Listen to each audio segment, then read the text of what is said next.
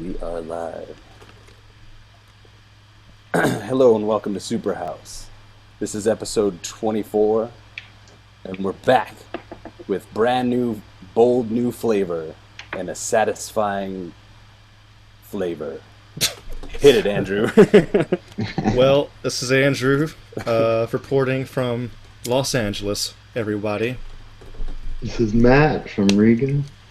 Oh yeah, this is Stefan from Denver. I didn't even say that, I don't think. Yeah, you fucked it up. Screw that, pooch. Wait, let me do it again. Okay, go ahead. What's the episode number? 24. Oh, you're really doing it? Yeah. Okay, alright, go ahead. All right. This is Stefan from Denver, and this is episode 24, Superhouse. I hope you don't mind creaming your jeans. And this is Andrew from LA. Oh, that was great. This is Matt from Regan. The think tank. Stefan, I was Yeah. wondering, Yeah. did you have, you just told us one off the air, but do you have any other sex story that could be kind of, what you call it, Yeah, probably. embarrassing, you said? Yeah, I have a lot of embarrassing sex stories. Let me think of a good one. What's the most embarrassing thing? The entire duration of my sexual journey. No, I'm just kidding. No, that was the only one. That was the only time I ever had sex. Should I just tell that one? yeah, sure. Sure, bro. It was a dark and stormy night. I had just worked this wedding. Actually, I was invited by my boss at the time. I was working at a bar, and I was invited to bartend this wedding, which is like, it don't even matter how you look, you getting laid if you're bartending a wedding. Actually, if you just show up to a wedding, even by accident, you're getting laid. But so anyway, I made a ton of money. I made like $400 in one go. It was awesome. And there was this cute chick. Her name was, well, I'm never going to see her. I will never see her again. Her name was like Suzanne, I think. Susan, which I thought was weird. I didn't think people were named Susan anymore. Not since Seinfeld, season 7.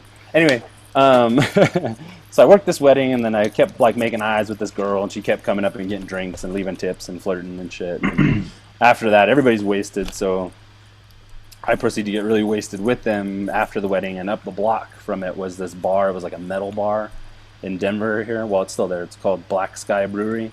Pretty dope. There's a couple of these like metal bars, but a few of them are like super hipster. It's just all about the aesthetic and not really about fucking being metal and living the lifestyle.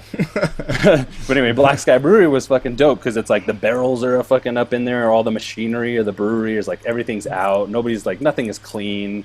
It's just like, I don't know, it's a cool bar, it's a metal bar. But I was there and we're getting fucked up with these people that I didn't even know. I just met them, super great, and then I'm just like making out with this chick all hard. We'll just like run off somewhere into the bathroom, make out all hard, run into the patio, make out all hard. Like, I don't know, I don't remember a lot of it. By this point, I was pretty fucked up. And so we get into like an Uber or a Lyft or something, and we go back to my place. And at the time, I was living with a friend in this like really shitty house a few miles away from where I am now. And it was just like, I'm surprised I got as many girls back to that place as I did, because that place was a fucking mess. But it was dark, so she couldn't see that anyway. But anyway, so we get there and we're like going at it, going crazy, start having sex. Her boob felt like sand. No, I'm just kidding. No, so we're going at it, and I'm going from behind. And she was a really nice looking girl. She had a really great butt. And I was enjoying that. But I was like spanking her. I was like, spanking her. And I go and I'm like, and I just timed my thrust wrong. And I'm really fucked up at this point. Like, I don't know what I'm doing. And then I go to swing back to slap her on the ass again. And as I'm doing that, my hips go back as well. So when my hips come forward for the thrust, and my hand is coming forward at the same time at a very high velocity, there was a gap between her ass and my crotch where my testicle flew right up to where my hand was, and I like punched myself right in the balls. Like, and then, you know, and I was like, for a second I was like, that's fine, I can save myself, and I kept going, but it was just like, you know, like if you get hit in the balls, you don't want to repeatedly hit yourself in the balls. So I had to stop and like roll off and groan and moan for a second. You said it sounded like your ball flew up to your hand. Well, that's not like old man balls. Yeah, it's okay. I described it a little weird. It just seemed like the action, you know, the force of the thrust. I mean, I hit it somehow. It was dark, so I don't really know. It was emphasizing for effect. But so punched myself in the balls, and I had to like jump off like pretty much immediately after like 2 thrusts. And I was like laying there for a second. She's like, "Oh my God, are you okay?" So you pull out after this, and you yeah. Well, I had to. I couldn't. If I kept going, it was just like repeated torture. It hurt. It was stupid. It was dumb of me, to be honest. It was a dumb move. Okay. And I punched myself in the balls during sex. And then, so I'm just like, just give me a minute. So it like sit in silence for a little bit, and I'm just like, oh my God. And then I'm like, all right, and it's like climb back onto her, but she's already asleep. And then it was weird the next day, or what? Well, yeah, and then the next day it was like, I don't know, maybe it was because we're both drunk, and she was like, hey, the fuck did I come home with? And my house looked like a piece of shit then. I mean, it wasn't so bad. It was just like a bunch of old cruddy kind of old house. It didn't look good. I don't know, that was the reason. I feel like maybe I did or said something actually that may have upset her, but I was really drunk because I remember saying something like, I've never done that before. You know, prior to me actually punching myself in the balls. So. She's never done what? Have a one-night stand or doggy style or what? Well, I'm not sure. I think I may have changed lanes without signaling, if you catch my drift. Oh. But I'm not sure exactly. Copy that. So I feel like, you know, like she didn't know me, and I like, and that's not me. Like, I'm not, you know, that's not my style. Is like forceful, be like, you know, try and get some butthole action. You're trying to be like under the fly, under the radar. Well, right? if you know, just come out and say butthole action. I'm trying to be like discreet about it, but let's not beat around the bush here. Okay. But so like I could just understand from her perspective, like not know me very well, you know, and it's like a one night stand for sure. Like we're hooking up, and yeah, I may have just, you know, like I said, changed lanes without signaling. Because I remember her saying something like, I've never done that before or whatever, and then like we continue and go at it or whatever. She's like, so part of me feels like in her head, she's just like, should I still be fucking this guy? Like, did he just attack me or something? Which is not the case, but I'm just like, I'm thinking about, like, we're going at it, it's fine, but I'm trying to think about in the next morning, like why she was like really cold and like, you know, like I defiled her or something. I'm like, you were in on this too, you know, like we were both going equal until that slip up, and then I punched myself in the balls. So the entire situation is pretty embarrassing now that I say it out loud. Cool story, bro. We get a lot of listeners on this one. Well, there's plenty more where that came from. I got to gather my horrible sex stories together. So that's been our first episode in Confessions by... Oh no. Sloppy second Santa Cruz. Yeah. Sloppy Cruise. Sloppy man. cruising for babes. Yes. I like them juice. A recurring segment. Hopefully Anyway. we'll have new shit as it develops. Yeah. Maybe one day I'll actually lose my virginity for real. Instead of just your butt virginity. Oh, man. Damn. I do it only in the butt. It's like that? No. Haven't fucked vagina once. Actually, the only times I've ever done anal, it's been by accident. Oh my god, dude. That shit just goes in without fucking any, like... Yes. That shit's, like, way tighter, isn't it? Well, I mean, you know, everybody's body is different. Some assholes are loose than others.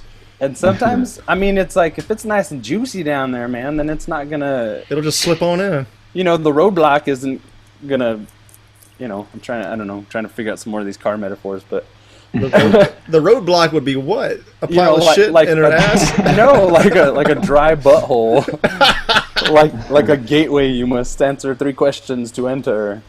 You know what I mean? Sometimes it's smooth sailing, and like I said, it's you slip up. I'm sure. Ask anybody you know if you're talking down, getting to the nitty gritty. Ask any of your dude friends. Be like, hey, you ever accidentally like slip it in the butt, and then you know they're like, pull it out, pull it out. I never have, Stefan. It's always been a work of precision, surgical precision on my part. You're like fucking Siegfried and Roy. I got the fucking angles down. Dun-dun-dun-dun-dun-dun. Pretty much, bro. That's pretty tight. That's pretty tight. I summon tigers and shit. They do things at my will. Yeah. I'm not good at sex. That's another fucking confession right there. You really think you're bad? I just don't care enough. What about foreplay? No guy cares about that. Well, yeah. I mean, not really. I like foreplay. I just rush a lot of the time. I'm just like in a rush for some reason. Wait, so you do foreplay, but it's like yeah, like you mess around down there for like a minute, and then you're like, time to slip it on in. Is that what it's like? But it's not like a conscious thing. It's like my instincts are just like put it inside her and get her pregnant. Yeah, for sure. Like nature is just like do it, and so sometimes I forget what I'm doing, like foreplay wise. You know, like fucking James Bond on a bearskin rug with a rose or some shit. Hell no, hell no. I'm like a caveman. I'm trying to get up in there. Yeah. I think that's pretty common, bro. Complete the I know, and it's like, and as a dude who like I dig, like I want the women I'm with to enjoy it. Obviously, like I want them to like be having a great time too. But you know, sometimes I'm just a little. I get a little too far ahead, maybe too quick in the draw. You come early, is that what you're saying? Not always, but it's just it's at the point when I'm over all the niceties and all the like theatrics of what foreplay has, you know, like after the, you know, if it's a girl who I'm not thinking about in like a long-term way, if it's just like a short-term like hookup kind of friend or something, then I'm not really, you know, it's just like, I'm kind of just like, let's get it over with, and then I want to get back to what I was doing because I know you're going to leave anyway, so, you know, or something like that. It's just like there's not the incentive to keep it romantic if it's not wholly a romantic situation, if it's just like sport fucking. Sport fucking? You know? Fucking for sport. That's my perspective anyway. I'm not saying it's an educated or enlightened one. I'm just saying that's how it goes for old Santa Cruz. We like to get in and get out, boy. Get in where I fit in, y'all. Just a squirrel trying to get a nut. Just a squirrel trying to get a nut. In this world. No, but I do really like somebody, so I don't come off as a complete scuzz bucket. When I do really like somebody, there is a lot more incentive behind like the foreplay actions too, because you get to share a little bit of that, you know, the goodness of that intimacy rather than it just being like recreational, I guess. So then there's more. It's better. Sex is better in my opinion when it's like more passionate like that. When yeah, it's just it can be. Yeah. When it's just like like a get in get out situation. Then it's just like. But don't you think girls usually know the score, like what it's going to be like beforehand anyway? They're like, we're just going to fuck. I get it. Most. Yeah. I think most girls are expecting romance on some fucking. I think, like I said, like I think everybody's different, but I think everything happens in the eyes. The first time you make eye contact with somebody, maybe not the first time, but that moment when you recognize that attraction, I think. In between those eyes, that spells everything out. Like, this is going to be a fuck situation. You're hot as hell. I want that. And I'll, let's get at that. And they're like, actually, you see that same look in the eyes. Like, yeah, it's going to be more of like a fuck thing. And then I think it's true to be said about when it's a more substantial type of relationship. I don't know how to say, like a more I get it. Substantial, yeah. Substance. Yeah. Full of substance. But that's my again, my perspective on this kind of thing. And you've only hit your balls that hard once. Yeah, on like me hitting myself, yeah. Actually, the last girl I dated. No. The last girl I dated, she was pretty freaky, so we tried some shit out. Wait. I already know this is headed, I think. She wanted to eat your asshole or what? No. No. How freaky we talking here? No, it was never that freaking. But she was like, so I mean, it's kind of with the same story. She was like whacking my balls one time, like going down on me, like 69 style, going down on me, and and like flicking my balls and like smacking them and stuff. And I was like kind of digging it. It like actually did feel good, and she was going at it kind of hard. But ordinarily, it wouldn't be something I think I'd enjoy. It was just like the spirit of that sexual relationship with that girl. It was just like, it was like a fucking public kind of situation. Not like in front of people, but you know what I mean? Like sneak off places and like, gotta fuck right now. Hotel bathrooms and whatnot. I'm just saying. That was like the flavor of that. And then some other sexual relationships I've had have been like more bland. So I don't know. Anyway, I don't want to take up the whole time talking about my bullshit. All right, that's cool. Yeah, I don't know. Our demographic is so weird. It's like nerds that get laid, or like what?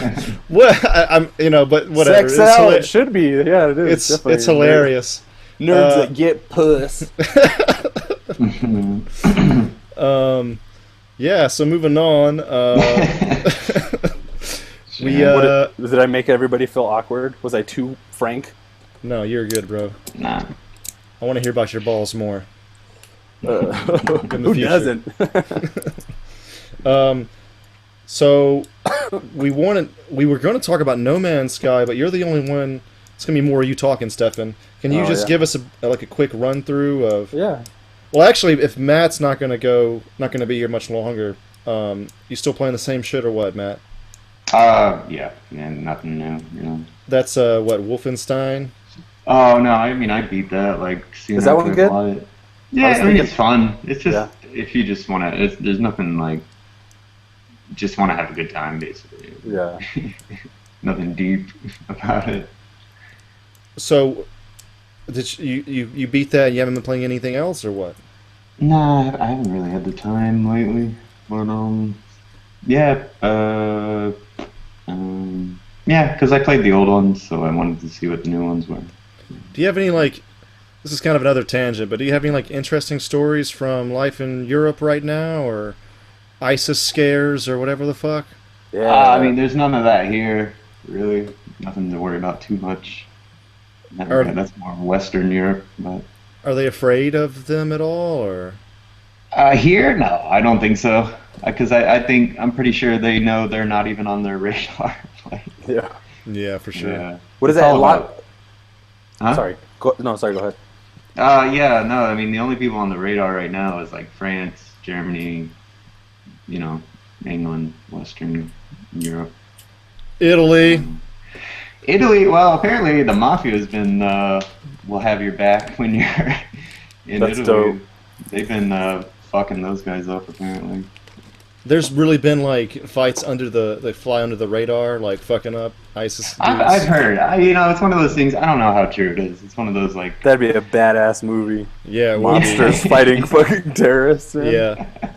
Oh, I mean, dude, yeah. they own their territory. I imagine they, and Italians. Yeah. Like, especially Sicily, for sure. There's a lot Yeah. of refugee kind of situation there. And Italians, they're not very patient, understanding, tender loving. Not like the French. They're gonna, if you fuck with them, they're gonna fuck with you. ISIS is like blow up hospitals and shit, but don't fuck with Vito and Vinny. And Yeah, right. Yeah. Yeah. Yeah. fucking, they'll shoot at Bradley Cooper as much as they want, but Fuck Bradley Cooper. No, I like Bradley Cooper. He's a Democrat. Oh no. Oh yeah, what was up with that? That's stupid. The Politics are stupid. Republicans thought that they could claim Bradley Cooper because he played Chris Cowboy Right. in American Sniper, but he showed up. He should have said, "I'm transgender." Yeah, he shows up at the Democratic National Convention, and everybody was like, "Oh no, man!" He's like, "What did I do?" He always has that look on his face. What did I do? He's a Hollywood actor. What do you think he probably swings as? People. You know what I mean? He what? I mean, what I mean is swing. He swings left. He swings Democrat. Oh, sure. I mean, Most actors do. I mean, yeah, there's Vince Vaughn and Adam Carolla that are libertarian, but yeah, most of them are on the left side. Yeah. Do you think that plays into the working politics of Hollywood and shit?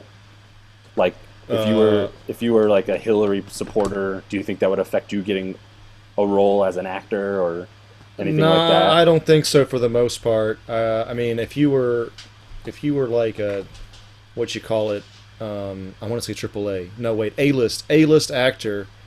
I don't think it would matter anyway.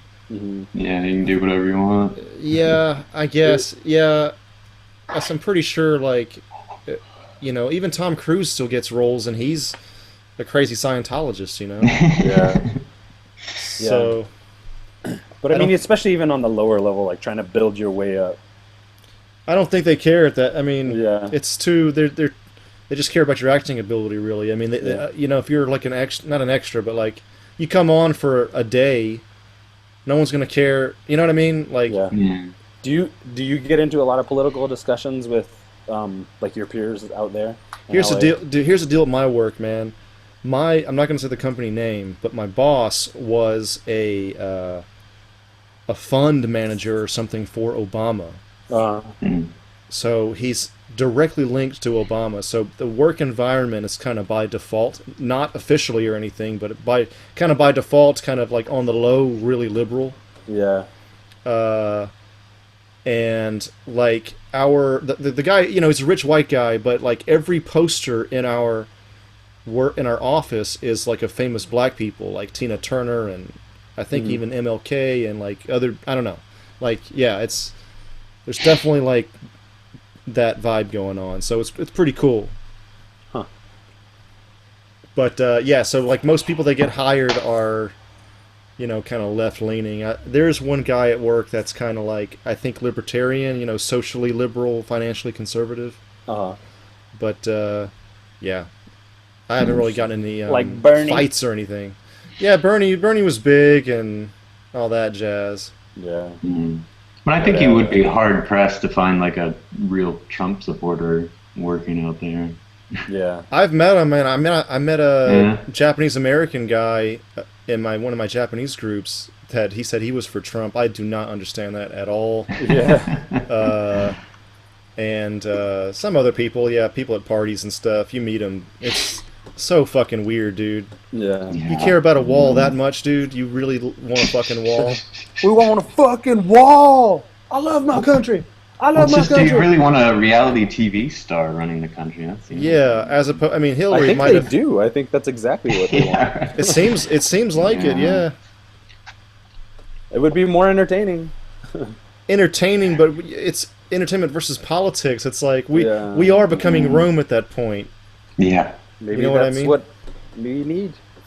Maybe it's time for the collapse, boys. You're saying Trump is necessary for the fall of America. For the fall. I've said that. Anarchy, yeah. To finally see how ridiculous the whole thing is, how ridiculous the whole system has become. What sucks too is like it's become overbloated.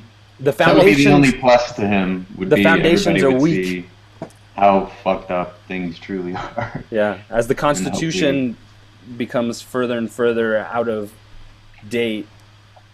And have you guys seen the latest David Cross stand-up? No, I want to see it. I just need to watch it. It's actually great. He has this one part. It starts off kind of weak, actually, the first 10-20 minutes. I felt anyway.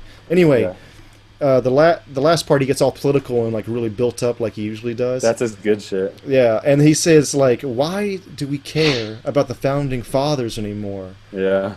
Like, look, they wrote the Constitution great, but can you imagine? He has this great story analogy. He said, "Can you imagine freezing yourself right now, waking up 250 years from now, and hearing somebody talk about what? How do you feel about Blick Black Blorp on the moon colony undersea base with this bloppity bleep blop? You know what I mean? Like, you wouldn't know what the fuck is going on.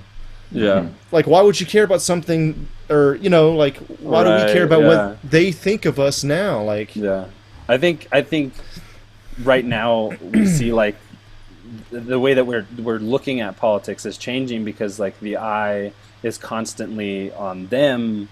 You know, we're made to feel like it's constantly on us, but the politicians are like, they're like wrestlers now. They're coming out to fucking Rocky themes and shit. You know what I mean? Yeah, like, yeah, people yeah, are cheering them, and but I think it's like an idiocracy, you know. It's like by seeing how ridiculous that over the top representation is, and starting to see those similarities now. I think there's a change in the way that we're thinking about these things, because this is just really truly ridiculous. Think about how even Hillary, even Bernie, you know, the sensationalization of their characters is the same. It's of the same power, and yeah, I think it's better. I was surprised at the popularity. Sorry, go ahead. Keep going. No, I think it's just better now that we're seeing how truly ridiculous the whole system is, the way that decisions get made and the way people get in office and stuff, because it's a total fucking popularity contest. Well, yeah, I mean, if you're looking for votes, then yeah, it definitely is a popularity contest. But you mean popularity in the sense of being a celebrity? Yeah, exactly. Like it's just like a big joke, in my opinion. So I don't know. I think Trump has made it more of a joke. Exactly. It's the punchline has fucking hit. It's like, oh god, we're in trouble.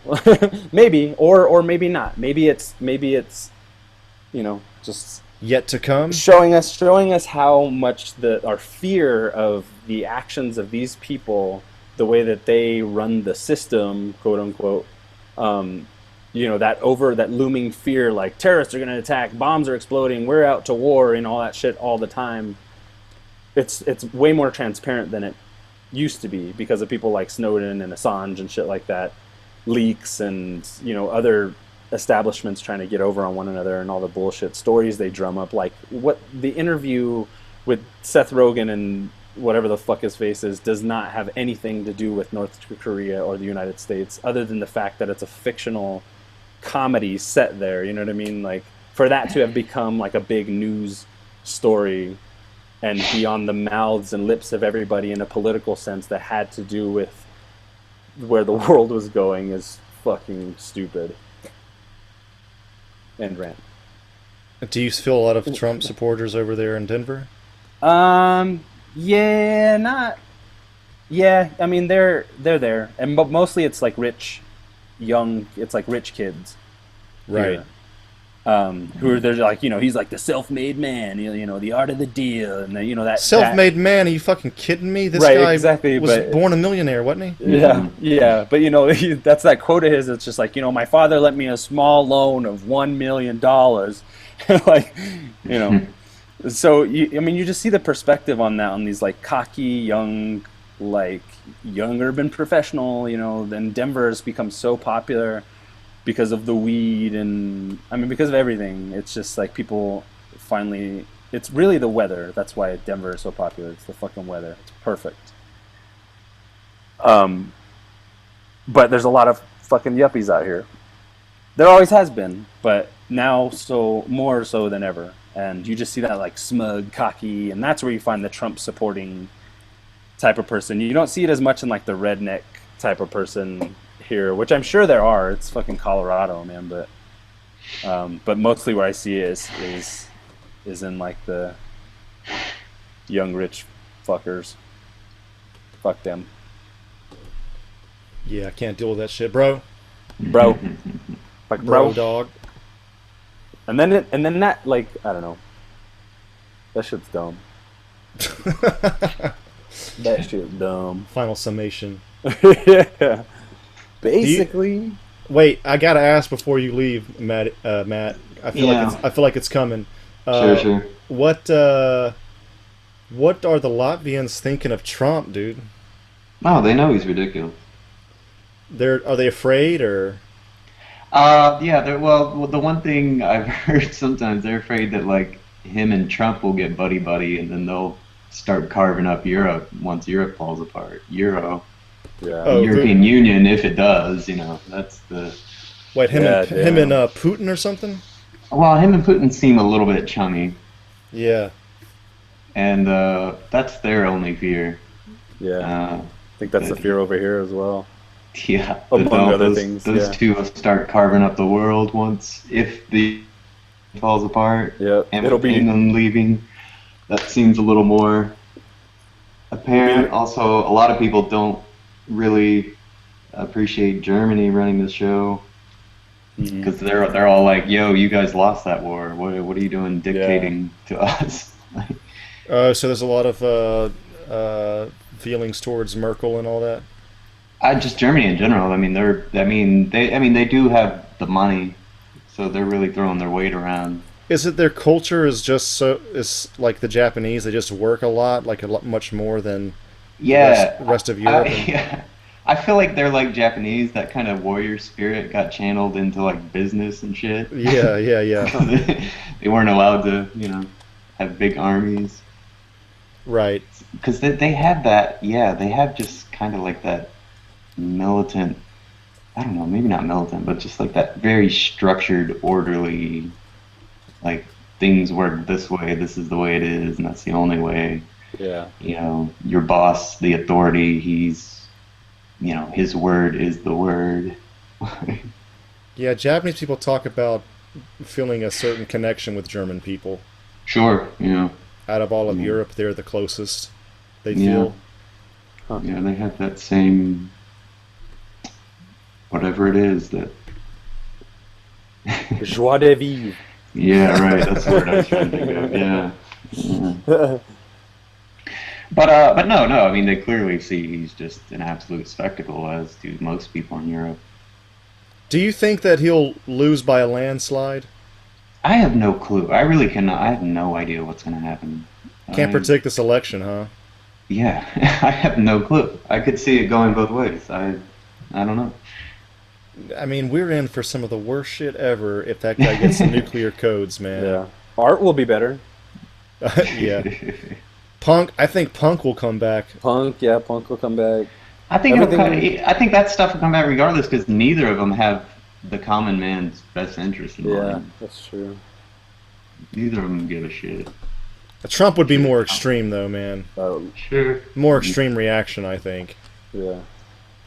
Well, I think. I mean, I'm one of those people. I think the president doesn't fucking do shit. The people behind the scenes with the money make all the Yeah. decisions. But I could see Trump does have a more polarizing personality. Like I think that the states that polarization we already have is just gonna widen even more, and that's good. Not good because we're not working together. Half the country hates the other half of the country. It's just not good vibes over the last 10, 20-ish years.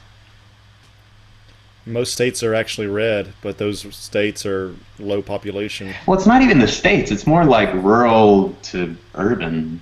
Right, right, right. Kind of where you have the big divides. Yeah, actually heard that California is only blue along the coast, Yeah, sure. Yeah. mainly. Inland Empire and all that, and It's all regular they're all people. red. They're all red. Yeah. Yeah. But most people are on the coast in California. That's why it's always blue. Yeah, yeah, for sure. This has been a very political episode of SuperHouse. We usually only get political when Jeremy's around. Yeah. But it is interesting to see that everyone in the world is focused on our elections. Yeah. Like, Yeah, I know. it really is like the world. It's like a big poker game, it seems like. It's just What do you like- mean, Yeah. like trying to call our bluff, or? Yeah, exactly. It's like for how long? It's like post World War II. That's when the empire really took off for the United States. I think where we had, I mean we have the largest military force on the planet. You know what I mean? Like they just kind of like have the big seat It's like Game of Thrones, you know what I mean? Like somebody else wants the throne. Somebody else is always going to want the throne. We have So- nukes, so if anybody develops But, yeah, anything exactly. worse than a nuke, then they become number one. Yeah. The Cold War was like them playing fucking poker. That's when That's it the started. thing. It was like, all a response to the Cold War, and we just Yeah, yeah, haven't right. dropped it. We haven't, we haven't realized Cold War's over. Right. Yeah, it's still going. I always think it's funny, slightly changing the subject, but whenever like Obama's like critical of America, and then Republicans all over the news are like, he once again is criticizing our country.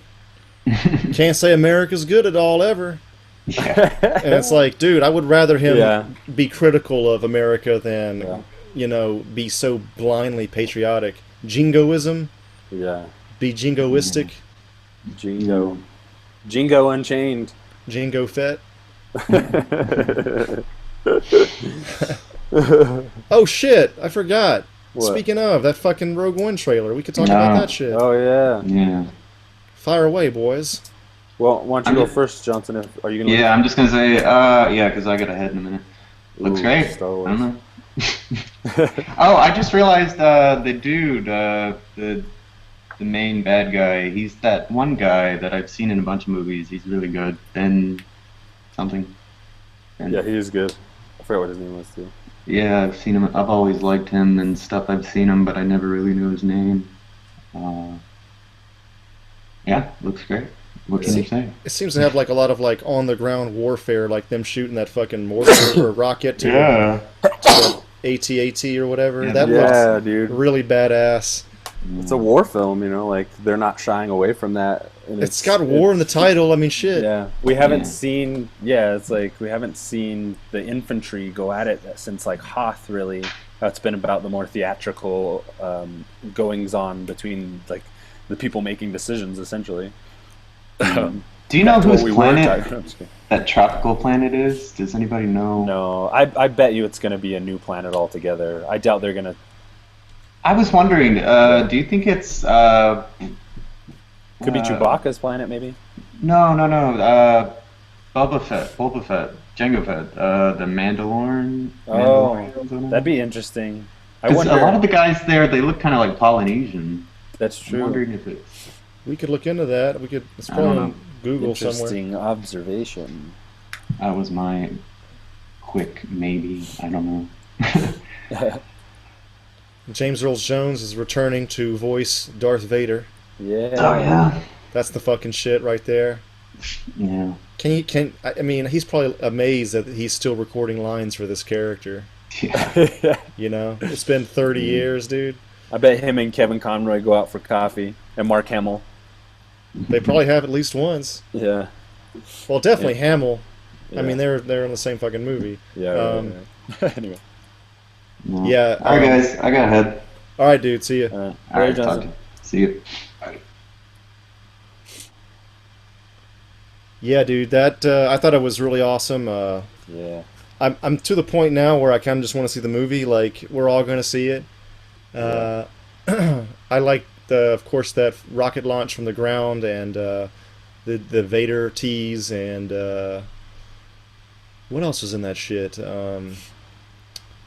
Yeah, that tropical planet, seeing like stormtroopers in that environment is really cool. Yeah. Oh, it was really cool. It's so different from what we've seen in Star Wars, and then like you were saying, it is like we're seeing the Star Wars happening now, and it's not like CG clones. Right, You know, right. It's actual people, and like that's what I think. One thing they're gonna do with this movie is they're like we haven't really seen the Empire in a very. We haven't really seen their power and like how dangerous their power has become. We've only seen them blow up like large planets, but we haven't seen people on the ground get zapped by. I mean, a little bit in Hoth, but like not anything modern. You know, with the effects and style of filmmaking they have now. Right. So I feel like they're gonna take this with the Vader tease and everything, and the start of the Imperial thing. The whole thing was about like the crushing fascist grip of the Empire, and so I think they're really. I don't think it's gonna be a pretty movie. I think they made a deliberate decision to make it more like a little darker and maybe a little bit more adult, based Yeah. on the way they're going about, like, it's not just Rogue One, but it's Rogue One, a Star Wars story, you know, a small piece of the bigger piece. Right. So I think they're downplaying it a little bit because it's, you know, and there was rumors of reshoots and all that shit. Whether or not the tone should be dark, whether or not it should be lighter, like what demographic are we catering to? And it was a real relief in this trailer to see that it was pretty dark. It was pretty violent and it was pretty serious. You know, it wasn't like, you know, it wasn't like BB-8. You know, the droid we saw in this one is you know, kind of dangerous. He lets on that he is dangerous. You know, like, oh, okay, you're good with my dude. I won't kill you then. You know, and walks away. Oh yeah. That was great. There's not like the cutesy shit in it, and one of my favorite part probably in the entire trailer, because I'm a martial arts dude, was Donnie Yen. And that dude, line, I am the same with you on that one, bro. Yes. I do as the Force wills it. I will take any Eastern mythological fucking romanticism type shit in my Star Wars every day. This motherfucker said, I fear nothing. And Yeah. He was like jacking up stormtroopers and shit. I'm just like, yes. And then the other guy who's just like, it's my life's work to destroy the Empire. That older, like, Polynesian character or whatever. And, you know, Forrest Whitaker is just like, you gonna start this war? Let's start this war. If you're gonna start the war, we should do it. You know, like, he's like your fourth time doing that impression. I'm trying to work on my Forrest Whitaker. It's funny. It's funny. He looks great though, man. He looks good, and he looks very different from the first trailer. That's true. That's true. Yeah, I noticed that as well. Yeah. He looked a little bit more Benicio del Toro in Guardians of the Galaxy. You know what I mean? Like, they kind of dolled him up a little bit more, like, forced him up a little bit more. Yeah, for sure. I mean, back to Donnie Yen, man. We can't cover that enough. Like, the Jedi Knights are, like, based on Japanese mythology. Yeah. Essentially, or even history with the samurai and shit. Yeah. That's pretty apparent. But it'll be cool to see if he does, like, kung fu type moves. Yeah. I guess Ray Park did a lot of kung fu type moves when he was Darth Maul, but hell yeah, dude! To see like a guy, I don't know Johnny Yen's background, but if he's done any kind of like true Shaolin training, do you know anything about that? Oh, he's a bad motherfucker. He's a Wing Chun. He's trained Wing Chun. He's trained in Wing Chun, which, for those of you who don't know, is Chinese boxing. It's what Bruce Lee brought to the States in the '60s. First developed by a woman, apparently. First developed by a woman ages and ages ago by the name of Wing Chun. A legend has it, as it goes with those things. But so that lineage of fighting came up through Ip Chan, who was like, he created, or he made it more practical for the learner, for the student. Originally, Wing Chun was developed by, you know, internally, so it was more about what the one person thought about themselves, as opposed to how they're going to relate that information to more people, which they did. I mean, the whole course of it was learning how to teach martial arts. But anyway, Donnie Yen, Wing Chun, and I think like as the more modern stuff, like Jackie Chan and stuff came to be more popular, incorporating the older like flash and flare of Wing Chun, but a lot of the moves you see are more, you know, a lot of that martial arts stuff comes from like trapping hands, kind of like close quarter punching and grabbing and pulling and stuff like that. Right. A lot of that is attributed to Polynesian martial art, or not Polynesian, Chinese, Filipino martial arts, actually. Oh yeah, that's become a big thing after the raid and all that. Yeah, Indonesia, Filipino, and those are some of the oldest places where martial arts were developed, which I don't think a lot of people know. So it's interesting to see how all these styles have translated. But anyway, back to Donnie. Japan and China kind of took the popularity away from everybody else for a long time. Yeah, definitely. What's his name? The real Miyagi, that dude. Did you watch that documentary? I haven't seen that yet. Dude. I saw the documentary on Frank Dukes though. Yeah, that was a good one too. Dude, dude. What a ridiculous story, man. Frank Duke, Bloodsport's, anyway, that's a whole other tangent. Yeah. Anyway, Donnie Yen, back to Donnie Yen. Donnie Yen, so he's like, I don't know, if you watch any of his newest movies, he's fucking fantastic. I'm a huge Donnie Yen fan. The Ip Man series he was in, have you ever watched those? Dude, I've actually only seen parts, man. Oh, I haven't seen them. The first I heard one's the they're best. amazing. The first one's the best. The second two sequels are just kind of more over the top, but they're really well made. They're really good films, but they're not. They're like kind of removed from life. You know, they exaggerate, and it's obvious, but they're good. Even the third one was really good. He's got more of his modern movies too. He's more known for being like kind of a hard-edged, hard R kind of violent martial arts actor. He's known for a lot of more roles like that, like Undercover Cops, really gritty kind of things. But he's come up through. He's the right now. He's like the Jackie Chan right now. He's the Jet Li right now. He's the dude. There's a lot of them, but so for him to be in this Star Wars movie and them incorporating more martial arts just by him being in there by default, is really cool, because I think a lot of what these newer movies are trying to do is play to the demographics. What we're starting to see is like world culture is people spending hard-earned money to watch Star Wars in fucking South Africa and shit, and India probably somewhere maybe, you know what I mean? So there's people are watching this shit. It's big all around the world. But I mean, like Hong Kong kung fu action flicks are a huge deal. They always have been, and to have like an Asian Star Wars character, that's going to be really awesome, and probably pulling the Chinese audience. Like apparently the original Star Wars was never aired or whatever in China in the 70s. They just got it whenever Force Awakens came out, I think. So it's it's culturally not a thing in China. Yeah, it is in Japan, but something weird happened. Which would make sense by having Donnie Yen so prominent in the trailer, and his popularity, his rise to fame in China and Hong Kong, and right out the gate, great line.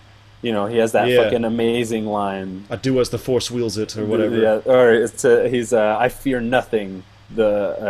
Everything is as the Force wills it, or something like that. It's kind of like he's such a fucking Taoist. You know what I mean? He just flowing, and he's blind and fucking up these stormtroopers and shit. Like badass motherfucker. So, and if you think about the way that the markets are merging, the Chinese and American Hollywood film markets are merging. It is happening in a huge way, dude. I remember when I was a kid, when I wanted to study Japanese. When I studied Japanese when I was a kid a little bit, I remember being in the bookstores and people telling me, that's good, but you should start studying Chinese instead for the future. And just recently, the past year or so, I've seen China really is taking the fuck over, dude. Yeah. I mean, we're getting into some Firefly shit, like you said in the other episode. Yeah, exactly. It's like, it's so interesting because they're the two largest film markets in the world. Yeah. And I'm really like, this is some Blade Runner shit, man. Like, I'm excited to see how like the culture, because in the age of the internet, like we're pretty in touch. We can be pretty in touch with other cultures from all around the world, even if we never travel there. Just having some idea of that, and to see how much more of that stuff kind of like cross pollinates into our cultural. I mean, we'll be long dead probably by this happens, or maybe in our old age, but it's interesting to me to see how those financial markets, like capitalist markets, are drawn to one another and merging in a really large way, like what you're saying, and to see how that culture reflects itself in our movies is going to be a trip, because it's more and more, it's big movies. Fucking Avengers Age of Ultron has some Chinese money.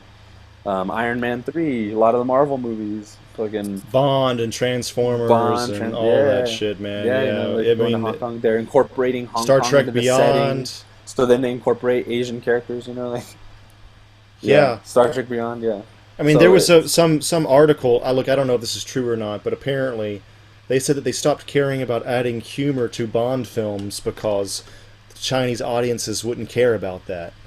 Okay. What do they care more about? You think, like the martial arts or something? If it's gonna be in English, it's probably gonna be mainly the action. The action, yeah. Cause humor, unless it's like slapstick Ace Ventura style, it's not gonna carry over at all. Right.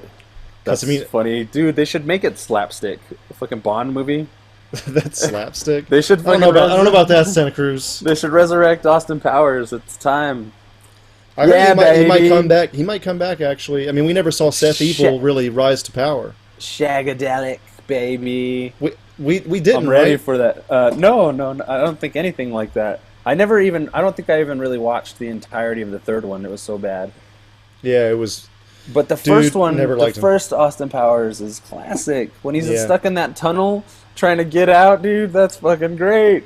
Come on. My favorite. I like that. Whoa. Whenever Dr. Evil is in the what you call it, the self-help group or whatever. Uh-huh. The details of my life are inconsequential, really. Yeah. He goes on about his fucking background. Yeah. Yeah. Yeah, I like the first one. Burt Bacharach on the bus, and you have that chick who was hot. Dude, Elizabeth Hurley, yeah, Oh, dude, yeah. come on, bro, yeah. A lot She's of tough. Fachina. Remember that other character? A lot of Fachina. Who do you work for? Number yeah, two. Yeah. Give us a courtesy flush. You're gonna blow out your O-ring, buddy. Dude, I saw that with my dad. My Yeah. dad nearly fell out of his fucking seat Nice, in that yes. scene. He almost lost his mind watching. We would have been so out of a fucking home because he What is wouldn't have he? been able to work. The Irish dude has his Lucky Charms or some shit. I don't know. Yeah. It was just like, it was stupid. I loved the first Austin Powers, man. I miss the age of Mike Myers being hilarious. We're living in an age where there aren't many comedies coming out, I feel like. I think that the superhero Maybe, yeah. genre Superheroes, yeah. has like sucked up so much of our Yeah. attention. Nobody gave a fuck about that Amy Schumer movie, you know. It was actually pretty good. Judd Apatow, everything, but like nobody cares I saw anymore. that, man, but I was like, it's just I don't like okay, it. Yeah, dude. it's okay. I don't like it. I liked This Is 40 or whatever that one was, but That was okay, dude. funny people I didn't like, and I don't know. Like those movies became a dime a dozen after Knocked Up and Yeah. and Knocked Up I 40-year-old version. I think Yeah. you know, like Sausage Party. You were just talking about. I just walked out of the theater from that, man. You know, like that is such a good market, untapped market right there, because we're like the age we're in our 30s, dude. Like what I thought a man in his 30s was going to be when I was like 10 years old is not what I am now, you know. Like I feel like our generation has been able to be pretty young, like be kids for a long time. I think that's a big factor, man. I mean, Yeah, and so, we're maturing slower, I think. So it's like there's the huge market. We have, you know, we're getting to the place where we have the money, you know, we almost have control of the money just generationally, you know. Right. So I think that market of like funny, you know, like I don't know if you watch Preacher at all, but you know, it's like it's tapping into that like sick, twisted, funny adult humor. But by doing that with cartoon characters and shit, Adult Swim, you know, all these types of programs. You want to hear my spiel about Sausage Party? Yeah, definitely. Since we're on topic. Just before we, Rogue One looks great. Oh yeah. No, oh but yeah. Sorry. But I'm done. SuperHouse approved, of course. Yeah. Yeah. So I just walked out of the theater from Sausage Party. I'm trying to make it a thing for. I'm probably going to be seeing in my movies on Sunday from now on because I got Nice. Dude, in LA especially, I didn't even know this until recently. My local theater is $6. No way. And then if I get the app, the Regal Cinemas app, Yeah, hell yeah. Got it. $5 What? How do you do that? all day, every day on Sundays at my theater. I have the app. Not every day, every week on Sundays. There's supposed to be discounts, but I haven't been able to figure that out. Anyway, go ahead. Yeah, it's a Regal Cinemas and it's an app that I'm gonna you have get, to get on or the it's phone with it's a somebody. Regal card. Anyway, yeah, it might be different in any area. Yeah. Anyway, so I'm going to be seeing movies probably before every recording of our podcast because we do this on Nice. Sundays, everybody. But anyway, so the Sausage Party. First impression, like the first 20 minutes, you're really like getting used to them swearing so much in a kid, like what looks like a kid's movie. Like we've seen some mild swearing in Simpsons, and we've seen a lot of swearing in anime and some other, and like Spawn on HBO or something, you know, like 2D animation. Yeah. But this might be the first time they've done it with 3D, as far as I know, Right. in a feature. I can't think of anything. Yeah. Yeah, so and they're not you know, it's like fuck every 5 sentences probably. Yes. Fuck I'm going to shit. watch this right now. And you wonder how deep it's going to be because it's about fucking sausages and buns. But dude, there is this. We're getting into spoiler territory here, guys. Not too bad, though. Not too bad. But All right. there's a large, like, kind of like anti-religious theme Yeah. to this movie. Like, Interesting. think for yourself. Religion is basically made up by men. And, Like, yeah. very deep theme going on in this Cool. otherwise kind of stupid movie. And like there's a Jewish bagel and a Muslim like naan. It's like, but that's Indian. It's like like a Uh-huh. Islamic type bread, and their Okay. characters in it. And there's a bunch of humor from in between those two, and then there's the Americans characters, which is the hot dog and a hot dog bun, Seth Rogen and Kristen Wiig, That's awesome. and like there's this whole, and the enemy is a douche, like an actual douche that a woman's supposed to use. Yes, I can't wait to see it, man. And Fuck. yeah, it was just it's absolutely bonkers, dude. I like what this movie takes its concept and takes it to the fucking max, dude. I haven't seen anything Yes. that played it this non-safe in so long. Like, we love South Park. South the first Park. time South Yeah, Park South- came out, maybe. Anyway. Yeah, but that's been like 20 years almost at this Yeah, point, bro. yeah. Like, but that's this- good. The boundaries are being pushed again. this That's is being awesome. it's being pushed again, because I mean, you look, Marvel pretty much plays it safe, even though we love those movies. Like, Yeah. they're safe movies in DC and all these like these big movies we've been seeing lately. And, Yeah. and Sausage Party is pretty big, but this, I don't know, dude. Like, they just weren't afraid to really push it and bring it to the Yes. max, and they're not afraid to be itself. And I mean, there's a lot of like food puns. Uh-huh. You should get high as fuck before you see this movie, by the way. Yes, it I'm gonna really go get some edibles tomorrow. it feels Hey, like baby. yeah, it feels like they just got high as fuck and just wrote the craziest, stupidest shit. Yes. Like, there's some shit at the end I want to talk about, but I'm not going to. It's I'm gonna I see give- it tomorrow. I give it a thumbs up. I can't believe what I just walked out of. Nice. The person somebody that I went with two other people. She said that it was one of the weirdest movies she's ever seen. Yes. I didn't think to me, weird is like David Lynch or something like Right. that, or like Koyaanisqatsi or Yeah. some shit like that. To people like that, I'm always like, quit being such a square ass motherfucker. yeah, like this was just like basically pot humor mixed with food puns with a lot of swearing and Oh, yes. Thank you, Lord. really, really strong anti-religious tones. Like, Interesting. surprisingly so. Like, yeah. there's like these lines where they say like they believe humans are gods, and they have like this song about humans. It's almost like a type of worship for the humans. And they meet this other character and he says, "Look, very interesting. I made up the lyrics, man. Uh, It's not real. Like, I don't know. All right, I'm gonna spoil it. I'm gonna spoil it more if I keep talking about it. But it's definitely Yeah. like, if you're not Well- religious and you like a lot of swearing and pot humor and Seth Rogen, you should see it, man. so if I could say something to that,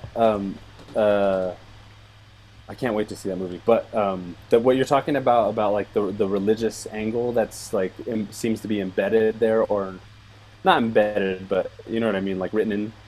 That was my problem with the Lego movie. I felt like it had like really heavy like Christian connotations to the storytelling, like the whole thing about the father, and like there is a little literal father, but and then they also had these songs that were like little worship and stuff like that. Like I felt like that movie had something like that. So it's interesting to see like Sausage Party, maybe that's the angle that's coming from, because I felt like I'm crazy. Like, didn't you see that in the Lego movie?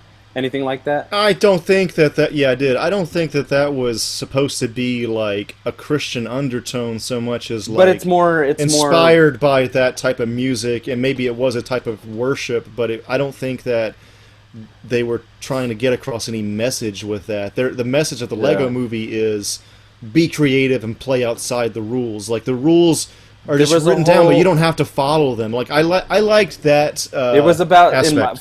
from my perspective, the Lego movie was like the acceptance of the father. There's a lot of like father sun, like higher being, like I don't know about that. I don't know if you're reading that right.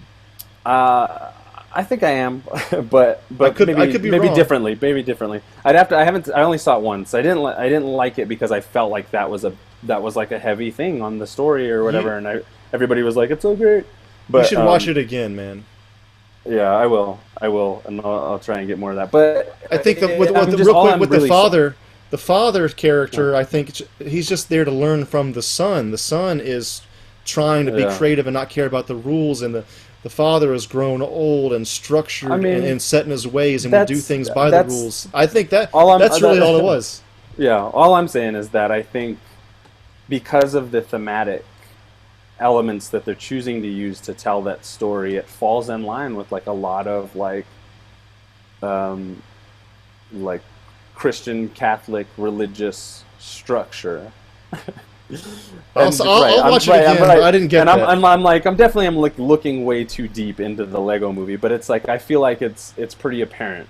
And then those images of like the father and son and blah blah blah are used like metaphorically to like establish this relationship because a lot of like, I forget, but I remember a lot of like the Lego Movie was like a lot of people just like doing their thing and being happy and like like this is what I'm supposed to do, this is what I was meant to do, and then he kind of breaks out of the box of the norm, but really ultimately learns that the structured life that he's a part of is good and comes with greater things once you see what that is. And it was less about the individualistic um, like character type that would exist, like somebody who's like, because he goes back to that structured order in a lot of ways, that character does. So I'm just saying from a storytelling point, um, I think there's a lot of thematic elements in there that maybe it was pieced together just like not consciously or not purposely, or maybe I am definitely. There's a good possibility I'm reading too much into it, but I was just Yeah. speaking to what you were saying about Sausage Party, and like there's more to that. There's more to every story based solely on the imagery. There's more to every story than what we just think. Like there's hardly any movie that I'm just like, oh, it's just like it's just exactly what they're showing me. It's like a literal like interpretation of what they're showing me.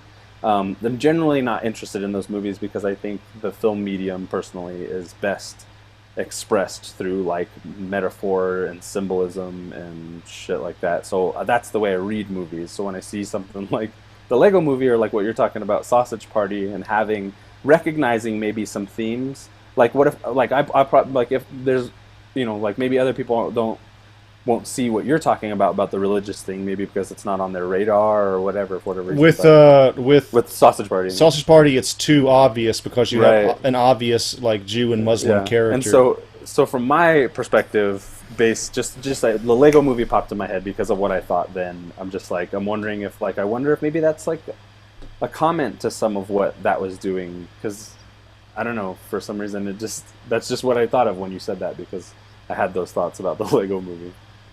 I'll see it again, but I got to say, Yeah, I I'll didn't watch pick it up on that again. at all. Yeah, interesting. I'll take some notes. I think it was like, what's his name, Chris Lord and Taylor, whatever, or something. Yeah, They were probably Lord Chris. No, I'm just kidding. they were making this. They were charged with making a Lego movie, something with no story. And Yeah, every kid ever has gotten Legos and has done yeah, one of two things, or both: follow the instructions or did free building. right. And to make the themes based on that, I thought was pretty genius. Yeah. Well, yeah. Think about Was it. Build, man, masons. you going too far now? I think you think I am, but I know I'm not. I'm just kidding. That's too Think much, about it, man. man. That's Think too much. about it, man. I got some knowledge. No, I'm just kidding. Um, but anyway, Sausage Party sounds great. What else we got? Shit, man. I guess we're getting into the currently gaming section at this point. Take Yeah. it away with No Man's Sky. I have Shit. not played it myself, but it seems interesting enough. Well, I think I could describe like what like a review of it or whatever, but I don't think I don't think that's applicable to this type of game. It was helping when you were asking questions and stuff when we were talking about it earlier. Do you like the game? I do. I love the game. Do you? What's fun about the exploration aspect exactly? Just seeing So- new. And here's Maddie. Yeah, Maddie. So we just got in. We're just starting to talk about No Man's Sky. Did you guys do music yet? Not yet. No. Cool.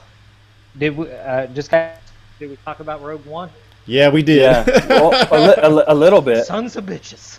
Yeah. All right, Maddie, go. Sorry, Stefan. Is that okay if we let him? Yeah. So This is no, all- actually, don't be upset, Maddie, because we didn't talk about it very much, and it's your perfect timing. So, All right. what did you think of? I mean, yeah. I mean, Yeah. I was sold from like the teaser. I was like, don't care about reshoots. This You had me at hello. Yeah, like any Star Wars thing. Like at this point, it has to be better than the prequels. So even if there's a shitty new Star Wars, it's going to be better than the prequels in my mind. So, Yeah. but I mean, yeah. I'm just super psyched for it. Brave New World. I'm just really excited to, see something that's not going to be a trilogy, just like a standalone, like with a good budget. And Yep. Enclosed geared story. towards kids. It seems like a more adult Star Wars film, so that'll Yep. be interesting to see. And Vader's in it, so that's going to be fucking awesome. So Yeah. just to see what they're going to be able to do with him now. So. Yeah. I mean, I'm in. I mean, I think everyone here that is that talks at this podcast or listens, I mean, knows we're all Star Wars fans. So yeah, bring it on. I think every Star Wars fan is on board for another Star Wars movie every time they read in the paper Yeah. there's going to be another Star Wars movie. It's like before any trailer or anything, it's like, okay, we're going to be seeing it. Yeah. Sold. Here's Bring it here's an interesting thing, real quick about maybe the look and tone of Rogue One. I don't know if you guys watch Rebels, Star Wars Rebels, but Yep.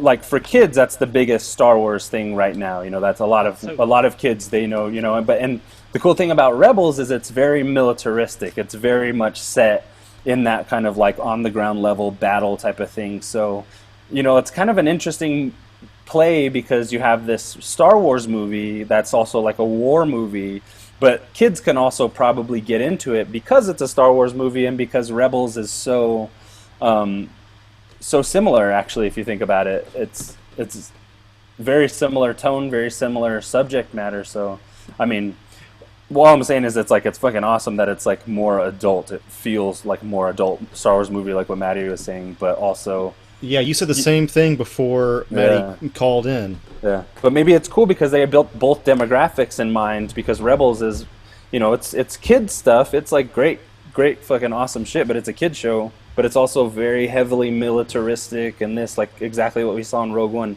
Anyway. Yeah. Also, I think Clone Wars was very similar. Like they got away True, from yeah. a lot of like military stuff and kind of got away from like. Definitely. I mean, it was a children's show, but I felt like they dealt with like issues that everyone goes through. Yeah. And like, we're not gonna get an R-rated Star Wars movie. Kids can still go see Star Wars. You know? Right. I don't know if I ever want an R-rated Star Wars. Like, I don't. I think I want to see some tits. I think I would go watch it and be like, I want to see some fucking Twi'lek titties, baby. I've been waiting my whole fucking life for that shit. Twi'leks get down. D-T. It'll just be nice to see. Like, some characters. It'll just be nice to see some characters who won't be making it into. You the don't next end up franchise or stripping something. in Jabba's palace by being the girl next door type, was all I'm saying. Anyway. That's true. I mean, you've done some shady shit that Jabba owns you now. Yeah, that's Twi'lek. all. Unless you were Twi'leks just walking like down the to street fuck, minding your own. man. Unless you were just walking down the street, Jabba's like, I got. I'm sorry. Star Tweet. Wars. Twi'leks my dicks. Yes. Andrew Bush, USA, USA. For the gold, baby. USA. Anyway, When that you two fucking are watching your movie. devices. I've been smoking a lot of weed. Andrew Bush been smoking a lot of pole. Now go. Yeah.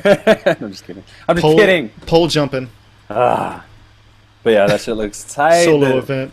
Oh, the main character, she's so badass, man. Already fucking awesome. I love the female action lead renaissance we got going right now. Yeah. This shit's fun, man. Because I was raised by a single mother, god damn it. My mother's my hero. No, I'm just kidding. But it is like really, it plays to that. It's like it's an interesting place to be because I'm like, fuck yeah, about time. Because my daddy's cool, but he wasn't no James Bond. My daddy's not Jason Bourne. He wasn't there for me. You know, but my Start mom was crying. fucking. My mom was Wonder Woman. Tear. No, I'm just kidding. It's true. I love my mother, but so it's fucking badass. She's badass. Diego Luna, like he's great. He's all dashing and fucking suave Latino. You want to go to war? I'll go to war with you. You know, like who the fuck wouldn't? She's bad. I love her. What was that? A Stephen Hawking movie? She's great. Oh yeah. That was a She's great movie, great. man. That was so good. She's great. Is Donnie Yen a Jedi, by the way? I don't know. I'm wondering what's up. Like how he like because they played it up with Maz Kanata being like, I'm not a Jedi, but I know about the Force. You know. Yeah, And- like the Force is becoming more and more ambiguous. Yes, it seemed like Yoda knew exactly Yo. what the Force was, Right. and like these newer iterations, Yeah. they're kind of like, it's kind of like My- this maybe. My theory is that they're going to show that the Force is attainable to many types of people. Like, I don't know if you read Aftermath, the novel. They didn't really get into this too much, but like Snap or one of the pilots, this young kid, whatever, he has like these abilities to just like fly and drive these little speeders through tight cities and shit. Like, and if you think about Finn from The Force Awakens in that moment where Kylo Ren looks at him for a second, senses something about him. You know, it could be a premonition of coming events or something else. You know, and to have Finn with the lightsaber at a certain point, you know, downplaying that only Jedis used lightsabers, but not only Jedis can use lightsabers. You know, all this kind of symbolism they're playing with now is interesting because you're starting to see like the Force is for everybody, open demographics. You know what I mean? If you're a fucking trucker and shit, Star Wars fan who's a trucker, then you're a fucking ace pilot. You're a fucking Millennium Falcon. You're Chewbacca. You know what I mean? Like, I feel like that's the cool thing about newer movies and newer movie audiences is the diversity of character that's being introduced. Because there's something for everybody. That's why, like, I don't give a fuck if the story or plot is really good as long as the characters shine through. Well, they already established that the Force is everywhere. Like it Yeah. permeates throughout the universe. Yeah. So for it to only be with certain people, it's kind of like, Yeah. okay, what's going on there? Yeah. But like I thought that maybe the Jedi just tap into it in a very particular way. Yeah. And, Well, and their way can be obviously quite dangerous and can affect you mentally, right? And that's Right. how you get every Darth Vader, Darth whatever. yeah. So You you're know. saying don't become a Jedi. Use the Force. Here's Don't the thing. Here's what I was. become Jedi. Here's an interesting thing is that the prequels kind of like it's built into the story the way that starting with A New Hope episode 4 and the way that they talk about the prequels and the Clone Wars and I fought with your father, and then when we finally see all that and we see the downfall of the Jedi, as it stands, the Jedi are a very minimal entity within the overall arcing tales of the Force that we're seeing based on Force Awakens, Rebels. I mean, Rebels plays up the Jedi thing a lot, but it's like we really saw the destruction of them. So it's cool to see how maybe that those types of abilities will manifest themselves in other characters. Fuck, man, I love Star Wars. Yoda's still my favorite, man. Yeah, Yoda's great. Luke is my man. Luke's my dude. He's your favorite? Almost wept when I saw him. Love me I've some been like, "Where you Kylo. been?" Love me some Kylo Ren. Kylo's great. Kylo's great, but I can't relate to the characters who are like, I don't know. I can relate to Darth Vader. I think that's why people love Darth Vader so much. But Kylo Well, Ren, yeah. as badass as he is, as he looks, as great as that performance is, like you reduce it down to what it is, and he's just like whiny little bitch over daddy issues. You know what I mean? Like, I remember when Like people Luke were talking was. about like he just looks a lot like Darth Vader, and I was just thinking, yeah, he's copying the master. To become the master, you have to Right, copy yeah. him, you know? yeah, Like, but then you think about the way they represented Anakin Skywalker through Hayden Christensen in the prequels, and everybody's like whiny little bitch. You know what I mean? So it's like Right. they're walking a fine line with these villains and throwing tantrums and shit. I'm hoping in the next one we'll get some more deeper character from. Well, Dragon. definitely, I think Like, you will. I think Kylo. they needed to play it safe for Force Awakens because they needed everybody to start looking again. Like it just had to be as good enough, you know. Yeah. Well, we're gonna have like two training montages. Maybe it's not a montage, Yeah. but we're gonna have like Luke and That's the meat of it now. We deserve this. This is the time now. We get to be trained as, we get to see that shit, hopefully. right, and then also Kylo Ren goes to complete his training. Yes. Remember that was it? Because he killed his father. Yeah, they're going to have that motherfucker, like, killing babies and shit. So, yeah, we're going to have, like, I hope we have a bunch of training, Yeah. man. I want to see the differences Yeah. between evil training and good Yeah. training. Because I think we're going to see a lot of Dagobah-style training on the good side. I didn't need that, dude. And then the evil Yeah, training. Who that's knows? an interesting point. We've never seen that before. So Yeah. to see like how focus on your hate. Yeah. You know, I mean, like- him killing his father, pretty much, he stepped over a line. There are certain a thing, like, he can't take this back. So, like, Right. it'd really benefit the story for them to show his descent into that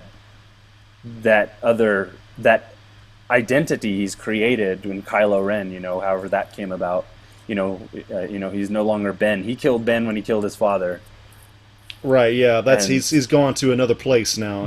So to see where, like, that's another thing, to see how, like, where that darkness takes him in terms of training or fighting or operations, missions he's sent on.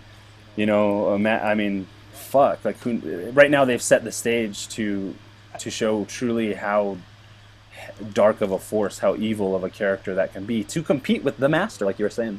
They'll up his probably his makeup too. He'll probably look more evil in the face and shit. Yeah, and maybe I'm like really hoping yeah. Oh, that we get like a turn. Like I would really love to see in this series of films like a turn from the dark side and how hard that could be to come back to yeah. the light side. Oh yeah. That's what I'm hoping. Because it does. Or yeah. if like Daisy Ridley's character has to turn to the dark side and then has to bring herself back. Because there's a lot of comics where Luke had to do the same thing, and a lot of books about Jedis doing this and other comic series. And it always interests me that you could get that dark, but then there's a saving moment where you can come back. And like, who brings you back? Yeah. Play on that the gray area. Yeah, Yeah. and I think that'd be And- really great for like a third film. Yeah. Like, there's something more evil than Kylo Ren out there, and he Yeah, has to it's come the back dark from side. Yeah. So, I don't know. It'll be In of interesting to see itself. where they take the next one and like what we're in store for. Because, I mean, at this point, I'm pretty much game for them to do anything they want. Like, if multiple people can use the Force but not be necessarily Jedi or Sith, that's great. Like, they have all this room to kind of expand the mythos but stay within like what's already been created. So, because I mean, tons of books have already done it, tons of comics have already done it. So it'll be interesting. It'd be nice to see some of that on the big screen. So. It'd be cool to see Kylo Ren, especially there's that moment where Leia's like, "There's still good in him. I feel it." She's got the Force juju too, or has been played up in comics and books and Yeah, I think we're gonna Partly in the we're in movie. for a great scene between those two characters, man. oh man, she's gonna be like, "I didn't really like him that much anyway." come here, my little boy, and he's like, "Mommy, I'm sorry." Like, If Leia has to yeah. defend someone against him and she uses some Force power, I will lose my shit. yeah, she's I like, will lose it. Like if she's I've like, been I don't use training. lightsabers, She'd be like, I'm "Ben, gonna no." Yeah, like she's trying to kill some little baby. dude, Yeah. that sounds so great. It really shall be a mother's That's love. what I'm hoping with the next one is just like I want to see some like crazy Force, like not super crazy, but I want him to use basically. Maddie wants the a Force boner. Unleashed. Yeah, I do. I really want to be sitting there and Whoa! then just like look over at Andrew and go, Power of the Force is real. Oh, the Force gave me a boner. I mean, I'll there use were the a lot Force of cool grip. moments in Force Awakens, but I did not get full mast on it. yeah. So I mean, it was Instead almost of it there. going completely inside with the prequels. When Rey grabs the lightsaber, I was like, Yeah. not quite. Yeah. Like this. I love her. Oh man. Hey, speaking of Daisy Ridley, people being fucking assholes on Instagram, so she had to get off of it. Yeah, I actually followed her shit. She had I a did great too. Instagram. Yeah, she was just like this cute little awesome person, and people were being shitty to her, and I was like, why you gotta do that? She was such a Because great that's- celebrity for everybody to enjoy and not be like Yeah. Kim Kardashian style with it. You know, not sleazy. She was just a cool, clean think celebrity. I think a lot of the celebrities Daisy, are come realizing that they don't owe anybody anything, and having people have that much access to them is like kind of asking for it. You know, it's just because you're opening yourself up to so much harassment because people are shitty. Was it Not- sexual not all threats or people. what was it exactly? I My don't poor know. baby Ridley. I don't know, but it's just like one of those things that just like kind of like it's nice like if a celebrity that's kind of new or just a celebrity wants to show just like, hey, you know, I'm like fucking out and doing this thing, buying records, whatever. I'm like, oh, that's cool. That's nice to see that they're like not that they're real people, even though I know they are. And it's like what assholes like I'm just gonna sexually abuse this person on like they're just Trolls, man. I don't know, man. Trolls I don't get from it. under a Like, fucking bridge, man. Trolls. I guess that's just not me, so. You know, You know, I've it upsets me because it was like a fun like Tumblr always liked seeing it. yeah. So, it was just one of those things where it's like, She'll be back, man. She'll be back. I can't see her being gone forever off of Instagram. I was thinking about like the Leia Force thing again. Like they've been hinting at that shit since the second one, right? Uh-huh. Like there was another from Yoda. Yeah. We gotta see them play on No. that. There is another. You know what? When I was a kid, when I watched that, I didn't even really pick up on that. I think I just kind of glossed over it. Oh man, I remember Star when Wars. I watched it. I looked over at my dad. I was like, "Who is it?" He was He like, was "It's Leia, "There- boy." He's like, "There's nothing. That's it." And I'm like, "What do you mean there's nothing? It doesn't play What off. comes after this?" And then you turned to your dad and you said, "In 20 years, Father, there will be fruition come upon this." Man, you're crazy. Because my Man. dad would always be like, he'd show me the first film and be like, "Do you know there's another one?" I'm like, "Why the fuck didn't we rent that too?"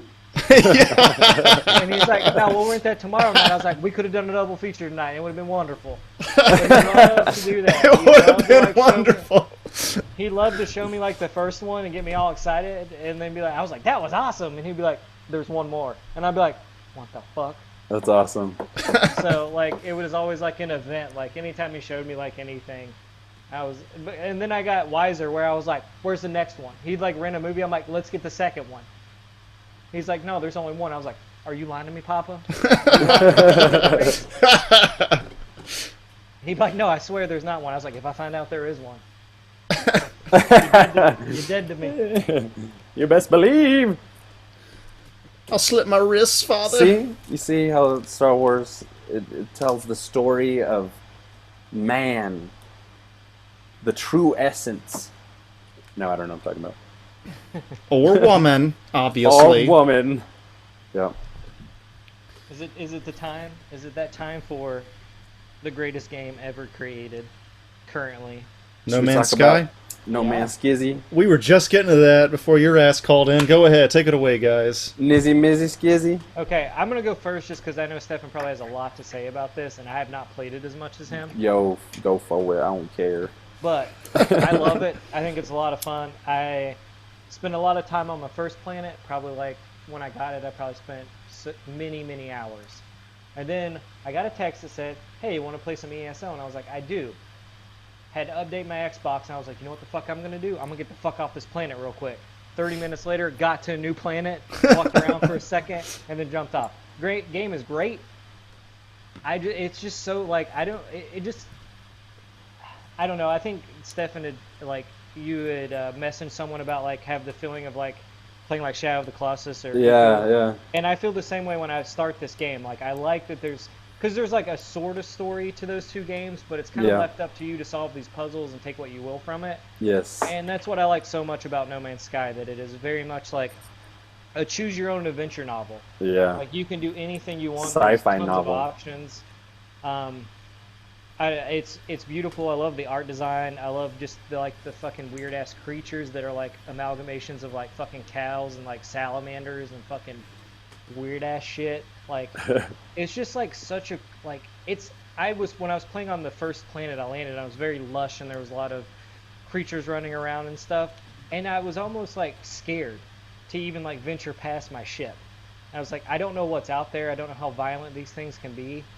And I imagine it's what it would be like if you stepped in, like if you were just stepping onto a new continent or stepping onto the moon for the first time. Like, Yeah. you know, like I can't even imagine what it'd be like to go into space, step on a new planet, and be like, I know we're pretty smart and the moon seems safe, but anything could happen. It's fucking space. But that's the way this game feels. Like when I touched down on my new planet, I was afraid to get out of the ship because I didn't know, like, as soon as I got out, I'd be like, oh shit, there's tons of radiation poisoning. You have to get to shelter. And it's like, oh fuck, man, where's shelter? I don't know.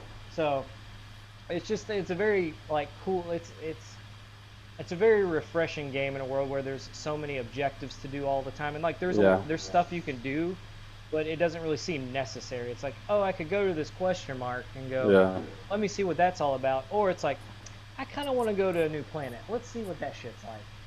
I also like that while traveling to new planets, it takes a fuck ton of time, unless you use like super boosts and stuff.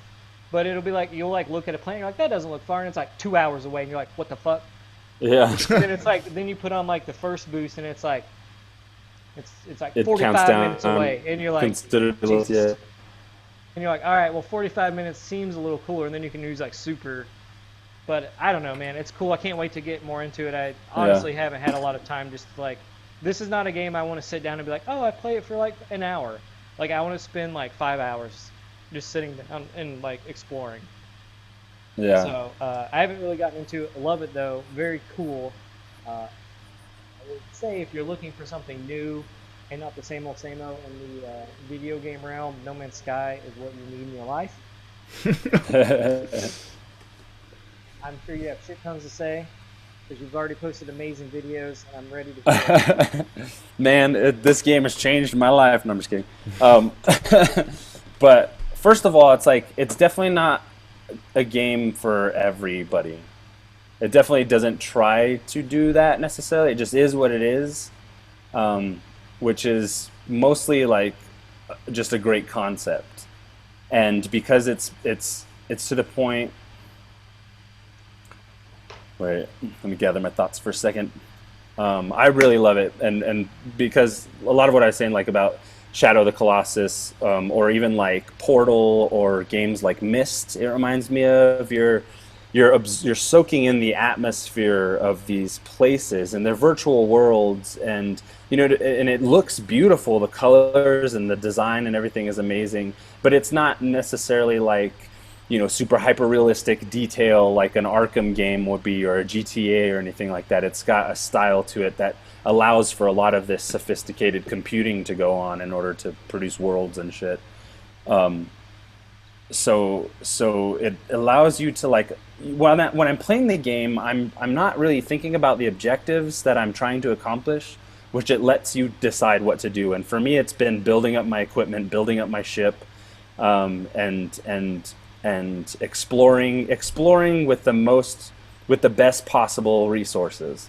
And so I'm trying to, and it doesn't cease to amaze. There's a lot of defining features in the terrain and with the animals and with the alien characters you run into, but no two things is going to be the same. And it has just enough computing processing, or however they did it, however it works. It has just enough in order to keep those different enough to consistently surprise you. So I'm probably like 30 hours into the game. No, maybe not that much. Maybe like 20 hours into the game. I'm on my 13th warp from Star Systems right now. They've opened up this path.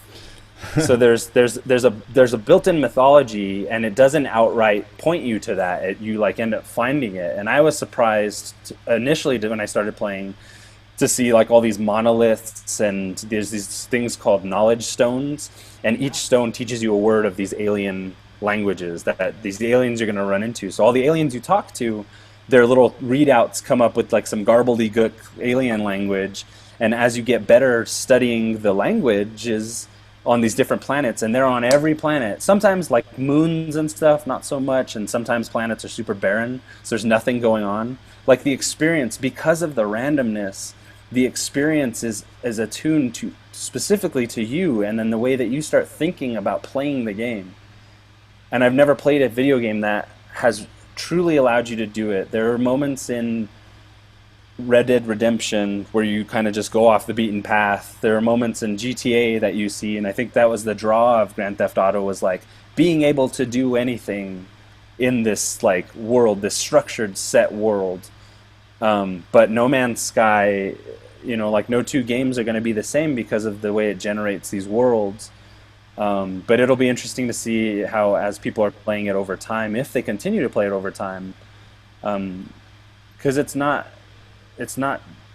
you know, it's not technically always like heart pulsing, edge of your seat sci-fi fun. You know, a lot of times you're walking around on a fucking desert trying to find enough of a certain type of element to boost your armor so you don't freeze to death. You know, and you're considering how far away you're getting from your ship, how fast can you get back to your ship, what would make it better for me. Like, you know, I put stamina upgrades on my character, and I put, you know, I've built up my jet pack so I can go farther distances and walk to something around every corner in this game.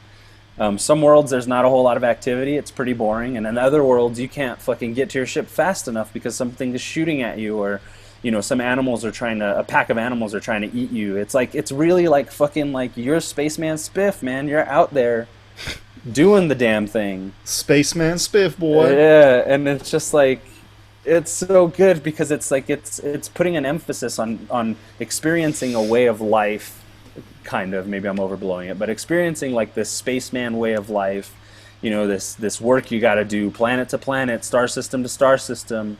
You know, part of it's discovery, part of it's survival, part of it is, you know, necessity and curiosity, and you just, you know, like I start finding myself starting to recognize so there was a quote I put on Facebook. I've been posting pictures and shit all week. I'm just like truly captivated.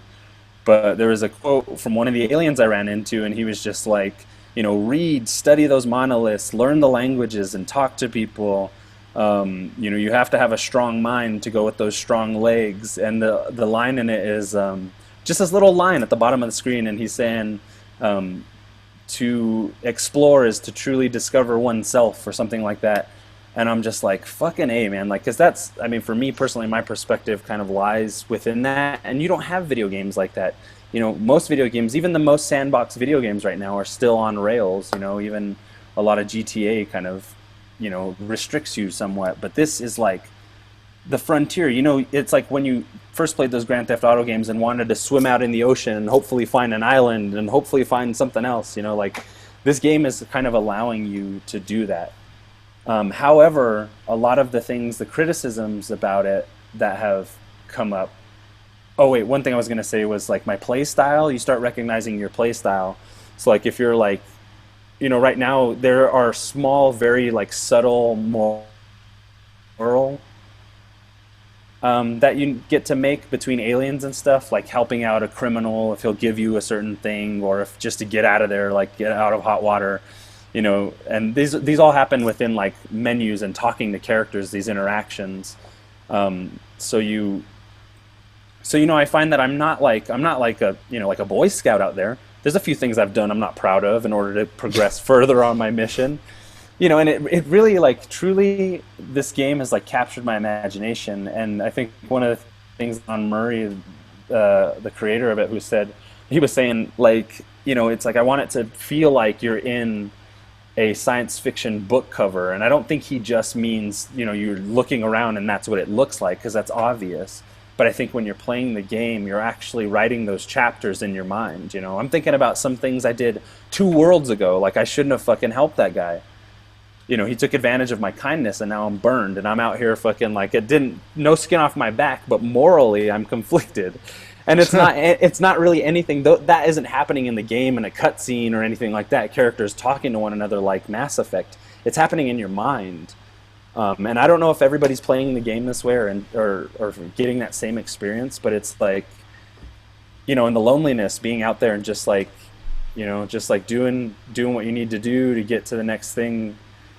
There's so many cool things in that built in. They allow you avenues. They allow you points to make decisions. Like, where do you want to go next? What do you want to do? They're very key points when that happens. And I'm following a path in this game right now that takes me away from what would otherwise be the objective of the game, moving to the center of the galaxy. The path I've chosen to embark on, based on studying the monoliths and like the mythology of these races, is leading me farther out into the stars, away from like the perceived goal. And I think that's fucking brilliant. Damn.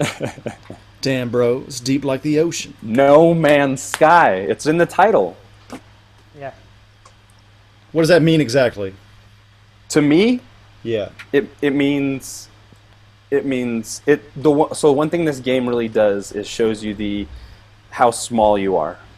Okay. And right away, because once you see the menu, it's forcibly overwhelming, because you're just like, fuck the star system. This is gonna be, my my real life, Stefan's life here in the real world is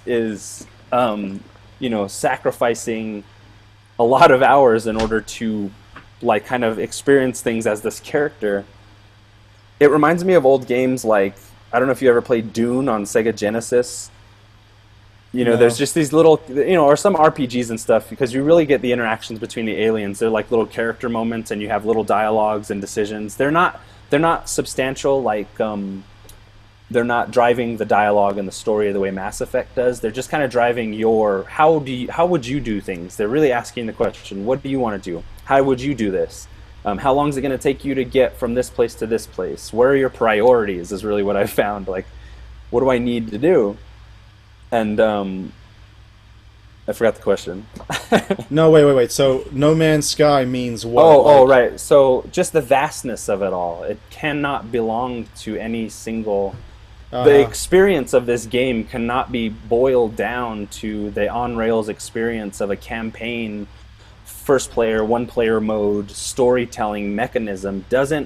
It hasn't really served video games in the truest sense of interactivity and immersion. I think we're realizing this now with sandbox gaming and virtual reality, and even games like Uncharted pushing certain boundaries in order to feel like sandbox, but still be on rails. Like this, No Man's Sky is showing you that you can have a infinitely replayable and unique experience while playing a AAA title that everybody else is playing.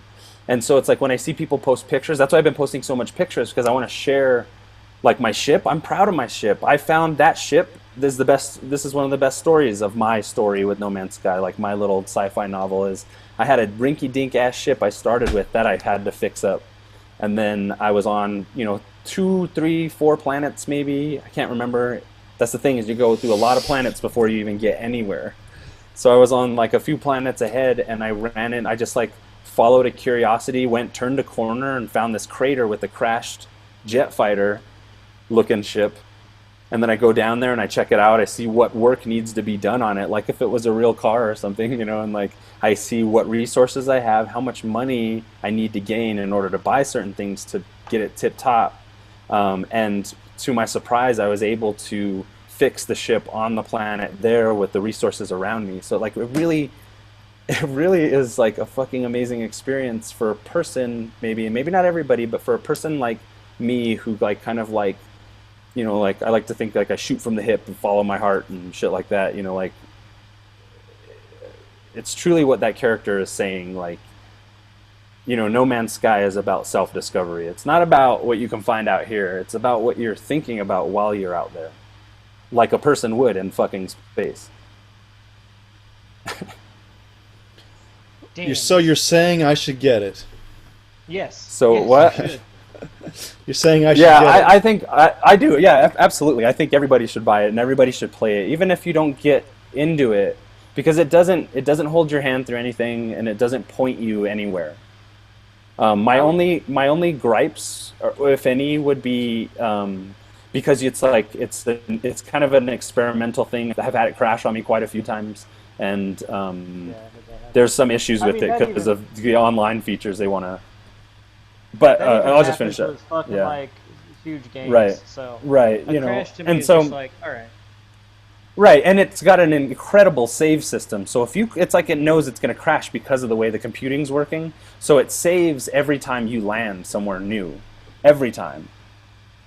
So you don't have to really worry about it. If you're up a few ways and you're thinking about where you're wanting to save while you're playing it, you're making a very firm decision. It's like going to the bank. It's like I should go do this, run this errand real quick before I go and do all this stuff, or else I'm going to lose this. You won't because of the way it saves, but it allows you that option to save whenever.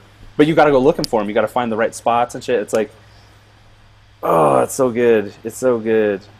It's so good. But yeah, if you're just the type of gamer who's trying to like kill some time or just kill a bunch of enemies, and like maybe that's where, you know, that's the kind of game you like really more than anything, like this is truly more of an art game in that sense that also Shadow of the Colossus is, and Myst, you know, those kind of games. It's about the experience. It's not necessarily about getting from point A to point B. And the things you discover, because you don't know what's going to happen by the time you get to the core of the galaxy or wherever you're going to go. I picked it up at So good. GameStop, and I was talking to the guy there, and he's like, "Oh yeah, I haven't played that much, but I'm a little ways into it." And I was like, "Oh, do you like it?" He's like, "Yeah." He's like, "It's fucking intense." I was like, "Oh, tell me your story." And he was just like, Yes. he was like, "Well, like he started on an island that was very high radiation, and he was like, he just started, and his health started Oh, going man. down, and he was like." Oh shit, like what do? I don't even know what to do. I'm trying to figure out how to play this game and all this shit's happening. So he's like, okay, all right, fuck, I'm like out in the sun, I can't be here. So he like turns around, finds like a cave, he runs to it immediately. Yes. Everything's fine, he saves a little bit, and he like gathers some resources in there to make his suit better. Slowly he gets out to just to get to this fucking ship, to start working on his ship. He can't even leave the fucking planet yet because his ship's still broken. Yes. But yeah, it's just like I feel like everyone has a different, like that I've talked to who's played it, which hasn't been very many people, but everybody's story's different so far. Yeah. But kind of relatable. Like I feel like everyone kind of goes through the same motions, but it's slightly different. I haven't talked to a single person outside of Facebook about it. Like it's just, I don't know. It's like either it rubbed you the right way, or like, you know how Johnson is talking about being on the fence about, you know, like whether or not he'll pick it up or this or that. You know, it's like I don't know if it's a Johnson kind of game. Right, yeah, exactly. That's what I'm saying. Like it not deliberately, but it doesn't shy away from being like, yo, this is not everybody's game. And Yeah. it truly embraces the chaos of its concept, which is pretty fucking genius, you know. It, like what you're saying about, like, for some people there's no difficulty level because there are just certain parts of the game that become difficult. Like if you start off on a planet like a irradiated planet or whatever, and it's like killing you, and it's like you're dying probably more than somebody who's came up on like a foresty planet lush with plant life and shit. Yeah. You know, there's a very different experience right out of the gate. Well, like the planet I landed on was fine during the day, and I was like, oh cool, like nothing's really happening, I must have it easy. And then it hit nighttime, man, and the fucking temperature started fucking dropping like a motherfucker, and I was like, oh, I'm dying, I'm freezing to death right now. I like have to get some more shit. Like I gotta get some carbon, I gotta get this shit, I gotta dude, it's like it can get so intense in a split second, it's crazy.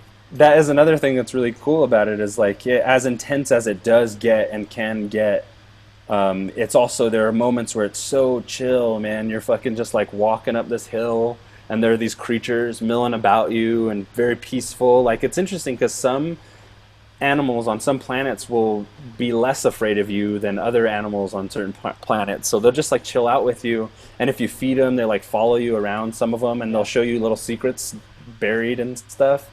Oh yeah, I got so it's some like secrets from my little animal there's friends. like the interactivity of it is there, and like I really like already playing it, not even being into it so too far, like I think a lot of hours, but really it feels like not a whole lot. But I think that fuck,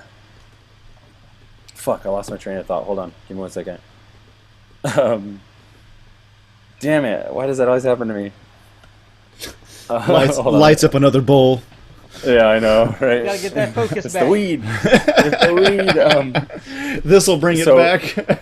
So yeah, so basically back to what we're saying, it doesn't really try and play to your everyday kind of gamer, and I like that there's the elements of chaos. Oh, I was saying because everything's so chill and this and that. Sometimes you find like these really serene landscapes and moments where you just sit there and fucking look at it, dude. I love the share feature on PS4 because I don't share everything, but I take a lot of stills of shit I see, and this is my type of game. I really as a like somebody who messes with cameras and shit, I really like it in a lot of the video games now that you can take photos and there's like photo modes, because people are like, yeah, our fucking game looks great, and the music in No Man's Sky is really fucking perfect, So good. and It's so good and kind of subtle too. yeah, Like, it is doesn't really, overwhelm, which I Yeah. was like, when I was playing, I was like, oh, what's the soundtrack gonna be like? Because I'm like, if you go to a world, there's not just gonna be music happening. yeah, So I think it's done really well. Also, I think the animal noises and just like the environment sounds Yeah. are also very interesting, very creepy, man. yeah, Like, yeah. like Sometimes, yeah, there's definitely like the fear of the unknown, because you can like walk over a mountain Oh. bridge and there's a fucking giant ass creature there, and you're like, is it gonna kill yeah, me? and some If of I them get are too hostile, close? yeah. Yeah, like I read a story about a guy who like he landed on a planet, got out of a ship, and immediately like any life form there was like attacking him. Yeah. See, this And is I was just like, shit. Like, See, I this don't is want what's that. this is what's truly special about this game, is because already like what me and Maddie are talking about and hearing people's experiences with it is like they're allowing you to fucking tell your own story. This is, for me, that's what I've always wanted in a video game. I don't want to fucking go through, I like your story, it's good, but I want to continue to play the game. I don't want to keep spending $60 for basically like, like dime store fucking detective novels, like that's cool, they're great, I love the games, but I like a game that I can go back and play continuously. Like one of my favorite games ever is Skate 3. And I loved Skate 3 because you could go in session by yourself in free mode, and like you fuck all the objectives and the wrecking your guy out and collecting all the bullshit. Like, who cares? You can go to spots in session for hours and perfect your style. And I feel like it really shows through. And what I found with that game, like playing my own music and just skating, like I really was that skater out there fucking on the streets. And it allowed me, like No Man's Sky, to start thinking of my own tale. And like I would truly fucking die for a sandbox No Man's Sky style skate game where experiences never cease. You always run into people and you can always collect shit and continue to skate, continue to travel through space. Anyway, I'm rambling. They need to remake Skate or Die, but take what you just said and Right.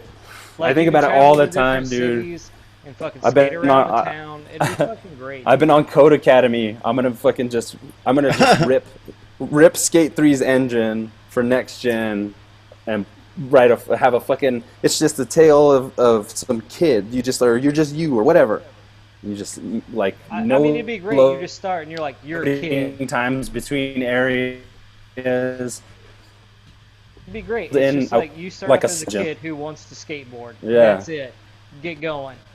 And I would it's have it just oh, like just like Grimy City Kids. You just go out and you and your friends. You're just I don't know exactly what that would be necessarily, but I would build in like a little bit of a fighting engine. So if like you get into scraps with security guards and shit, fight your way off, run away, and there would be no loading $10,000. times between areas. It would be like GTA. You could walk if you want to get there, and you see a spot. You're like, oh shit, I want to fucking get that rail. And the other feature would be you'd have a friend with you or some kind of character menu that would be edit your own videos and post them online. Dude, that like Skate 3 had me thinking, man. damn, it is copyright. time That's for copyrighted by SuperHouse. All you fuckers. That's a good It'll be idea. Yeah, dude. I just started Code Academy back up again. I've been fucking. But anyway, it's very few games that you find that lend to that kind of imaginative experience where they allow you to tell the story to yourself, i.e. Shadow of the Colossus. It's just like it's refreshing. It is really No Man's Sky. 10 out of 10. Yes. That's old Schlappy Second Santa Cruz. 10 out of 10. Nuts busted. 10 out of 10 nuts busted. And the SuperHouse rating system starts now. Was born. Hey, your Thank movie you. may be PG-13, but I'm a hard bitch. Andrew, did we sell you on it? Are you gonna get it now? Yeah, I mean, I was Dude, already sold on it. I just didn't want to. I just didn't get around to it. Bush. Yeah. Tell me your No Man's Sky story. I don't fucking. I haven't played it yet. No, I'm saying this is what's special about the damn game. I'm telling you, get the game and frequently. I will. Oh yeah, we have like a No Man's want to Sky. know. I want to know what your ship looks like. I want to know how you got it. I want to know if you know, like my roommate. He saved up. This is his mind. My roommate's playing it at the same time, and he just like did everything he could to save up enough money to buy a ship from somebody, to buy a ship from somebody at a spaceport. And that's how he got his ship, and he was like, "Oh, no big deal," or whatever. I was like, really excited. I was like, "How'd you get your ship?" "Oh, that's crazy." And he was just like, "What? You didn't buy yours the same way?" I was like, "No, dude, I fucking found mine and fixed it." You know, it's like the play styles are reflective of your personality in some ways somehow. It's weird too. Like for me, It's like special. if I play a video game where there's objectives and it's free form, like GTA or something, Yeah.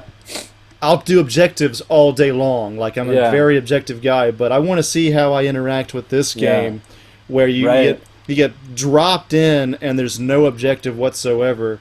Yeah. I like the algorithm, creating like a quintillion different things, and one of the first things I thought about this game was Star Trek game developers, look out, this is the fucking idea.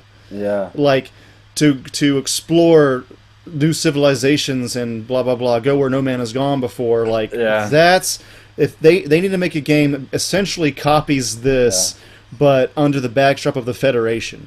I want a VR. I think they're actually developing something like this, but I want a VR Star Trek bridge simulator where you and friends or whatever remotely, your PSVR or whatever, you sit down and it's like D&D, you like sit down and you plan out a day and be like, we're gonna fucking play Star Trek, like. I think that is a thing, yeah. And yeah, exactly. I would love it if you could somehow like within the early stages of the game, like go through your Starfleet training and like learn certain things in order to build your ranks up.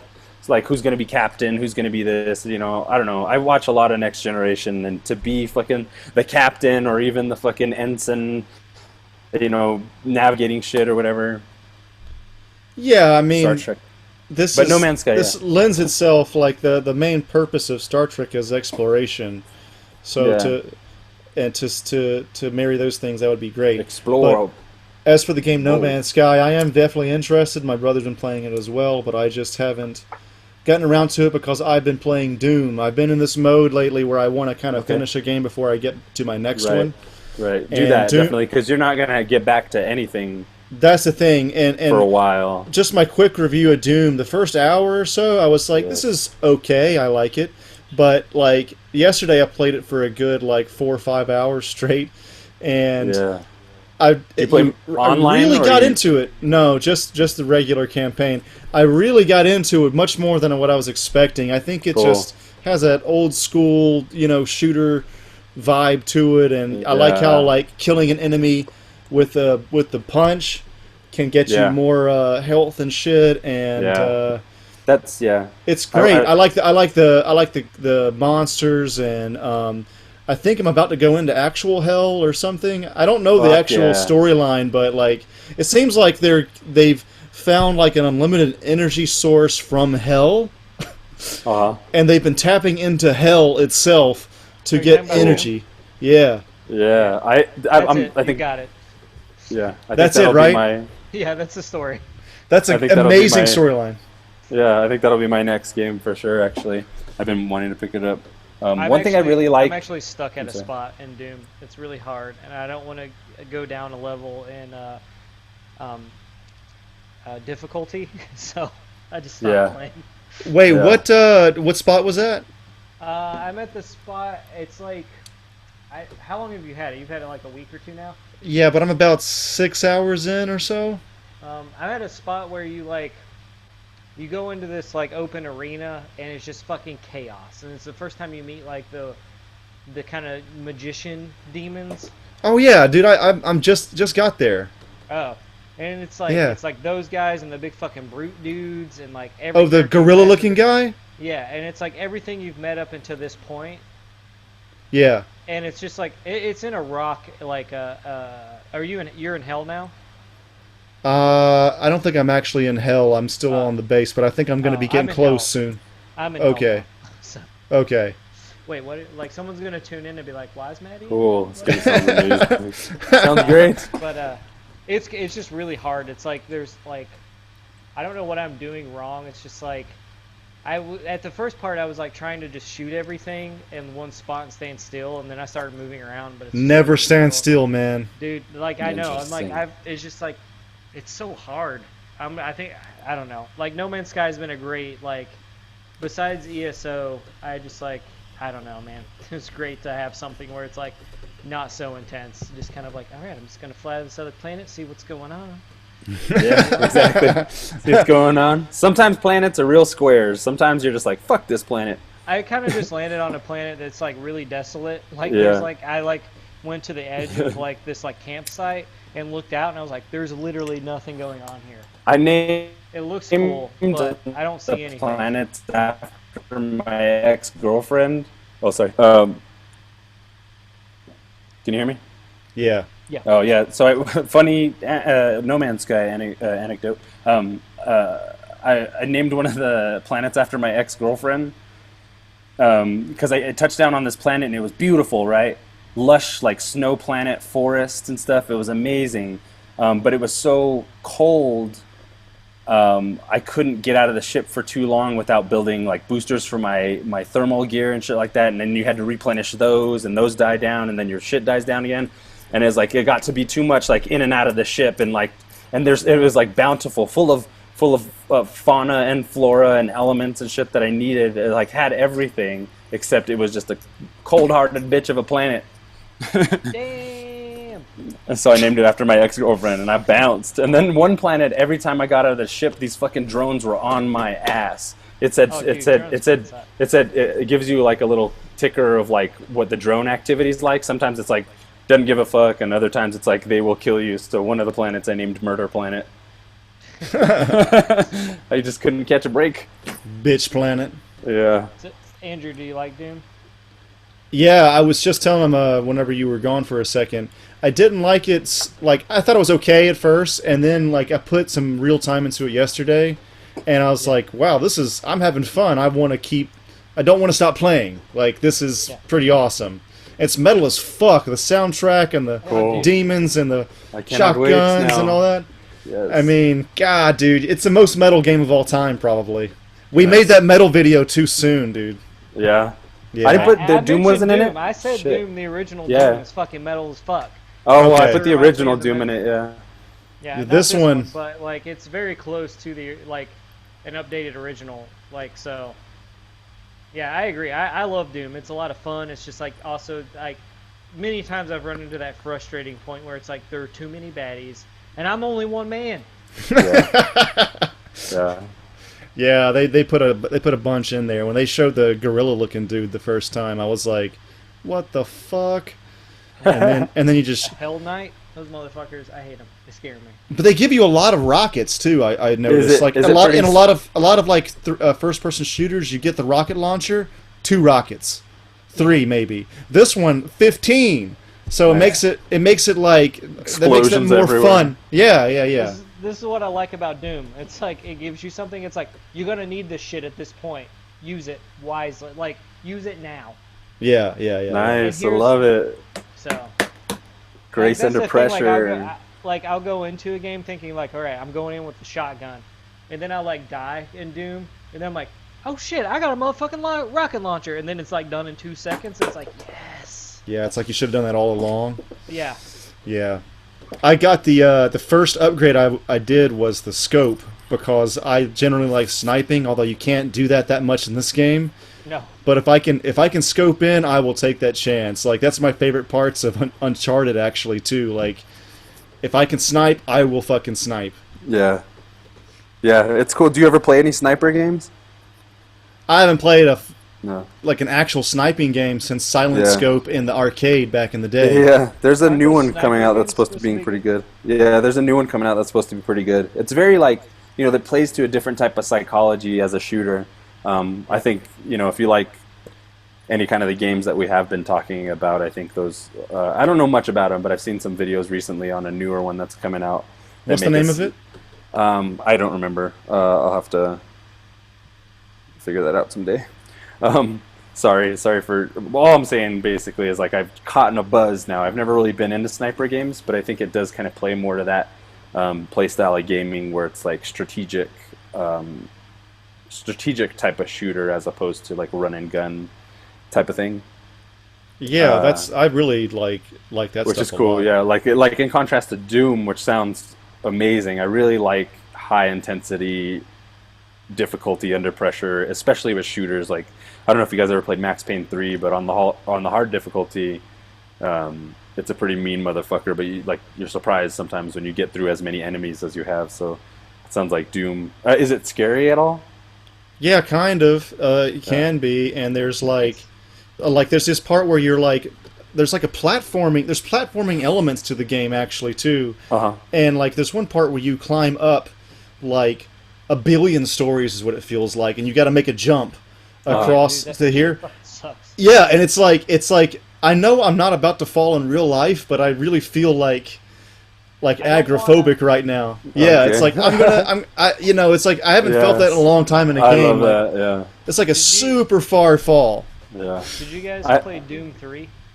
No, I haven't played it since the first I played one. a little of it. Well, it's You played it a lot. Yeah, Doom 3 is like more of like they try to make it like an action survival horror game. So like it was pretty fucking creepy. Like it was dark Cool. as shit. Like you had a flashlight on your gun a lot of the time. But this Doom is like more like the original. Like I'm sure that Doom was kind of creepy, like when you at the time, but it was more about fun and destroying shit, and that's how this Doom plays. Like there are moments when I'm like, I don't want to go around that corner because I know something's gonna happen, but like then a fucking guitar solo will kick in, and then some like double bass will kick in. You're like, oh shit, I'm about to have so much fun. yeah. Doom, Yeah. Doom 3 I kind of love got it. rid of that and did more atmospheric kind of tones, and like Yeah. was kind of I remember following that. more of the survival horror stuff. And like I think that's like Doom 3 was kind of cool. I didn't finish it, but that's what I like about this new Doom is that it's like brings back the fun, but kind of like the horror, like the B horror movie aspect of what Doom was. Mm-hmm. And I think that's like what kind of like Doom 3 missed. Like they tried to go in a different direction, which was cool. But I was like, I think people who play Doom just want Doom, Yeah. Like they want metal music, they want to kill a bunch of shit. Yeah. Yeah, it's back to fucking Mountain Dews and shit, sitting in front of the TV and like hours and dude. hours. I know. That tone, like the tones of those old pieces of music and It shit. makes you feel like you're a teenager again playing that shit. and it's awesome. You're just like, Stefan, have you played the demo, Stefan? the new Doom demo? Yeah, yeah. No, I haven't. Okay, so there's this part even I in should get the demo where it syncs up with the metal soundtrack, so it's like Cool. it's like da da da da da da da da da da da something like that. I don't know. I'm getting it wrong. And then it goes with the it cocks Nice. the gun along with the fucking soundtrack, and you're That's like, crazy. is this the fucking best you've ever played? Yeah, Dude, yeah, fuck yeah, dude. I'm so down. yeah. I'm really excited to start playing that. That part's in the demo, so you should play that like tonight. Okay. Stefan's I like, okay, might I'm I a might No get to Man's it. Sky. Yeah, I might get to it. No, you know what I was just thinking? Looking at No Man's Sky. There's gonna be a Which I always am. yeah, I'm like staring next to it, but there's gonna be a moment when I have to put it down. I have this like bittersweet little feeling in my heart. There's gonna be a moment when another game comes out that I want to play more. You know what I mean? It's like It's called The Last Guardian. That's that game. I know. Oh my god, I know. For me, it's Last Guardian and Dishonored 2. Maddie, Can't that wait. game is never coming out, bro. No, It is. It They has an set a release October date. release. October 26th. It was a joke, but it seems like You're a joke. Don't I'm fuck not with gonna me, believe Andrew. it I've been waiting until for this shit for years. I'm not gonna believe it till I see it on the shelf, Yeah. man. That's why, like, the guy was like, "Hey, do you want to pre-order anything?" And I was like, when's The Last Guardian come out? He's like, October 26th. I go, I'll see it when I believe it. And then I walk out. Yeah, exactly. He was like, who the fuck is that? That's the dopest motherfucker I ever met. He's our cool. That's what I hope he thought. There goes Maddie, our coolest customer. He fucking skateboards out of there. Kickflip. Sir, you're not allowed to have a skate. Oh, okay, he's gone. That's how it happened in my mind anyway. He's too cool. Somebody on the street's just like, that guy's cool. I actually sound like, well, when does Last Guardian come out? Like, get out of your fucking nerd. October 26th. Video game stores next door. I believe it, and then I trip as I walk out the door. You work at GameStop. You calling me a nerd? Yeah. They're Yeah. so cool in there, and they get to be Yeah, around dweeb. video games I all day. fucking... No, yeah. Video man. games are amazing. People say I get into these like one-man conversations at work. Like I work in a restaurant with like a bunch of chicks. They don't play video games, but I'm like, it's so fucking great. You have no idea. And they'll like sit there and listen to me talk about it. It's funny. You think me working in a clothing store, I would not know women who play video games? Surprisingly, a bunch of them do. Really? Yeah. There's Yeah. a lot of them. I'm not in an industry where where women play a lot of video games. I think because it's like going out and booze and shit. Like. Yeah, I think that women play games more than we probably are thinking, but Yeah. yeah, I don't know. It's probably a generational thing as well. Yeah. I would I think imagine. it's generational and like a A lot of- social, a lifestyle thing. A lot of younger girls that I've noticed play more games than like probably Mhm. like say a 30 our age. Yeah, Yeah. yeah. Women There's this play girl video at work.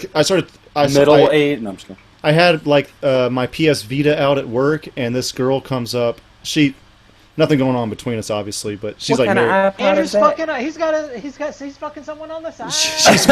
She's married and shit. That'd be really bad. But doesn't she's matter. like oh, I've been playing this indie game on Steam lately. It's really awesome. And she talked about it for like 10 minutes. I was like, wow. You're like, I'm trying to get back to my game, bitch. Yeah. I'm just kidding. Then you looked at her and go, I love you. Wait, no.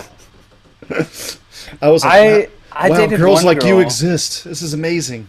I dated one girl that played video games, but she only ever played like Simpsons the game, or Oh, it was the Simpsons movie game. It was not a good one, Oh, that's weird. and that's the only game she just jumped around and collected shit and bonked things on the head and jumped around some more. Like that was the only experience I ever had with like a girl who played video games like I dated.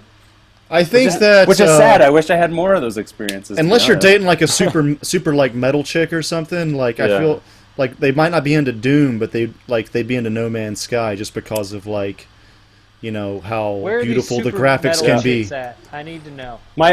Metal My shows, I cousin- guess. My cousin and her boyfriend are playing it right now, so that's like Anytime I that's go an to a interesting metal thing show, I too. see two. Hold Two on, wait. metal chicks, and they're with I had a guys. thing to say. Sorry. Go ahead. No, all I was gonna say is like another aspect of this game. Sorry to go back all the way back to No Man's Sky, but my cousin is playing it, and she's kind of like, you know, she's not somebody you would take for being like a video game or whatever. But her boyfriend plays games, and her boyfriend are like playing and experiencing it together. Like they're like, you know, she's gonna be butting in soon enough and like telling him to do certain things and make decisions with him throughout the game. You know what I mean? Like that's a whole other dynamic to this game. Speaking to what we were just talking about, like girl gamers, I think. Ain't no lady gonna tell me how to play No Man's Sky. That's my sky. That's my sky. That's when they say, But yeah, No Man's Sky, nothing about women. and my roommate, like Damn, Andrew, my making all roommate, sense and shit. my roommates are like, you know, they've been together forever, but they both sit there and they'll play games together and shit like that. It's pretty nice. It's pretty beautiful. I like games are a big part of my life. I need a gamer girl. My Need a favorite gamer thing, girl in like, my life. I need a favorite gamer thing girl while in my life. Dating a girl that plays games is playing co-op games with them because it's actually a lot of fun. Because like they're Yeah. actually good at games, so it's not like you're trying to teach someone to play like Resident Evil 5 for like a Resident Evil game for the first time. Will you play Portal I re- co-op with me? Well, it's just nice when someone's like, you just ran past that thing you need, and I was like, damn, she's right. Yeah, Did sometimes just run past that shit. it pays to have a partner. She's like- you can't have your eyes she's everywhere. like, that's a rookie move, and I'm like, she just called me out. That's funny. Yeah, nope, I'm sad and lonely. Sad and lonely. Stefan, No, I'm just kidding. Stefan, I know that life. It would But be. for reals, I'm not kidding. I'm sad I- and lonely. It's like the type of girls I've dated. They've been great, but I've never really dated a gamer chick. That would be pretty cool. It seems like. I need a girl that's just like, hey, you into Slayer? And I'm like, wait, marry me? I've dated, and I've met a lot of like metal chicks. Metal chicks are all right, but a lot of times it's the same hipster shit. You know, it's just masked in violent colors and designs and shit. But I just like Lame, I just not even bro. a metal chick. I just want Yeah. someone to be like I'd be like, hey, have you heard of this band? And then you're like, yeah, fuck, I love that band. And it's like, that's a metal band. yeah, And Like, like obscure. That's video pretty fucking games- rad. And I don't need her to dress like all metal. Just be like normal looking person, just like fucking like metal. I'm not asking for much here. Being above, like, I'm not asking for much. I'm just asking for just like some jazz and some metal. It's not a lot to ask, right? Like Jazz and metal, boy. jazz and metal. that's all I want. That's all I want in my life. Maybe some chill music from time to time. Wait, Like does some this Youth mean we Lagoon? should get? Does this I wanna- mean we should get into Maddie's music? I'm just saying. Wow. Oh, look at that segue. You guys should be That shit waiting just for the happened, bro. segue. How you do that? How you do that? I set this shit up and then I knock them down. Hell yeah, boy. Maddie, take it away, Brasov. All right, so Russian Circles, Guidance, released last week possibly. Damn, that's it, that recent? Yes, I think so. I did not know such Because- things, such Because as I that. gave it to you guys because I knew it was coming out, and I was Mhm. excited for it because the guitarist of Converge, Kurt Ballou, produced it, and I love that Nice, yeah. motherfucker. I love everything he produces, and I was like, I don't remember Russian Circles being that like having a lot of metal influence. I remember them being more like Explosions in the Sky, Yeah. like more chill, but like maybe a little element of metal. They're like Russian Circles wasn't like Pelican to me, because Pelican definitely, or ISIS, like definitely brings in that metal genre. Stefan, I don't know what you're doing with your Sorry. ISIS. ISIS. Oh no, boy. ISIS. We're not talking about ISIS. that ISIS. Oh, but man. as in the instrumental metal band ISIS. Oh Right, man. right, Okay. right. Okay. That's okay. Many times at restaurants, they're like, ISIS is on the move, and I'm like, what's the metal band doing? And they're like, no, terrorist No. group, and I was like, Your favorite I metal don't band just understand. shot up France. Yeah. damn. I mean, I Damn knew they it. were hardcore. Those but guys were shit. good. But My favorite was anyway, Pelican. Anyway. Back to Russian Circles Guidance. Great album. Great fucking album from start to finish.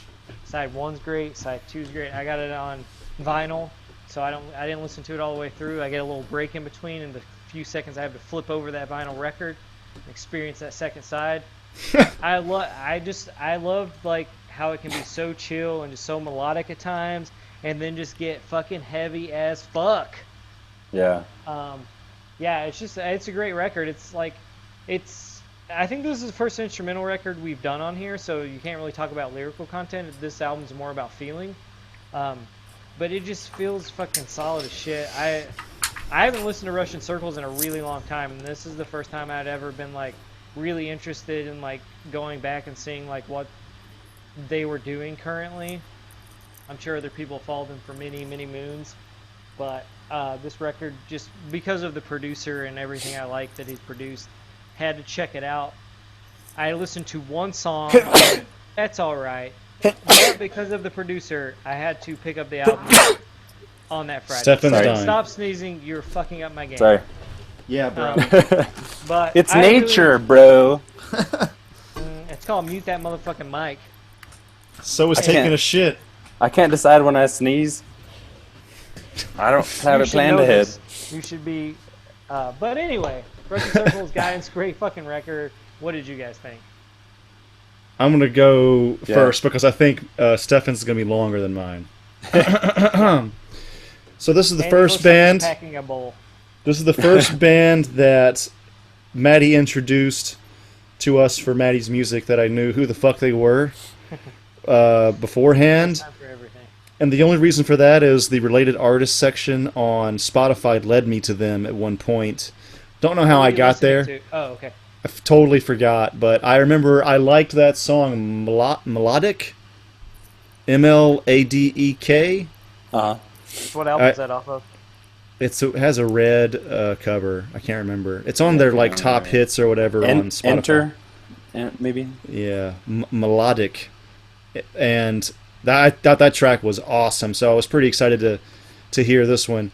I gotta say I didn't like this album as much as that one song, Melodic, and I don't remember the first album that well in that song, but I feel like I just gotta give it more of a listen, man. Like it takes a while for me to like get into that type. Like you gotta be really like into this mood where you want to kind of chill out and then hear some heavy ass shit at the same time. And I don't know. I feel like I haven't been in that space lately for whatever reason. But had your balls drop off. I understand. Because like I've put on some jazz records recently that I like fucking love, and I put them on and I'm like, this is not doing it. So I've taken them off and putting on like more hardcore records or something with vocals and screaming. But I understand it. Like I've just recently gotten back to this point of like instrumental music again, because I used to be like really into it, like Pelican, Russian Circles, fucking Explosions in the Sky, Amp Line, which is like a local like. Oh yeah, dude. They played at our. They played at the SuperHouse. Amp Line. But I used to really be into that because I was also in an instrumental band, but just because basically because none of us could sing, and I assume that's why all instrumental bands start, because no one wants to step up to the mic and actually be a singer, because they're like, I suck at this. They're probably pretty good, but I always had a like interest in like just instrumental like metal and just music that. Because you think instrumental, you think more classical or like jazz kind of stuff, but it's nice to hear like metal or just like rock music that's instrumental, but like that is as interesting as like say jazz or something with lyrics. And that's what like when I was listening to Guidance, I really like got back into that zone of like, God, instrumental music's so good. And there's so much stuff going on in this. And it's just like three fucking dudes, man. Doing this fucking record, and it's, I don't know, it was just great. But I also think it did take me a little while. Like the first listen through, I was listening to it with a friend, and she was like, "Oh, this is really good," and I was just like, I was like, "It's good, but I'm not into it." And I think on the third or fourth listen, I was like, "All right, I get it. This is fucking good." But Stefan, I'm ready. Yeah, I got it from a few places, like. I've always loved Russian Circles. That was like a cool part of Chicago for me. They're a Chicago band. Are they a Chicago band or is it Pelican? I believe so. Band? Oh wait, no, Pelican's a Chicago band. I think Russian Circles is from Chicago as well. Well, I may be wrong about that, but the guys from Russian Circles would come into when I worked at this bar called the Whistler in Chicago, and they would come in all the time, and they knew like our owner and shit. So I was like, "Whoa, these guys are awesome!" And my first time seeing them was probably with Chelsea Wolfe in Chicago. Maybe I'm mixing that up. Maybe that's why I think Chicago. But anyway, I've always loved fucking Enter is great. I like wore out the album Enter. I don't think I've listened to all their stuff, but I really loved that one. But this album, I had already kind of going in my rotation of albums, and I just I thought that. But anyway, that's awesome. Chicago fucking rules. I love that place. Yeah, it was good, and that was like kind of a big part, because especially you have like a lot of either in Chicago in the music scene, you had either people that were kind of coming from like the Wilco angle and trying to like be that kind of style of rock and indie rock and stuff, or you had you had all types at Chicago, but things I was exposed to, this was like really refreshing to have like this fucking cool metal band that kind of was established in the music scene that I was experiencing while working at this bar, which was also like a venue. So they're fucking awesome. And this album, Guidance, like I had it playing in the rotation, then this like jams start going off, and I'm like, yes. I was like working on my puppet, and I turn around and it's like fucking, it's what am I trying to say? It's Guidance. The album is already playing in like the rotation, and I was just like, I don't know, just immediately I was like, fuck, like everything like converged right then, no pun intended. Kurt Ballou, this awesome production. But like all the signs pointing to fucking listen to this album all converged at once, and I was like, oh shit, Matty Music's next week. The new album I'd known was coming out off of a bunch of lists and shit, and then it suggested in my thing, like everything was pointing to listen to this shit. And then on first listen, I was just like, I didn't even know I was listening to it, but it was just like the third track, I forget what it's called right now, but there's like, they get into such good grooves, and like what Maddie was saying, they're building to like a much heavier, like well produced, or well, like a more sophisticatedly produced type of album than prior albums of theirs that have had more of like a raw-ish sound. So you have It this really sounded good like that. production. It sounded like that Japanese band Envy at times. Yeah, totally, dude, totally. Like the emotional. That's one thing I love about Russian Circles. Because one thing I like a lot of instrumental metal, but one thing that bugs me about instrumental metal is when I feel like the sounds are prettier than the sentiment that they're, drawing from. Maybe like the emotion that's there. Right. So what I like about like what you're saying, like bands like Envy and Pelican and Russian Circles, specifically this album, is like the emotion, without there being lyrics, without there being a singer, the emotion is there, something, you feel it. It doesn't feel like just a pretty melody with some heavy shit behind it, like, which there have been quite a few, Explosions in the Sky emulators that, haven't quite hit the mark just because they're just emulating Explosions in the Sky or something. It's not. I feel like Russian Circles, their instrumentation, those guys like speak through their instruments, just the three of them, and they're really good at what they do. And it's like, this album is. Can you hear me? Yeah, you broke it for a second, sorry. but you're back. You're back. Oh, sorry. This album is just like a sophisticated heavy metal experience catering to the refined palate, while also being really accessible. The In caviar terms of of metal. metal. The caviar, yeah. It's just like it's like a fucking. It's like when you like if you go to like a winery or something. I don't know. It's like that. It's like the darker one, the more bitter grapes, and shit. It's a bit of a drier wine. It's a drier wine. It's an experience. This ain't no sangria, boy. Of leather and plum, speak to my blah blah blah blah. But it's like, yeah, it's I like to think that about this album. I think it's like a really artfully approached, like a really well designed piece of music or pieces of music assembled together.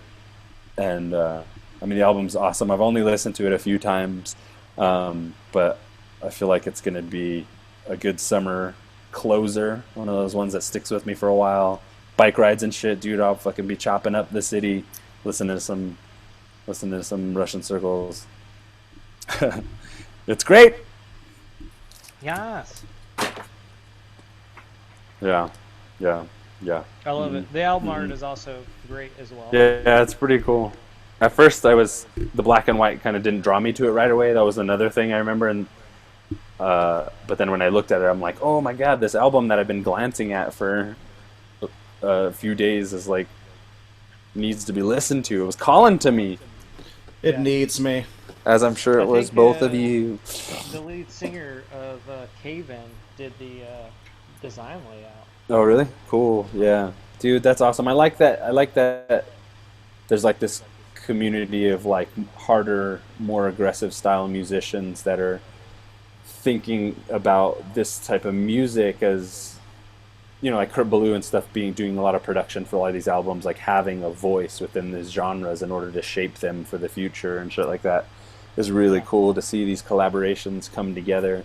Because like, I'm pretty sure we're all similar this way, but like I don't think metal is going to be a phase I grow out of. I don't think hard music is going to be a phase I grow out of. And there's just styles and the way that music matures as you mature is like kind of an exciting thought in terms of heavy metal, aggressive music, hardcore, and shit like that. Because it's like, I think people attribute these types of music to be more like a young thing, like getting out your angst.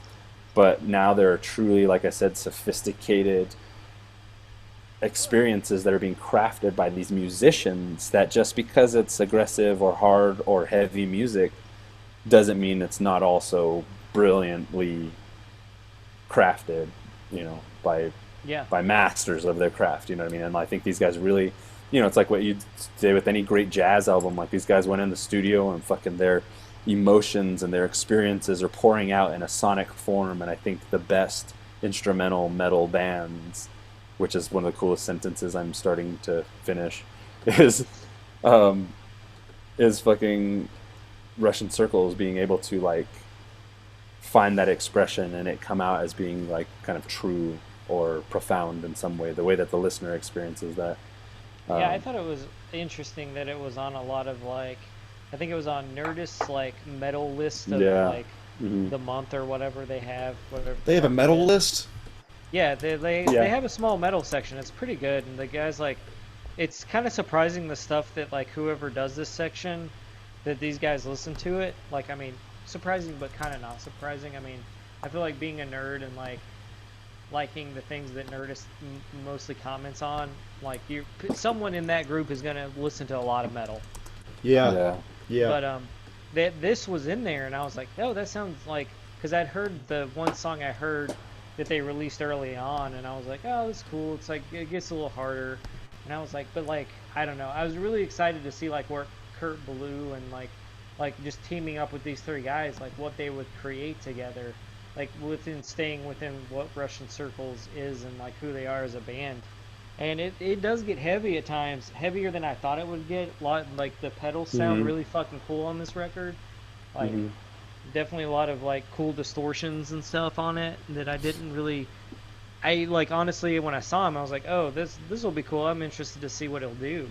But I did not think they would get as heavy as they get, which is probably not heavy to most people, but I feel like it's pretty heavy for the Russian Circles I've listened to. Um, but yeah, I like what I've heard of the record. I put it on when I get up in the morning, and I put it on before I go to bed, and it's always like a great like pump up record, but also kind of chill out at the same time, which is I think pretty Yeah. hard to do. But I think they masterfully like the intro is great to me. I love it. It's just like I don't know, when I went into it, I thought it was just going to start off heavy and just be this continuous grind of like Kurt Ballou just being like, oh, that's cool. What if we put this distortion pedal on it? What if we do this? What if we do that? But I like that it's still kind of chill at moments and Yeah. like It leads really you into it helps. slowly. And then I feel like the peak of the album is kind of the middle of the album. And then it kind of like, it like pyramids, and then it goes back down, which I think is great for an instrumental album. Probably any album for it to like, start off like, in the middle is when you should get those killer Yeah. fucking songs. You're like, fuck yes, man, this is it. Listen to the first half at the start of your day, into the middle of your day, and then listen to the second half at night before Yeah, bed. Dude, it's like a whole experience. Yeah, it's really great. Kurt Ballou like helped capture their sound as opposed to being like putting himself over it or anything like that, or allowing his influence to be the voice and putting them at the forefront. I feel Um, like anything that really sounds like his like kind of guitar stylings is uh, probably more of the band being like, what could we do here to do right, something that's yeah. slightly different? And he's like, That's awesome. That's well, what makes it I've been such a cool. experimenting Yeah. with this pedal because I follow God City Studios on Instagram, and Uh, he'd be like, in the studio with Russian Circles, and then like the post under that would be like, trying out this new pedal, and it's like this weird distortion pedal, and I was like, I wonder if that's gonna be on the new album. no. But Nice. yeah, I just think he's like, like I don't know. I'm always interested in what he puts his name on because I feel like you get something different every time, but it's kind of Uh, grounded in the musical background that he has come from. You know, it's like I can hear a little Converge in there, and I can hear a little like, but it's like mainly a Russian Circles album, you yeah. know. But I can obviously hear his influence and what he grew up with and what he plays in his everyday, So I Yeah. don't It's know. such an It's a great uh, album. yeah. It's an awesome collaboration with I don't know, just like these two, like Russian Circles, like this Chicago band or whatever. I'm familiar with them on like a lower ground level kind of fandom. Where Converge, I'm familiar with them on a more uh, like well more better established fandom. Like they had a few albums come before I even started listening to them. So it's like Hold on. Oh, sorry, guys. no, you're cool. 1 second. Keep going. So they're so with this album, like you hear those sounds, those two different styles kind of play off of one another, like all the great best musicians do. Yeah. So like yeah, hearing like little bits of those influences throughout is cool because you're really getting a chance to kind of in some ways see these two or these groups of people communicate with one another for the benefit of our like the listening public or whatever. It's I fucking feel like awesome. a lot of moments in this record were like, this is cool, and then Kurt might have been like, it could be heavier, and they're like, what would that sound like? And then they Yeah. did it, and they went, well, that's fucking dope as shit. Well, You know, like yeah. I feel like it was just That's like so a cool. couple of guys hanging out in the studio for hours on end and just Yeah. experimenting and like just like, seeing what each person had to offer. And it was probably a pretty intimate setting, for the most Yeah. part. So that would be fun. And like, I mean, the thing I like about Kurt Ballou, and anytime you hear him talk, he's very like the way Converge does their music is very much, it's equal splits. Like I heard Yeah. Jacob Bannon talking about like how they, like if a band does like it's equally split up. Like if like Yeah. if like Jacob Bannon does the cover art, he doesn't, ex, it just seems like it's a very well-rounded group of people, and I feel like Kurt Yeah. Ballou brings that. He's just like, well, this is your record, but I'm here for you if you need me, and I feel like probably they played a song, and he's like, oh, that's really good, that's tight, that's fucking great, and they're like, what would you do? And he's like, well, if you're asking me, and Yeah. I feel like that shines through on this record. Like I feel like it's a just like even at like Russian Circle's heaviest moments, they weren't this heavy, but there's just like that Hmm. underlying that I just feels like Kurt Ballou throughout this record, where he's like, we can make it a little heavier, guys. If you want to get there, I can get you there. Yeah, And I feel like definitely. there's some moments on those guitars that are just like, fuck, man, that's fucking heavy. Yeah. Hell And yeah. and but I feel like it's still like as melodic as some of their other stuff. You know, um, I don't know. Yeah, I'm I trying was to gonna pull up. No, go ahead. I was just gonna mention off subject of Russian Circles, but kind of not. Did you see Converge's Blood Moon YouTube video? Uh-uh. Well, they did like this whole thing where they took like their slower songs and like Uh-huh. they did like a four tour dates in Europe, but Chelsea Wolf joined them, and it's very Yes. interesting, and I think you might enjoy it. And like I think Really? that I like love her. one of the singers of Neurosis joined for Yeah. but she sings some backup on certain No tracks way. I or love sings a song that Chelsea. Jacob Bannon wrote, and I blew it with her. it's like you blew it with her. Yeah, I never told you that story? Uh, Maybe you have, but there have been many drinks and many drugs involved. I blew it But with her. you blew it. I think you should tell this story post haste. Chelsea. So real quick, it's just I was seeing Russian Circles and Chelsea Wolf in Chicago at the I forget what the place was called. What are the names of the places, Maddie? Do you remember? Uh, It wasn't the whatever. There's a venue there. I went and saw Chelsea Wolf in there's so many. Russian Circles. Yeah, and and the show was awesome. Like watched him. I was up front row for Chelsea Wolf. Had never really listened to her at that point. Went on a friend's recommendation. She was amazing. I bought the album there. And Apocalypse. yeah, it was that one. That fucking And record's so then good. yeah, and then. So everybody's like like getting ready to leave after Russian Circles. They still have a couple tracks going, and I went to get a beer, and I see Chelsea Wolf standing just out chilling or whatever, and I was like, oh my god, and I was just like, I'm just gonna go over there and tell her like she's amazing, her music was awesome tonight, blah blah blah. And then I get up to her, and then I'm just like, hey, how's it going? Like you're awesome. She's like, hey, thanks. And then she like reaches for my little Aztec calendar necklace, and she like grabbed it, and she's like, what's this? And then I like told her like, oh, it's Aztec calendar necklace my mom gave me when I was like blah blah blah. And she was like looking at it, and she like was like flirty and shit about it, and I was just like, this is awesome. And then some fucking super geek scenester bitch ass comes butting in like, remember the demos when you had this and this like EP before this like rare bootleg track and blah blah blah, and like totally jumped in and cock blocked me.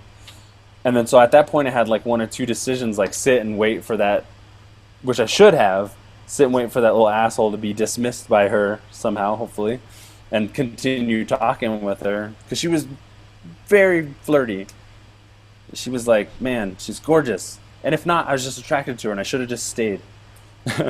But what I did was I was just like, God, like I felt so cock blocked. I was just like, nah, and then I just like didn't know what to do, and then I walked away forever out of her life. Until a week later, I fucking get back to Denver from that trip in Chicago, and I'm at this bar that I would frequent. I'm like with a friend having drinks at this place called Sputnik, and right next to that place is a bar called High Dive, and that's where like all the metal, a lot of like the really like underground metal shows and shit, like up and coming bands and shit, happens. And like at this time she was just really on the rise, just beginning to be on the rise. And I saw the sign on the wall there, and I was like, I was all loud at the bar. I was like, holy shit, Chelsea Wolfe is coming, that's awesome. And then I was like sitting there talking to a friend, and I turn around on my stool casually, and I turn behind me, and the entire band is sitting behind me. And Chelsea Wolfe is like sitting in the middle of this booth at the bar, and I just was like, "Doi!" You know. And so I was just like, and at the time I was smoking cigarettes, so I was like, I'm gonna go smoke and like act like a badass and smoked outside. And then I just went back in and sat down and finished my beer because I'm a fucking bitch. And she was right behind me. You fucked up, bro. This is like the greatest but worst story ever told. She was right behind me. Chelsea, I'm sorry, girl. I'm shy. But you're not that shy. Not to women, not to women that I should be with. You should have slapped your nuts and got back in the game. I should have dropped my balls on the table and said, "Did anybody order some poached eggs?" You guys never seen poached eggs before? I should have been there with you, Stefan. I would have guided you correctly. Oh, you should have slapped that dumb little scenester fuck right in his stupid little hipster face. You would have literally come back if I was with you at that show, and you'd be like, "Oh, I was just talking to Chelsea Wolfe," and I would have been like, "Why?" We're going back to her place to do cocaine. I would have been like, "Why are you talking to me? You will see me tomorrow. Go back now. Whatever was happening was worth I need you to walk my dog in the morning." I Just will. You guys, but yeah, that like, was my brush with paradise.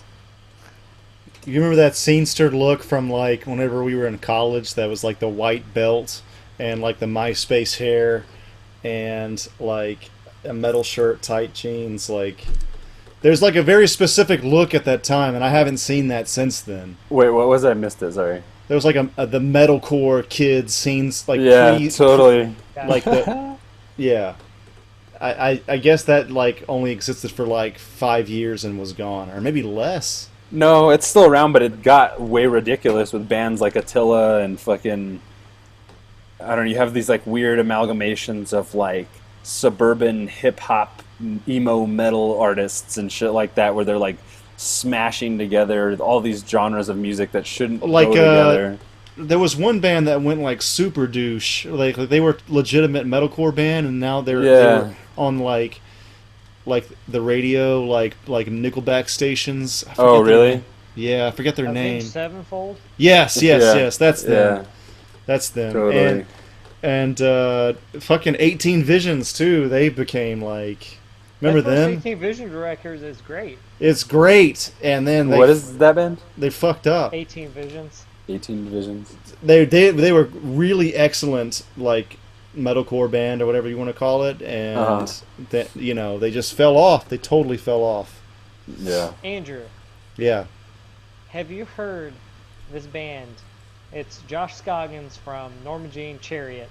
Yeah. He started a band. It's just him playing guitar and then a drummer, and they're called 68. Nice. I've heard of them. It's fucking great.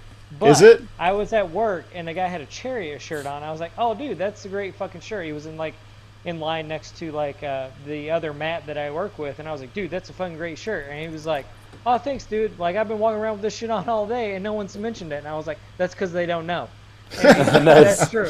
See, I And know. he was like, Right and here. He was like, I was so sad when Chariot broke up. He's like, yeah, have you heard 68? I was like, tell me more, please. Tell me more, please. This isn't even my line. Like, I'm checking out a customer, just like going through the motions, ignoring them, learning about new bands. But it's like, he was like, take the Black Keys and then put them with the Chariot. And I was like, wait, what? And he was like, think about it and then listen to it. And then I thought about it and then I listened to it and I was like, this motherfucker is correct.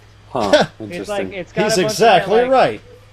yeah, it's fucking like, that's the next record. Just so everyone knows who's following along. Nice. 68. Tight. Shit, sorry, I'm going to look up the album title. They only have one out right now. Do either of you guys listen to Mutoid Man? No, yeah, never I've heard of listened him. to Mutoid Man. It's kind of it's like kind of a super Kurt group, Blues right? in It's it. a yeah, yes. They fucking rule, dude. Mutoid Man is this shit. Anyway, just wanted to add that because you were talking about it. And Talk I didn't amongst even yourselves. I did not even realize that Mutoid Man was the jam. Mutoid Man is my shit. The name of the 68 album is called In Humor and Sadness.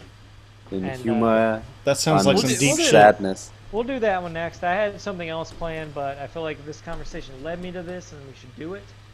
Just to kind of throw back to that Bless the Martyr, Kiss the Child album. God damn, that album's so good. Maddie, Oh my that God, was our that was soundtrack my- for college, dude. man. Me and you. That was our soundtrack. Yeah. I saw Norma Bless- Jean we like could- 20 times live, dude. Yeah, Bless the I ding only dong, saw kiss them the once, butthole. But I didn't know who they were. You know, they won a Grammy for Best Album Art? For Bless the Martyr, Kiss the Child. Yes. It's a scary ass album. That designer's like, yeah. Yeah, basically. But that album is like, to me, the quintessential like hardcore album ever. yeah. And it being Christian as fuck is Yeah. still like, Yeah, it is. just fucking, that dude knows how to fucking make shit rock, dude. Yeah. Like, he knows when a breakdown should happen. He knows when he should sing and when he should. Oh, dude, it's so fucking good. You know, I don't play guitar or anything, but I've heard a lot of people say that, like, it's just the simplest guitar work ever, but their arrangement was so good. Do you guys feel like that's correct? That's like all the best music. Yeah, it's what Yeah, it seems I mean- like. It's your composition and then like your talent, obviously, or your sensibilities, like what he's talking about with the guitar work. Yeah.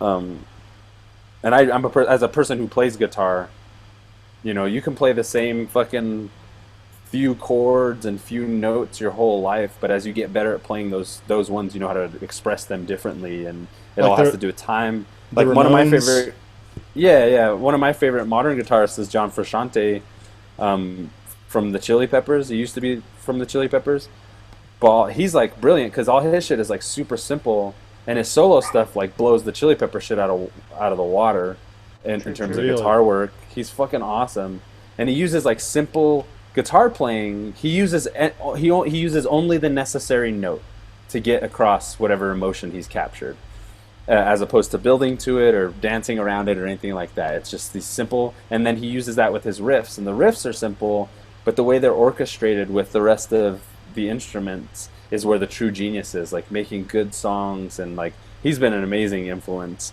on my guitar work, just because like that perspective of you know working shit out in like a true way and like an expressive way. That's all I have to say about that. Indeed, boy. Well, I love playing Get Fiddle, baby. I feel like a good band will make the best guitarist sound great, That's or true. the best drummer sound great, because you have a collective of people working together to make the best, like to make their band sound.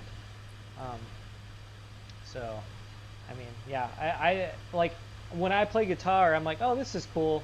I like this thing I made up, and I was like, but it's always missing something because I think I thrive with working with other people and in a band. Because I'm like, oh shit, that drum beat was hot as shit. What if I did this? And then like, but what if we had some bass doing this? Stefan, that's not what I was thinking. Well, I'm trying to help. Yeah. I understand what you're trying to do. That's not the bass. I was being the drum soundtrack. beats were on, but Alright. the bass was just- Okay, never mind. I'll stop. that's a little better. We need to work on that though. Heavy. I went funky where I should have went heavy. Took the wrong That's turn true. at Albuquerque. All the time. Always go heavy. Yes. Yeah, I mean, yeah, I agree. Like, it's just feel like I like collective bands more than I like solo artists a lot of time. John Frusciante He's awesome. being the odd man out of that. He to me just like can compose his own shit and Mhm.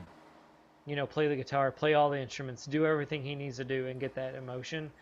But I feel like most other bands need the other people to make them a great band, and I think that's why you like certain bands that you like is because they work so well together. And if you replace a member, it just doesn't have that same cohesiveness, Yeah. Like, I feel like the Chili Peppers are 10 times better when they have Frusciante than Oh, when they so don't. much. Yeah. Even on But, their like, lesser albums, like By the Way or something, like he was really developing. Like he was really showing his flavor with Californication and stuff. They needed him. Then he brought him back from the dead. Anyway. yeah. I thought, By the Way, was a pretty solid record. I love that album. That's probably my favorite Chili Peppers album. Yeah, And I like because that, I and don't like the funky shit. I'm the beat bap doo da like Anthony Kiedis just Yeah. like a dick. I'm just kidding. I also am a fan of Stadium Arcadium. I know a lot of people I like need- it, but yeah. Didn't that come out while we were at SuperHouse? yeah, I just feel like it's a solid like pop rock record, man. You would It play is that good. shit in your Jeep all the time. It's good. Dude, I fucking love that record, man. Yeah. Like, I That- like that. I like By the Way, Californication.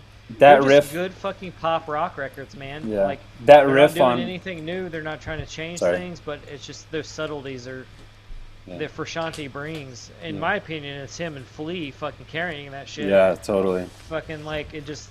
They fucking did it, man, and they made some great fucking pop rock records, and a lot of people hate on those records. But I think as time progresses, people are like, that album was fucking great. And I was like, remember when you said it was shit? And I said it was Yeah, great, and then right. you make fun of me? Fuck Right. you. That riff on Snow, that hey oh, that like Yeah. the majority of that song is kind of bullshit, especially the lyrics. Like Anthony Kiedis, he had some good shit in Californication, and By the Way, I mean he has some good shit throughout. I'm not gonna knock him for Stadium Arcadium either, but the riff was like Frusciante's mic drop. It's like this is the perfect riff for that sound that we've done the last two albums. This is the boiled down, reduced down to its finite defining component. That riff is so perfect to me. I love that on Snow. That I can't do it, sing it, but it's such a good riff, and it plays predominantly throughout the entire song. Like to me, he's just like, here's the last little bit of gold for you, motherfuckers. I'm out. And then Empyrean was such a fucking dope album, dude. It's so fucking good, dude. And then he just continued to release and all this shit. The smaller stuff. Curtains is really my favorite Frusciante album. Curtains is good. But the Will to Death, like all of them, he just started releasing so much shit all at once. Really good. Even the hip hop album he produced, the Black Knights album, they suck, but his production was fucking really interesting. It's really cool. I haven't heard And you haven't? Check No. it out. Yeah, hit that, and then he did an album called recently, or there's a couple of them. That motherfucker's like, what's the word? Prolific? No. Yeah, I was at a Yeah. record store and I saw a newer record by him, and I was like, all right, I'm just gonna pick this up.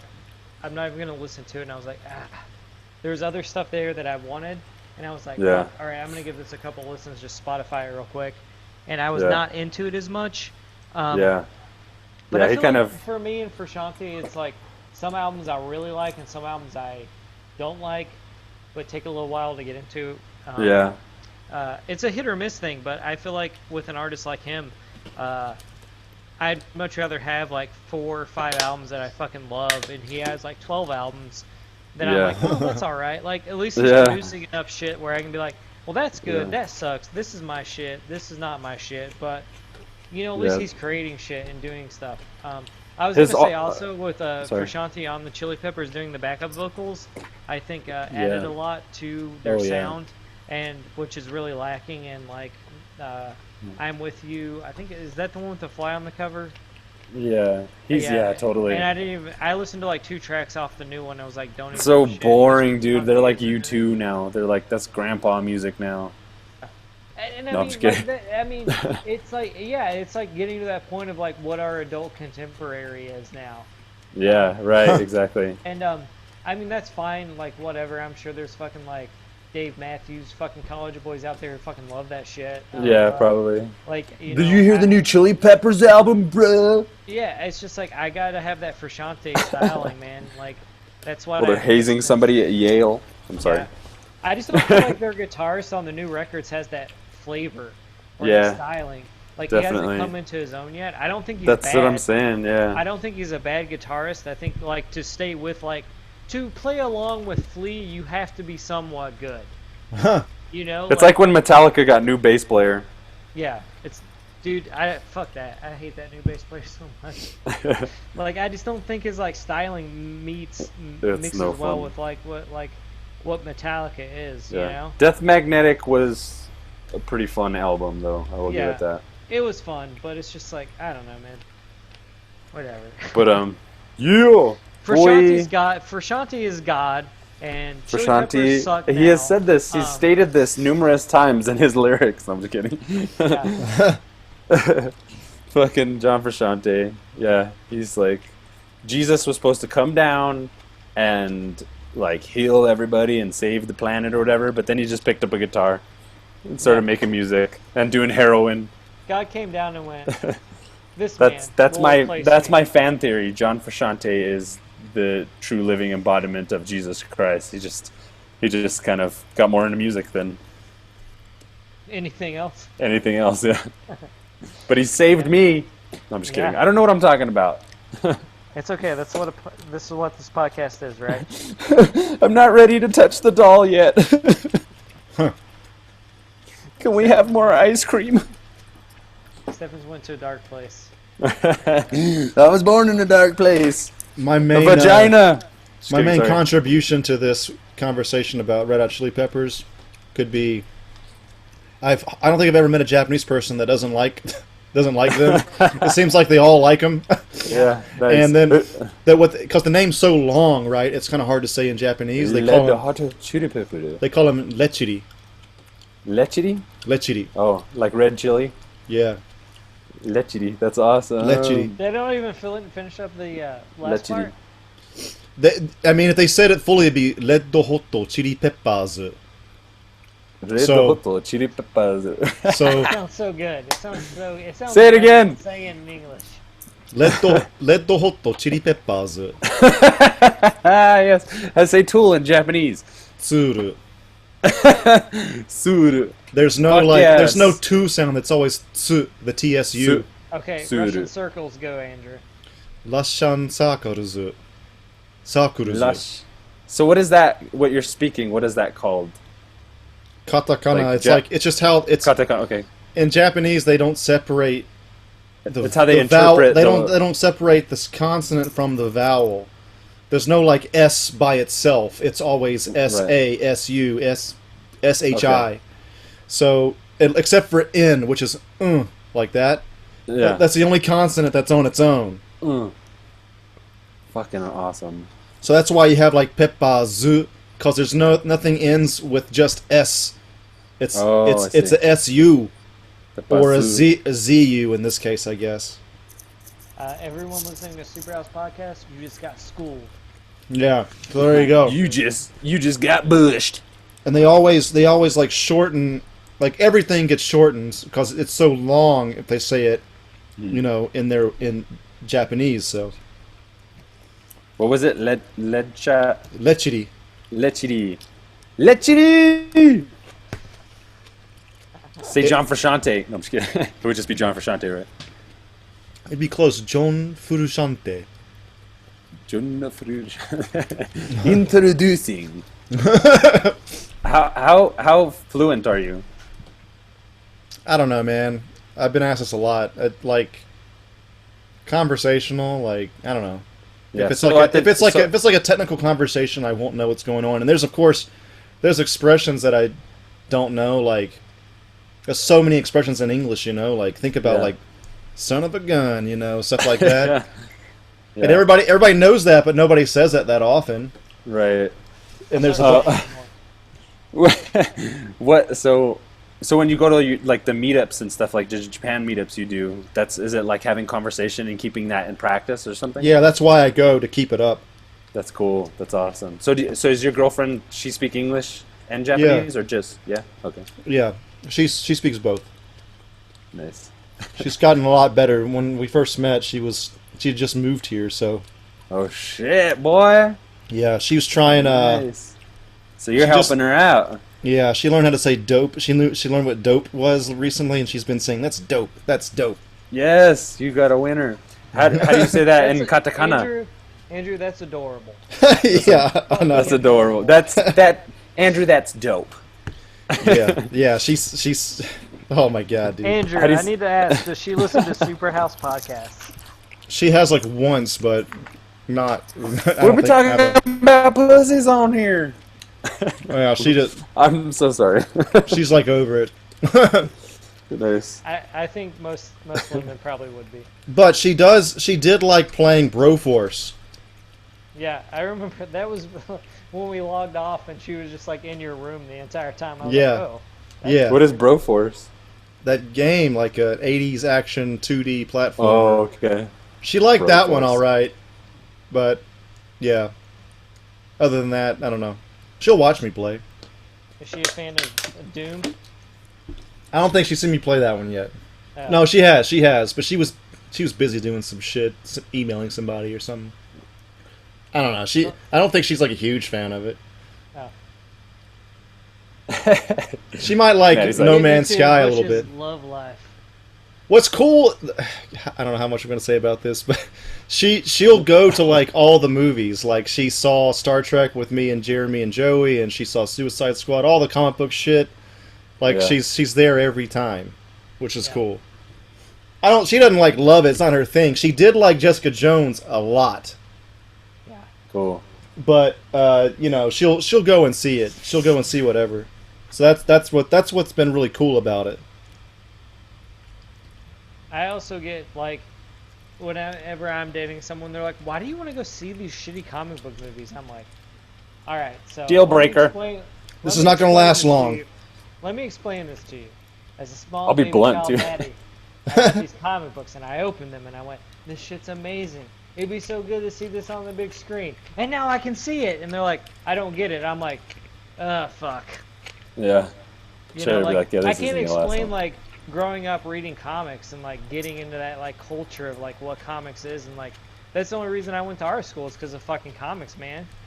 Like anything Yeah. I drew was based off like I drew Batman, I drew Ninja Turtles, like it was either an animated show or fucking comic books.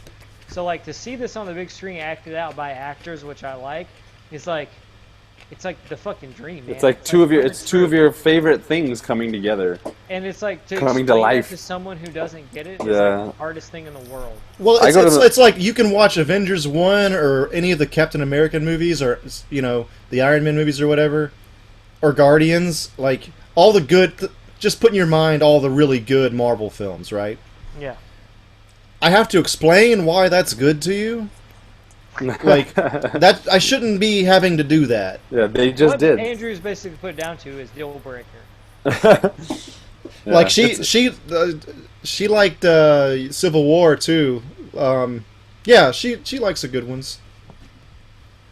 Yeah. Just marry her, Andrew. I go to, Yeah. yeah, I go to the movies What are you alone. waiting for? I took this girl to Ghostbusters because I thought that would be kind of like a cool like movie with the girl, But she was like so bored out of her mind, like writhing around in her seat, like looking at me.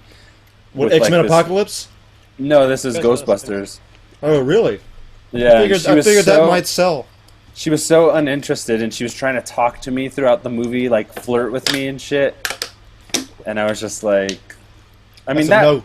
yeah, I was just like, we're at a movie. Like, you can't enjoy the movie. You got to like. She wasn't even being that flirty. She was just being like inconvenienced. Really, like it just Thing was is, not a. Good I have vibe. I have so embedded myself into my own groups.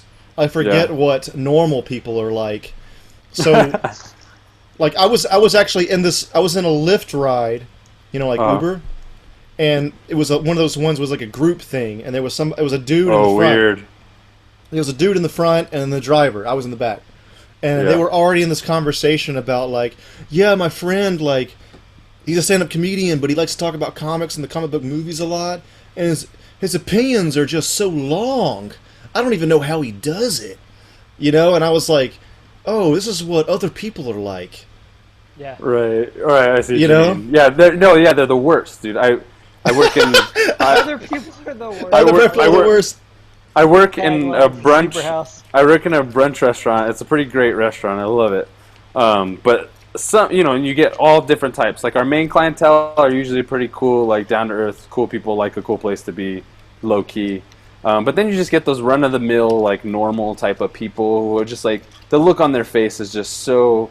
This is kind of like my personal crusade, is to bring awareness to this type of like normalcy, like what Andrew was saying.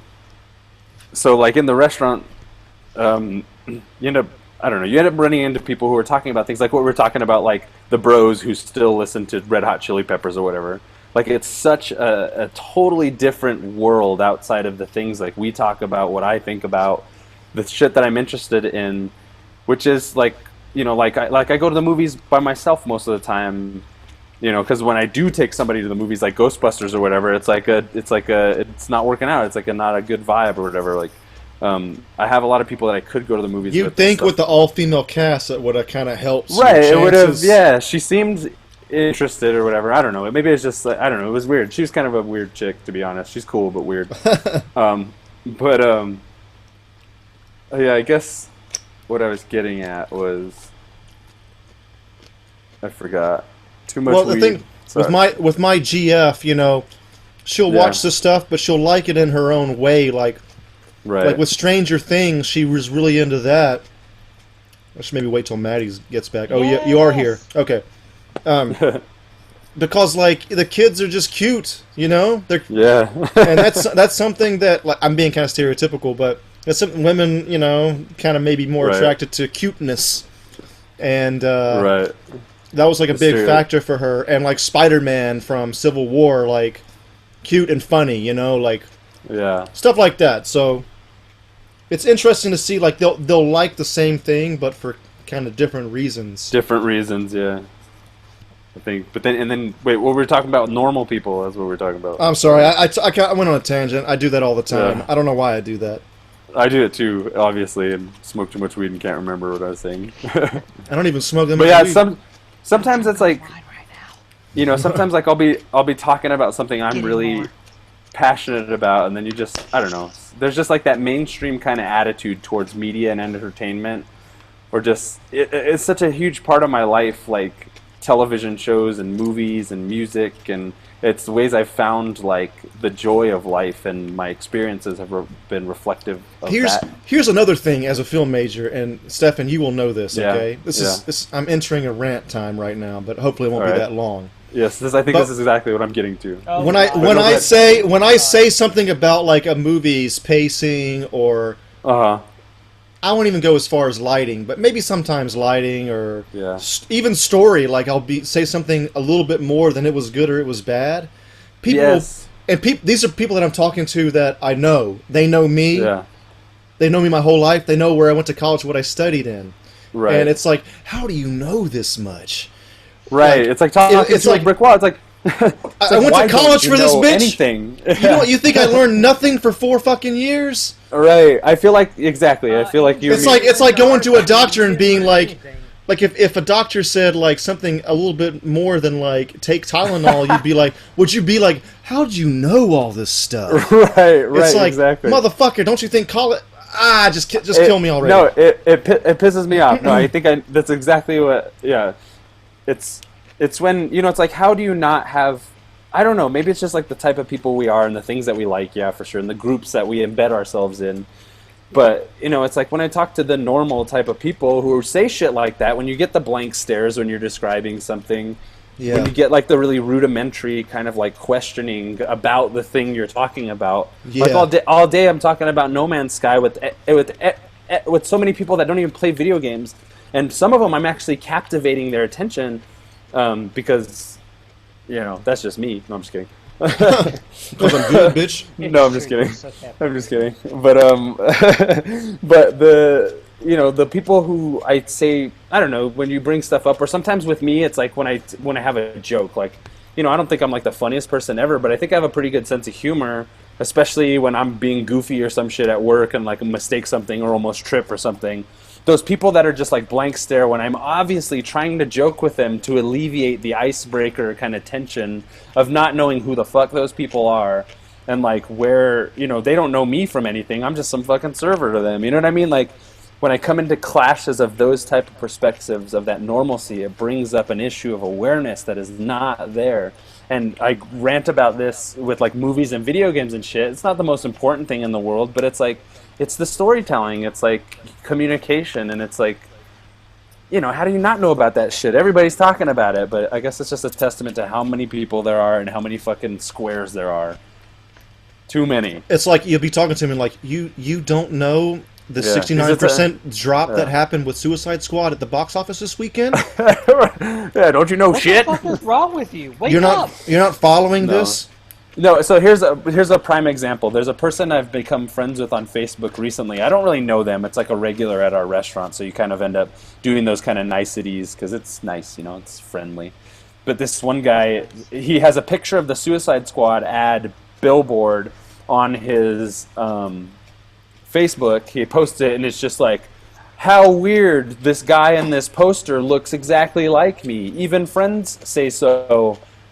For some movie called The Suicide Squad, you know, it reads exact. You know, it sounded in my head exactly that way when I read it, and I'm just like, how the fuck do you not know that this movie is called Suicide Squad, not The Suicide Squad? Like, that's a minor irritation, but it's just, it reflects of that, like, you know, like, how don't you know shit? Like, it doesn't have to be movies, it doesn't have to be music, it doesn't have to be anything, but, like, how do you not know shit about anything? How is that possible for a person? And you going through your life, and, you know, like, I don't know. What sucks too is like it's not a niche art form. It's one of the most spread art forms of all Right. time. Everybody watches movies. Not everybody goes to art galleries. Not everybody subscribes to Yeah. Juxtapose if it's still a fucking Actually, around. You know what I mean? Like everybody watches a movie, so you have like the full spectrum of fans. You know, you have like the super art school motherfuckers like us, and then you have this other one where they maybe go see Finding Dory with their kids once a year. You know what I mean? Like, there's this, and then everybody in between. You know, and I think that's one of the things that like kind of defines movies in a way. Still there? Who, me? Yeah, I agree with you guys. Okay, yeah. It's weird to like I don't know, like in Chicago I have a really good group of friends like that are just really into like B movies and stuff, and it's very strange to just like talk about the movie Chud, and people are like, what are you talking about? And it's like, no, it's motherfucking Chud, yo. Like, what are you talking about? What do you mean? But like I have a friend, he's a good friend, and he was like, hey, what were those like shitty movies you guys were talking about the other day? And I was like, oh, Chud? And he's like, yeah, that one. And I was like, you mean one of the greatest like movies about sewer dwelling beings ever?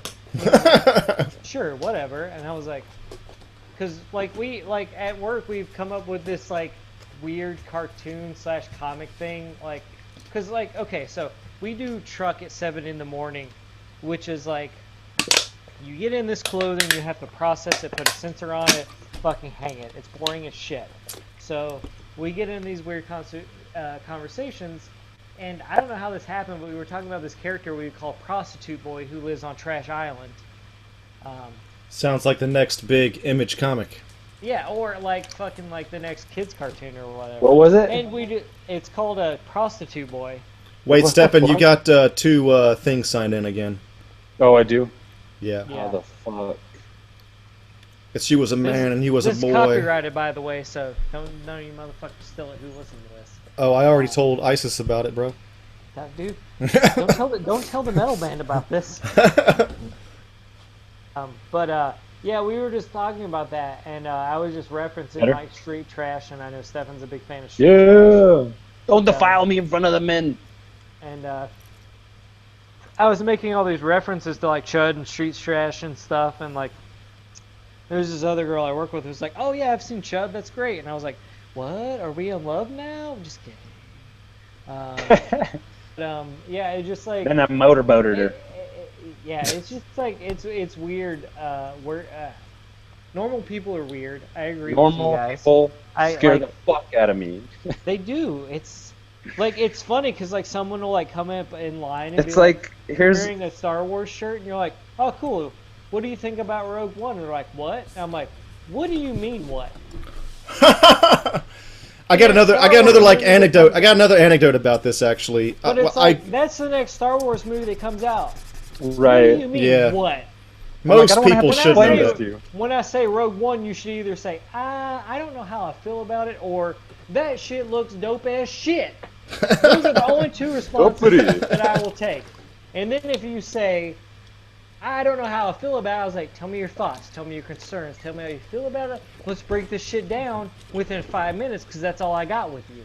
Let's do this right now, because I need to know, and I need to turn you to the side of, go see this movie in the fucking theater, because it is worth your time. You know, like, but it's just, it's weird to just be like, see those people, like, my biggest thing has been, so at H&M we had our, like, we have this, like, wall, it's called Band Tees, and it features a Slayer shirt, which I have, an Iron Maiden shirt, which I have, and a coworker was like, oh, I want to buy one of those Slayer shirts. I was like, oh, that's cool. And I was like, oh, what's your favorite Slayer song? Not trying to be that guy that's like, Stephen, stop stroking your puppet. What's your favorite Slayer song? Not trying to be that guy that like calls people out and be like, oh, you don't know Slayer. And she's like, oh, I just like the shirt. And I was like, wait a second. You rip it off her back. Get Yeah, I the was fuck. like- Here, I was dude. like- Here's okay. Finish your story. Sorry. I was just like, just tell me one Slayer song. That's all I need. If you have one Slayer song that Before you're I like, rip I've that heard shit this- off your back. I've heard this song one time, and it was kind of cool, or I hated it. Either way, that will justify you buying this Slayer shirt. And then she was like, no, I don't know. And then, the next day at work, I was like, all right, we're playing Slayer while we do Truck. While we And fuck. she's like, oh yeah, I've heard this song. I was like, name it. And she's like, isn't this like Raining Blood? I was like, the song is called Raining Blood. But you're close, and I accept your I accept this. preemptively accept your apology. I accept this. But it's like, it's weird because it's like all this stuff is like, we have this section for women called Divided Great. There's a Danzig shirt in there, like the whole like demon skull with the horns and it says Danzig above it. Great shirt, great design, everything. And I was like, oh, she was like, oh, do you have this in a small? I was like, oh, I think we only have a medium right now. And she was like, oh, okay. And I was like, oh, are you excited for the Misfits to get back together? And she goes, what? And I was like, fuck you, get out of my face. Yeah, yep. That's the normals. Apparently, Normals like creeping That's in. the normal people. younger millennials and shit that are wearing Ramones shirts and Rolling Stone shirts, and they don't know Andrew. who the fuck they are. Andrew, I need you to pause for 2 seconds. We have a baby section at work. Babies! There's a Ramones shirt and a Metallica Yep. shirt. Ugh. No. Ugh. Makes me The only sick way to my baby stomach. will ever wear a Metallica shirt is if that Is if baby they- is listening to Metallica. I don't know, man. You gotta start them young and shit. You know what I'm saying? That's what I'm saying. Like, listen, but if you have That's a steady fucked up. night of Metallica and Ramones, yes, I agree with you. But when I go, oh, do you let your children listen to Metallica? And they go, oh, no? I go, why the fuck you buying that shirt? Rip it off your back. I just, Crazy, I man, just crazy. rip it off the babies. I rip it off those babies, and they start crying and shit. I was like, Drop "Get your the baby fucking in the crying baby trash." out of my store. I That's a get trash really- baby now. That's not- my not- trash baby. Not to sound intolerant, but I get really like weirded out when at my job, like when people, like groups, like families, like pray really quick. Or maybe Oh, not dude, even. that's weird. Yeah, I'm just like I have no, I don't care. Like I have no opinion on one way or the other. But I kind of feel like I just walked in all of you naked right now. You know, like they're sharing this intimate spiritual moment over, you know, their 2 eggs and bacon. Stefan, I gotta tell you, that's just a hell of a segue, man. I'm sorry. I go on crazy tangents too, but that one's you went. I'm just off talking. the- I'm just talking in terms of like He's the talking about normalcy. the fucking you know, norm, the, man. the normals, man. You know, those it's just normies. like nothing creeps me out more, and not to sound too intolerant, but nothing creeps me out more than Christians praying over their breakfast at brunch, man. It's like, we're out in public, yo. Like, I'd rather see a woman breastfeeding than see people pray in public. It just gives me the willies. You just want to see titties, bro. I want to see some tits. Free the boob. Stephen, I Anyway. agree with you. It's like I've been normals, like at a man. restaurant sitting next to those people, and it's like, why? I'm just like, maybe that makes me a hipster, elitist fuck or something like that. I don't think it does, but I don't think it does either, but that's okay. normals, man. Some things, it just doesn't sit right with me, just like that prescribed way of life. You On gotta this- go to... On this topic, have you guys ever been to somebody's house and they're putting on Netflix and they're kind of looking around for movies and they finally choose one, but it really feels like they choose it just because of the picture, and they might have read it, but it's like they maybe they know the main actor, but like that's it. They don't know jack shit about anything else.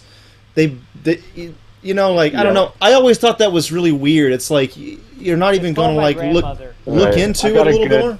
I got a good to go along with what you're saying. There was a time when I had a bunch of roommates at like a party house, and we would all like watch movies together in the day, like being lazy and shit. And somebody each time would get to pick the movie. And I had one friend of mine, he's cool, he's kind of a scumbag, but like the movies he would pick would always be like the most obvious, like the obvious dumbest thing on there. There was a movie on Netflix for a while about like squirrel zombies or something. Squirrels. Zombievers, yes. Yes. There was this movie, and everything about that movie just made me so mad. It's like, I get like it's trying to be stupid or trying to be so fucked up. But my friend who picked the movie, like, it was like easily could have been my pick or somebody else's who has a better, we could have enjoyed that afternoon rather than like forcibly sit through this dumb shit just so this one guy could crack wise at it. And like, it just wasn't funny. And the one thing that got me about that movie, just to kind of maybe try and round out what the point I'm trying to make, is that there's a point in this movie where it's like a teenager's cabin in the woods or whatever, and all these zombievers start coming to attack the kids on the little floaty raft on the lake thing, the deck or whatever. Yeah. And there's a dog on there with them, like a little terrier or whatever. And one of the characters, they're all douchey, normal dude bros and Kelseys and Brandys and shit, you know what I mean? Like, they're all that fucking normal, middle of the road kind of personality. But the one character decides the way that we're gonna save all of us is to grab the cute little dog and give it to the fucking beavers and make our escape. The beavers are surrounding them, and the dog could have easily gone with or fended off for himself, possibly swam away or something, but the guy throws the dog in, and then later on they're like, oh my god, you killed Fido or whatever, and he's like, if I'm gonna choose between me or my friends and the dog, or if I'm going to choose between the lives of me and my friends or a dog, I'm choosing the lives of my friends. And there's like a totally unnecessary sacrifice. And it just spoke to like this sheer stupidity that made this movie. The characters that were in it are reflected that. And the fucking person who picked it was just like, I don't know, I'm trying to speak to what you were saying, Andrew, about like just picking something just because it looks like it'll be fun or cool. It's like when I look like, for stuff on for Netflix or something. Yeah. And look, this isn't all the time. I mean, Yeah. I probably do the same shit sometimes, to be honest with you. But Yeah. but a lot of times I'll be like top things for this, or I'll do a little bit of research, like best documentaries on Netflix right now, There's a certain level of, sorry, just to finish, there's a certain level of quality I think you can find in those images on the Netflix images. Like, in the sci-fi section when you've gone too fucking far, like all these random ass low budget movies are popping up. You know what I mean? It's just like, there's like a certain level of quality, and maybe that makes me again like a snob or something like that. But Zombievers is definitely under that fucking. But Zombievers is like this category that in the same category that Sharknado is in. It's obviously a joke. Well, it's stupid. I would watch Sharknado 100 times over Zombievers. Like, it's obviously it's obviously like a drug front or something for some like rich Hollywood kid. You know what I mean? Like some kind of tax write-off or something. Maybe not even that, but it's just some dumb fucking movie. And there's a ton of dumb fucking movies. And I guess speaking to what you were saying, like anytime I see somebody do that, I'm like, oh no, don't pick that, don't pick that, don't pick that, don't. We're watching Zombievers again.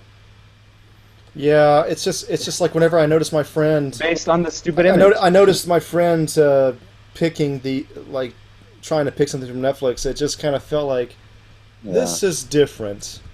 Peering into somebody else's Netflix or Facebook or something is just a strange thing. I feel like there's there's a certain level of intimacy you're being invited into, or unwittingly maybe even, that is seen. Like when I see other people's pics on their Netflix, I'm like, nah, I don't know, I don't like this person as much anymore, or yeah. Or it's like if somebody's got really good taste, I'm like, oh my god, there's so much shit we could watch. This is awesome. You know, there's certain types of people, there's certain types of profiles that make Netflix really worth watching sometimes, and then there's just those ones where you're just like, you're watching all of this fucking bullshit one after another. You know what I mean? Like there's so much good quality programming, but it's not coming up in your feed because you don't watch anything of any quality, just like the lowest. That's where I get really fucking snooty. End rant. Yeah, I feel snooty, but no, it's Fuck just, it, I don't know. whatever. I'm not sitting through no dumbass shit. If I know it's gonna be dumb just based off of just off of the poster art or whatever, like just spare yourself. Why do you gotta sit there just because it's so stupid it's gonna be funny? It's like, no, it's just bad. It's really bad. Most of the time with those kind of picks. Yeah, I recently, the last time I was in Chicago, some friends were like, oh, we're having a movie night and we're watching Birdemic. And I was like, okay, this will be fun. And then I sat there and I was like, we couldn't have thought of anything better to watch. Yeah, let's watch fucking Total Recall or something. Yeah, like, yeah, but Why do honestly, people do that? like, I for hate real, those like, types of personalities. Total Recall is like campy good. Like, I Yeah. like Total Recall. But like, Birdemic is just so fucking bad. And then they're like double feature, and I was like, well, I'm here and I haven't been in Chicago for a while, so okay, let's do that. I watched the second one and I went, ooh, Lord. I'll tell you something. Like we've been talking for almost 4 hours. We should probably Oh my god. we should probably end it soon. But like kind of another tangent thing here though is when people have what they call the soap opera effect on their TVs. Yes, people don't get this. Yeah, it's like when what happens technically is these TVs now, the refresh rate is so good it'll fuck with the frame rate, so it makes it look like 30 frames a second. And if you get to a point where you're talking about frame rate to like what you guys are calling a normie, normal person, like you're not gonna get anywhere. And I've had people say like, well, it's smoother and it looks better, and it's like. Or some people didn't notice it at all, and it drives me fucking off the fucking wall. It's like, this looks fucking terrible. I actually changed it without my friend knowing it at his house, and then months later I went by and I asked him, like, did you notice it? I wanted to see if he noticed it at all. I waited a bit too long, but he said, yeah, I noticed it and I changed it back. It didn't look as good. It's just like... People think that's what HD means, is that soap opera look. You know what I mean? And I had every time I watch a movie, or recently I was at a friend's house watching a movie. Every time I watch a movie with them, I gotta fucking change that shit. I'm like, I'm not sitting 2 hours through this fucking, fast forward through this movie, or whatever it is that's going on, the frame rate and all that shit. Try to explain it, but usually change it. But they were just like, no, man, that's the HD, that high def. I love it. They think you're turning high def on or off. You know what I mean? You say, it's like, fuck HD if that's what it is. I need 24 frames a second. Yeah, you need the frame rate at which they shot it at, and most digital films are shot at the same frame rate as well. And it's the resolution is different, blah blah blah. But yeah, it's the association. Bonkers, it just looks it looks kind of cheap. It speaks to that lack of awareness I was saying that is otherwise dubbed the normalcy. It's like the lack of. Like, you should know your equipment. I had a Batman night at one of my friend's houses, and he had his TV like that. And I said, we need to change it, man. I'm sorry. And it was at his house, his fucking TV. And he was like, really, bro? Really? And I was like, look, I'm sorry, but yes. Yes, I hell will yes. not. I will not watch this I'll sit fucking there- movie. I'll Andrew sit there Bush and can only have- put up with so much shit. Yeah, It I'll was sit also there and fucking. It was the Nolan Batman trilogy. We were gonna binge it that whole night, Yeah. and I was like, "Look, dude, No this way. is not gonna happen." In LA, that's not like a fucking. You can't get a ticket for that dumb shit. You should be able to. Yeah, that's fucking horrible. It's so widespread too. I hate watching movies with other people. Period. But I hate watching it at other people's houses. I'm like, this is not my world. This is not my, my settings and shit like that. And maybe that makes me curmudgeon. I don't know what that makes me, but fuck that shit. Because I get to people's houses and I'm like, we're sitting here. This movie is like completely ruined. Watching Avatar on that shit will give you a fucking migraine. Yeah, I cannot stand that.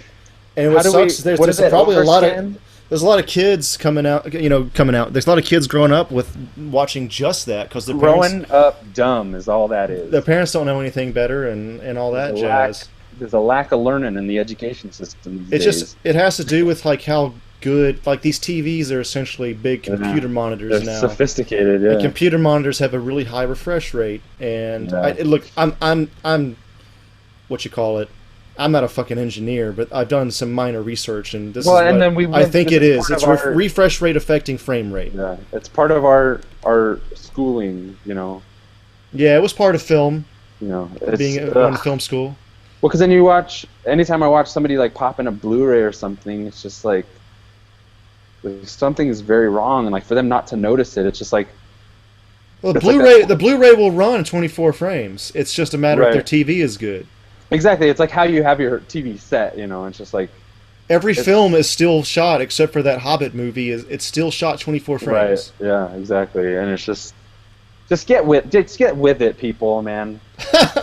When you buy a fucking TV, when you buy any appliance, my grandpa and my dad always said this. When you get an appliance or something, like read the book, read the fucking book, know what Yeah. you have in your hands, because you're just sitting there like an oaf, like having this radiation beamed into your head at a lesser quality that it was intended to.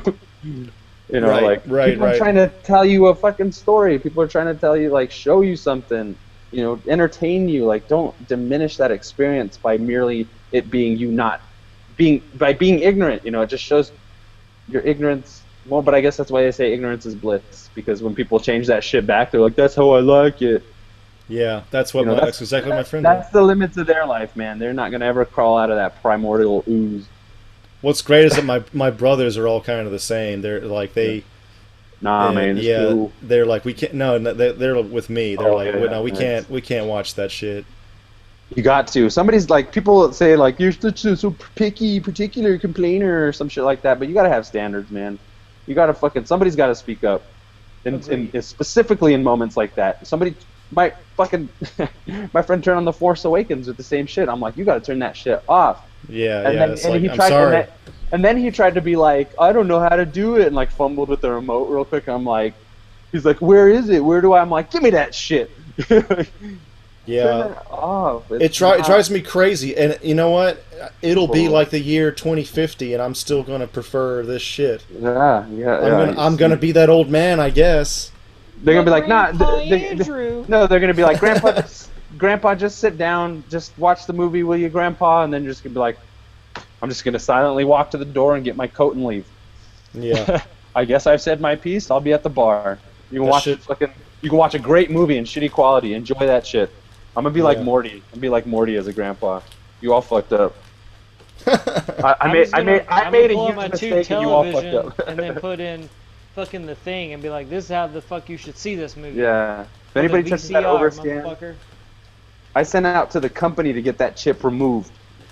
That particular piece of software is not written in my TV. No, I'm just kidding. You know, it's But- interesting you talk about the VCR, like with the retro gaming community that's booming on the internet these days.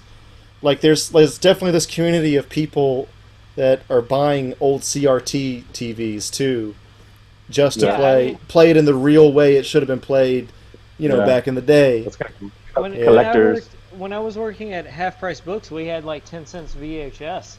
So I picked up a lot of shit I'd never seen before, like other cuts of like horror films that like don't exist on Blu-ray. And it's fucking great, man. I mean, the quality Totally. is fucking shitty as fuck, but it's weird because like I grew up like everyone talking here grew up with like watching something on a VCR, you know, Yeah. and it's it's shitty. It's comparative to Blu-ray. What like the best technology is today, it's shitty, but it's like fuck, man. Like this is my childhood. Like this is how I Yeah. grew up It's watching Aliens. nostalgic. This is how I grew up watching Still, The Thing, yeah. Predator. In this way, like a lot of times, some of my favorite movies I would catch Saturday afternoon on TV and shit. You got to watch these like, what do they call them? Scanned and panned versions of Oh, Scan and Pan movies. stuff's terrible, man. But Yeah, I saw like saw a lot of movies like that. yeah, Well, and it's like didn't know it's like the same issue. one of my Like favorite stories to tell is like people are like one thing I run into with like younger people is like The Exorcist is not scary. Now it was oh like yeah, the first time I saw it was yeah, lightning crashes in the background, thunderstorm going on, TNT is showing it late at night, parents asleep. I sneak out because me and my sister were in the upstairs bedroom and we had like a floor model TV like in our little TV area, and I snuck out, turned the volume way down, and watched The Exorcist for the first time. Scary as a yes. motherfucker. If you're Oh, watching yeah. it with 6 other people, that shit ain't scary because everyone's joking Yeah. about it. But when you The watch younger- that by yourself in a fucking thunderstorm, that shit's scary as a motherfucker. So The reason to is me, the- Exorcist is this one of my top sorry. favorite horror films.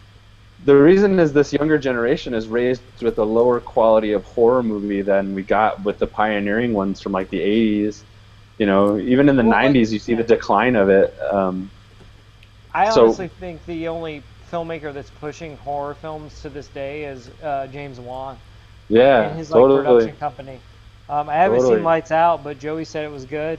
And Yeah. I think like indie horror films are also pushing Yeah, the genre. that's the further. best. Yeah. So, but like But- I'm in but you total have, like, agreement. You have like a whole generation raised on like, Saw and the Hostel movies and stuff like that. So I think I had this discussion with somebody too. They were like saying The Shining wasn't scary, and I was just Did like, you punch him in the face or slap him? it was a girl I was dating, but I was like, "You're dumb." I think I told her you're stupid. I shouldn't say things like that, but I think I did. You dumped her, right? Yeah, I dumped her eventually. How long but- did you stay with her? We were together for maybe 6 months, 9 months, maybe. Stefan, I thought. Too long. She was another one of these people. I thought I knew you. No, this all comes back full circle because one time we were driving, and I was like, I saw a car. I was like, hey, cool, like Nissan 350Z. Those are fucking cool. They're kind of fast and blah blah blah. And she was just like, why? Like she said it with contempt. Like, why would you know that? And I'm just like, because I'm not a fucking moron, like. Because I run, I got into a whole rant. Like, I know the world around me. I pay attention to things. Not everything. I know I'm a dunce sometimes, but like there's shit happening all around you all the time. Wait, what'd you know that she didn't know? About like this car, right? And it's just the car, and it wasn't even. It was a Nissan 350Z. I'm not even into cars. I was just like, I recognized it because it's a popular car, and I was like, oh, those are cool. And just the way that she said that, like, why do you know that? And then in a flash in my head, I just like reread all the books I've ever read. I rewatched all the movies I've ever read. I reread all the magazines I ever read. Like, all the exposure I've had to anything flashed through my head in that moment. And that contemptuous voice that she said that, I was just like, fuck you. Like, why? Dude, I had this conversation. I was Yeah. dating this girl like 3, 4, hell, maybe 5 years ago at this Yeah. point. I can't stand And that. we were walking past this car that was parked, and it was a car that it was very obvious it had like black hubcaps, Yeah. and it was a black car, so it didn't look too shitty. But I mentioned something about that, and she said, "Oh, guys just notice everything about cars." And it was like, Yeah. I'm not a car guy either. I'm obviously Yeah, not a car guy. Like, Well, it's just a very obvious thing. yeah. Andrew, And it's not for really someone to say that to you, Yeah, right. honestly, they don't know you. yeah, Like if yeah. we were walking together and you said that, I'd be like, I'd look at you and go, "Who the fuck are you? Who the fuck took over your body? What alien abduction happened in 2 seconds that we've been walking together?" It was black on black like the Batmobile, man. And I don't think it's like anything that has to do with like sexuality or like girls know this thing or guys know this or whatever. but it's like, there's like cultural and social structure that plays into like what girls should be interested in, what boys should be interested in, all that bullshit. But there's a fine line where it's just like you're like, what is it that you're thinking about throughout the day, that has captured your waking thought so much. I don't know. It's the personalities that I don't really get along with that are more like. This is gonna sound horrible, but like more into like, like a lot of social human interaction and a lot of like going out and doing things just for sake of going out and doing things. Like I like to go out and do things, but I would prefer to be in my little laboratory, like reading, researching, learning, watching movies, being entertained, being stimulated by my imagination, being inspired and creating, you know what I mean? Like that to me is like a fruitful life. But then I clash with personalities that just think that's all that shit is just me sitting inside too much and have too much free time, But I don't think that perspective is really true from their end. I think it's just an illusion. That's what I see. But I feel like their life is actually truly like more boring because, anybody could go out and travel and, well, anybody could go out and like be social all the time and do shit and have things to go to and events and social engagements and shit like that. But it's like it's really that substance of like, what are you doing when you're not surrounded by people and you're just with yourself and you can like take things in. For me, it's always been like put good things in, good things come out. So when people just have like no idea about shit, or I get that sense from them, I'm just like, what the fuck happened to you? Like, what is capturing your attention so much that you're not, embracing some of the finer things in life, literature and movies and, comic books. No, I totally agree. It bugs me when people like aren't I watching hate that. the finer things, or like, I mean, it's not even the finer things. It's like, aren't it going out and like reading a book or something every now and again, or I don't know, man. It's just like there's Just so stimulating your mind really is what it is. like, Like I feel like just you're bugs me mentally that it's like unstimulated, but you think you are, And like it bugs me when like That's people are judgmental. just like consistently like work is all that matters. Right. And it's like, Or are you balancing kidding that me? out Like, with their when social. you leave this world, like if there is any consciousness after this point, like will you look back and be like, I just did nothing but work and care about this one job. Right.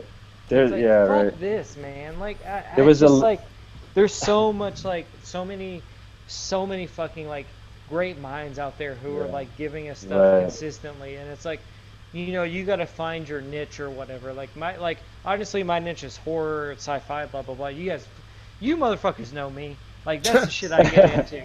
Creatures, Like, creatures. I want to read all that stuff I can, and like I thrive on that. I love that shit. Like I want to listen to all the music I like and like take it all Right. in, It's have a all these journey, experiences, and like what you're saying is like I have my own experiences, but I also want to go out and have personal experiences too. Right. But it's Yeah. it's harder. It's a to do balance now. of the two. It's a nurturing of those things and a richness.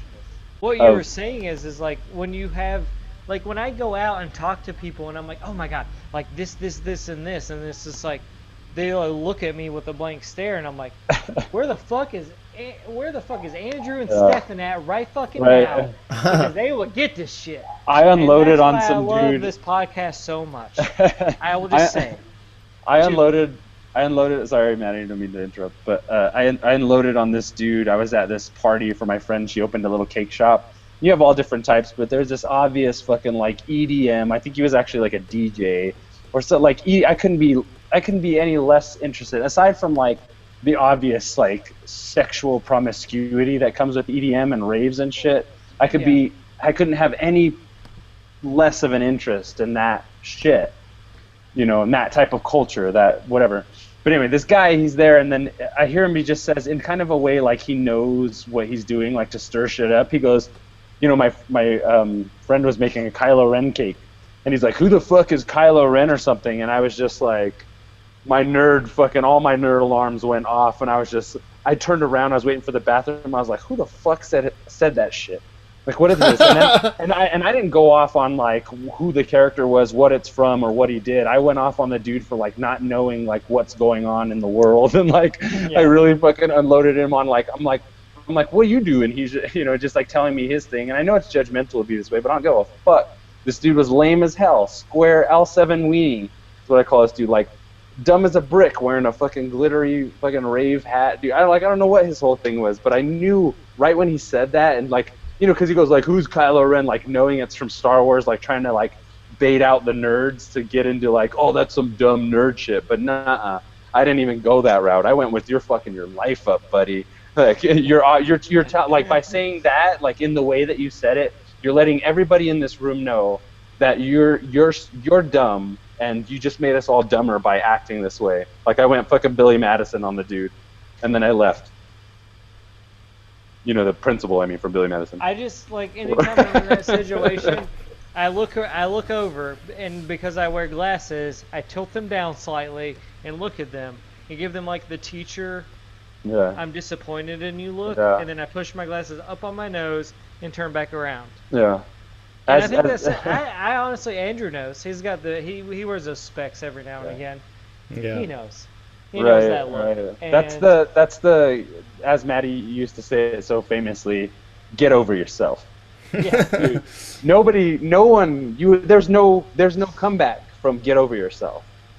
That's like Dude, it's true, though. to It's the true. throat, and Yeah. it's just like you gotta school motherfuckers these days, man, because people walk around with this idea that that the prescribed world in front of them, like of politics and world events and nightly news and corporate news and fucking just the run-of-the-mill shit that everybody knows is there. If that's what that's the whole track of your life without any deviation into like style, flavor, or like interests, hobbies, like do something, motherfucker. Like don't just break your back your whole life so you could have a big bank account and die in a hospital. I just want to say this.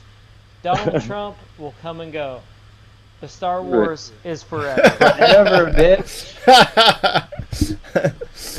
Yeah. Kylo Ren will forever be known. Donald Trump, like when it's fucking like 2040 and we're like, or 2050 and we're fucking gone, people will remember fucking Star Wars. And Yes.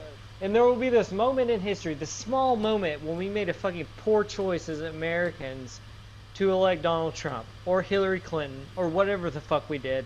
But people will always fucking remember the great Star Wars. They will fucking remember that shit for what it is. Because who knows?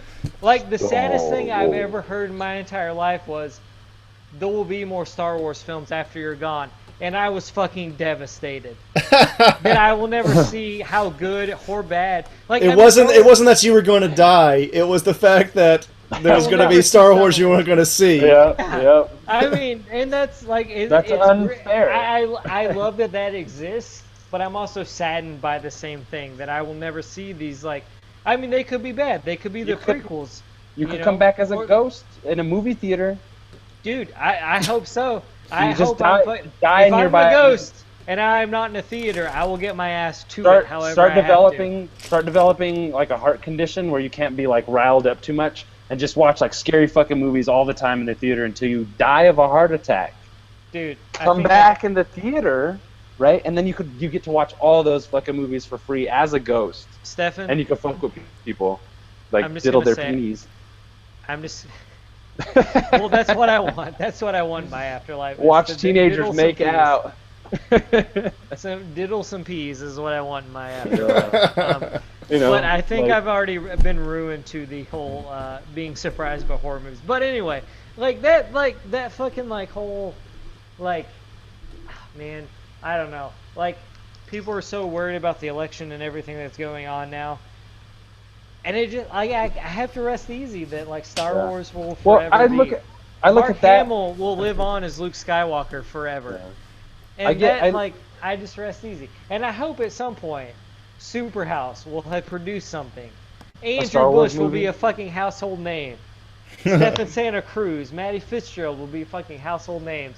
And it will live on in this. Maybe if we make one fucking bad B fucking horror movie, people will be like, that was the shit. Those motherfuckers in fucking 2017 fucking made that shit, and it was fucking dope as hell. And then they fucking spent all their money on drugs, and Maddie overdosed, and some fucking in a movie theater in the face, and then he shot you know, like, I don't know. Fuck it, man. Like, I don't The know. one That's what thing I want. I don't want to be super famous. I just want to be known for like one thing. when I You know? see when I see those people, I see how like enthralled people get by all these like political things, the elections, and all these like buzzworthy news items and tidbits. Star to, Wars like, is forever. right. But when I see all that shit, and then people like look at me when I'm talking about No Man's Sky or video games or movies or some shit, and they're acting like what I'm talking about is fake. I look at them and I'm like, what you're talking about is fucking fake. You know what I mean? No Man's Sky will go on in infamy. Right. Like, It's but like current infinite election, like what replayability. we're talking, like this, like the current election will be talked about in class. Well, I just mean like, how do you get wrapped up in such like obviously like fictional shit when the shit that is intentionally fictional speaks truer to like the human condition than like the shit we're going through with our politicians, our news, and all that manufactured bullshit. Anarchy! Oh my God. United down. States of Anarchy! No, You crazy man. You crazy man. that's goddamn right. I got some shit to say about this. Star Wars will live forever, Tiny Rick! Twilix my dicks. Yeah, Twi'leks my dicks. Is that Let me the see them SuperHouse? space titties. Is that the SuperHouse podcast tagline? Because I think it needs to be. Twi'leks my dicks.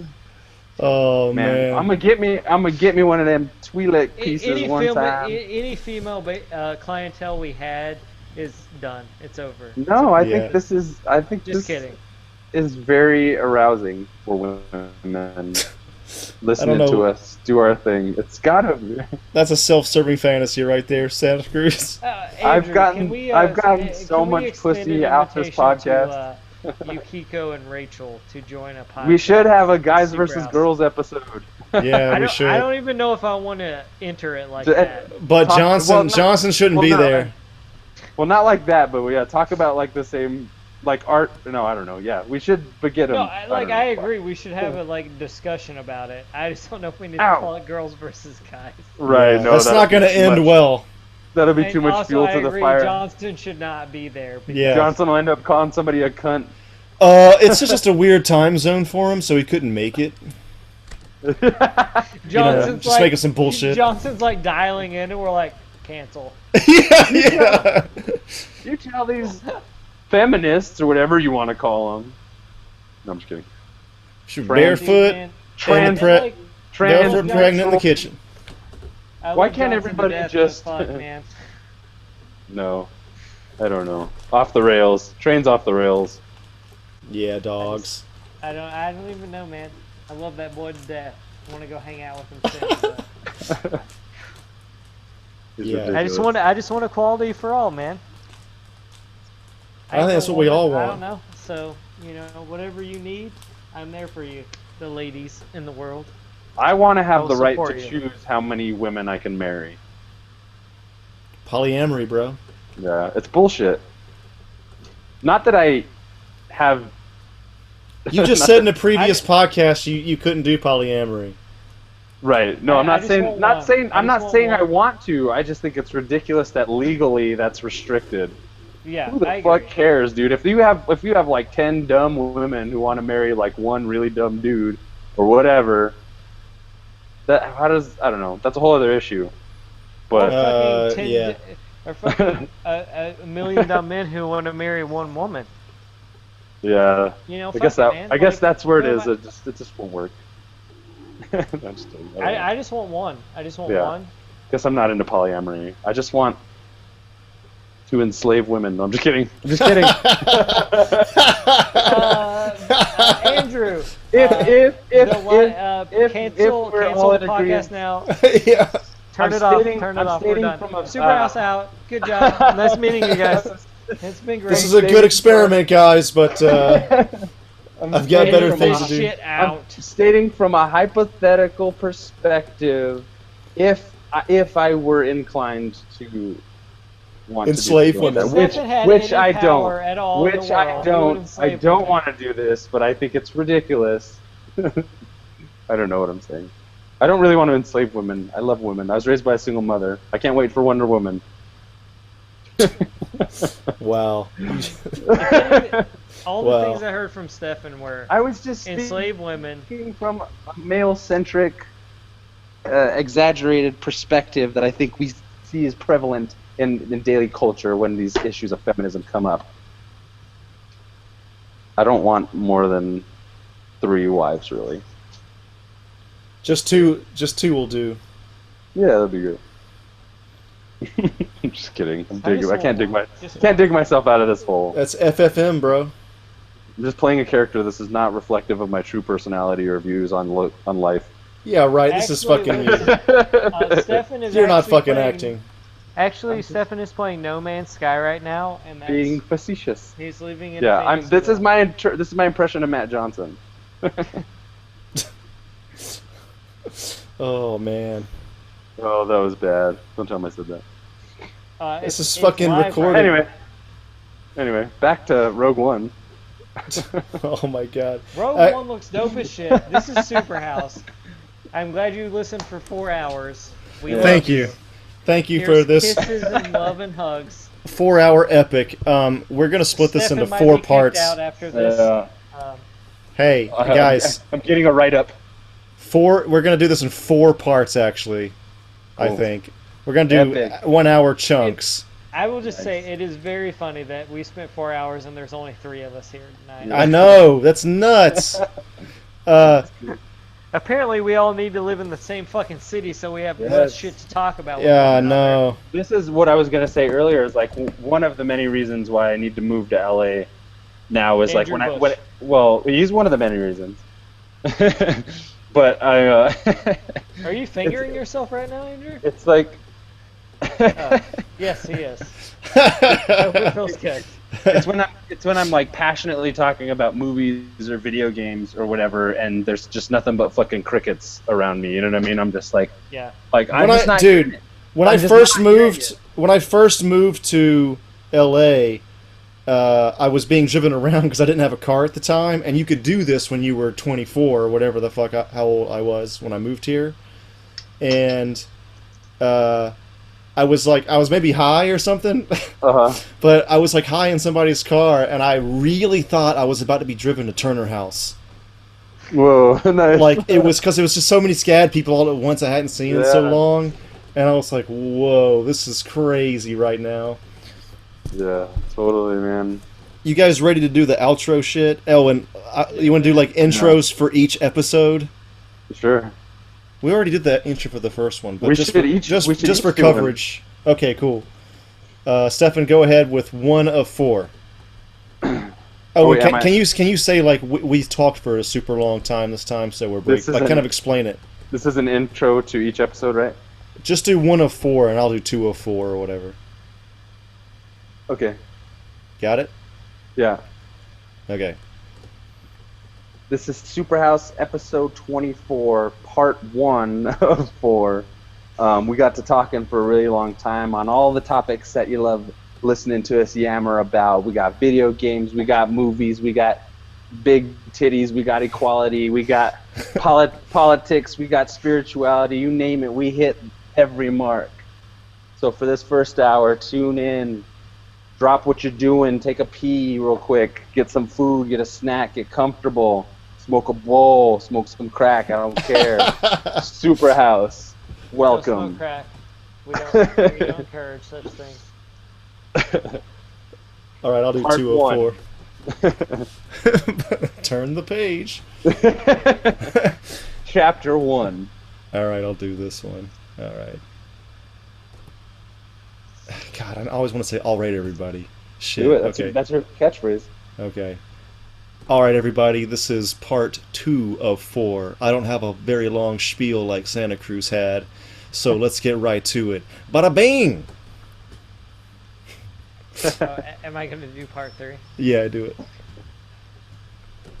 Hello, everyone that follows us.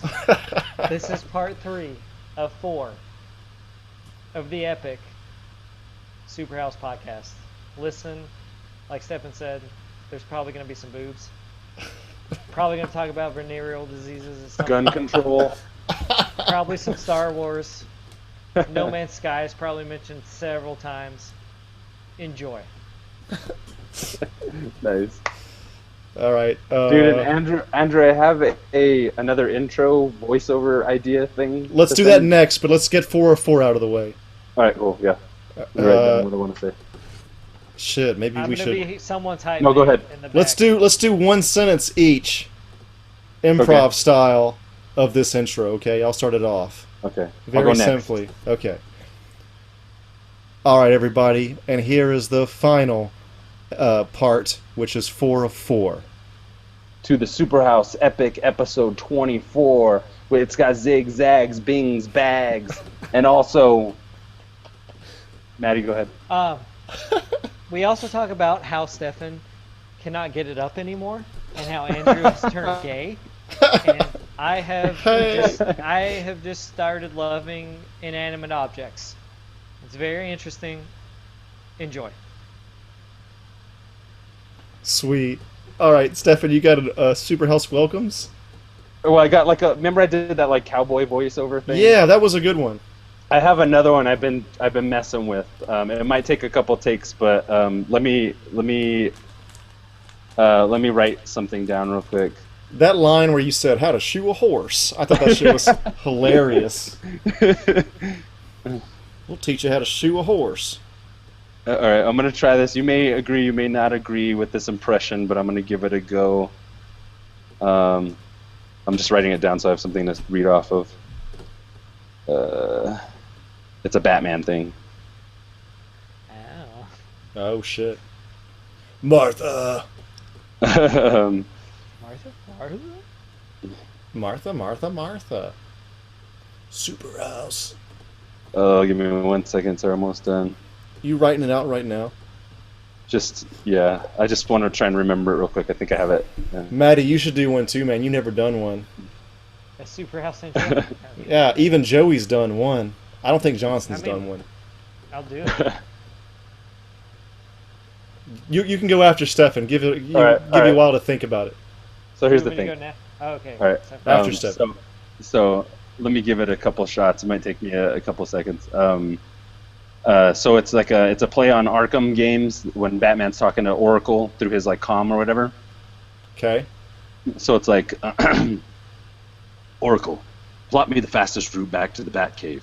Oh wait, Oracle, plot me. Hold on, give me a second. Oracle, plot me the fastest route back to the Batcave so I can listen to the newest SuperHouse podcast episode. And then it's like, but Two-Face is holding Gotham City for ransom. What are you gonna do? And then he's like, sorry. Ah, fuck, I fucked it all up. Maybe I'll just record it when I'm not doing this, and then I'll send it to you. Wait, should we do that voice of the other line? Sure, if you want to. It's like so it's basically it's Oracle, plot me the fastest route back to the Batcave so I can listen to the newest SuperHouse podcast episode.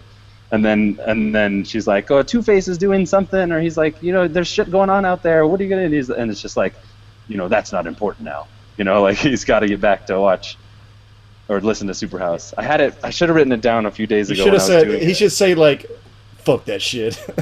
Yeah, fuck. And then the music comes in. Because I was thinking in Arkham in the games he's always so like none of that matters now. We need to do this, Yeah. So let me think of it again. Just for shits, I'm gonna go again. Route back to the Batcave. We need to download the newest episode of the SuperHouse podcast. But Two-Face is attacking Gotham City. None of that matters now. I hear we're gonna listen. None of that matters now. I hear there's gonna be some titties. Brilliant! Something like that. I meant to record it earlier, but I mean, if you think that's funny, then I'm Something down. like that. That was it. Yeah. Yes, nice. Something Do you like like that. my Kevin Conroy? Yeah, that's pretty Your good. Kevin Conroy was fucking on, dude. Haha! Yes. Oracle. Show me them big titties. Oracle, let me eat that booty. Robin, I've been eating ass since before it was cool. Dang. This is fucking gold. Gold is happening right now. Slide down the bat pole. Commissioner, I think the strategy you're looking for is 1 in the pink, 2 in the stink. Sorry. Now I'm in the groove. I like to shine the bat signal on her ass. on her tay-tays. Maddie, you got one? It's not as good as that. I'm just gonna do a. Doesn't matter. Mine are usually like just welcome to Superhouse in a goofy voice. Okay, are you ready? Okay. Wait, what? A SuperHouse podcast is happening. Yes, please. Now.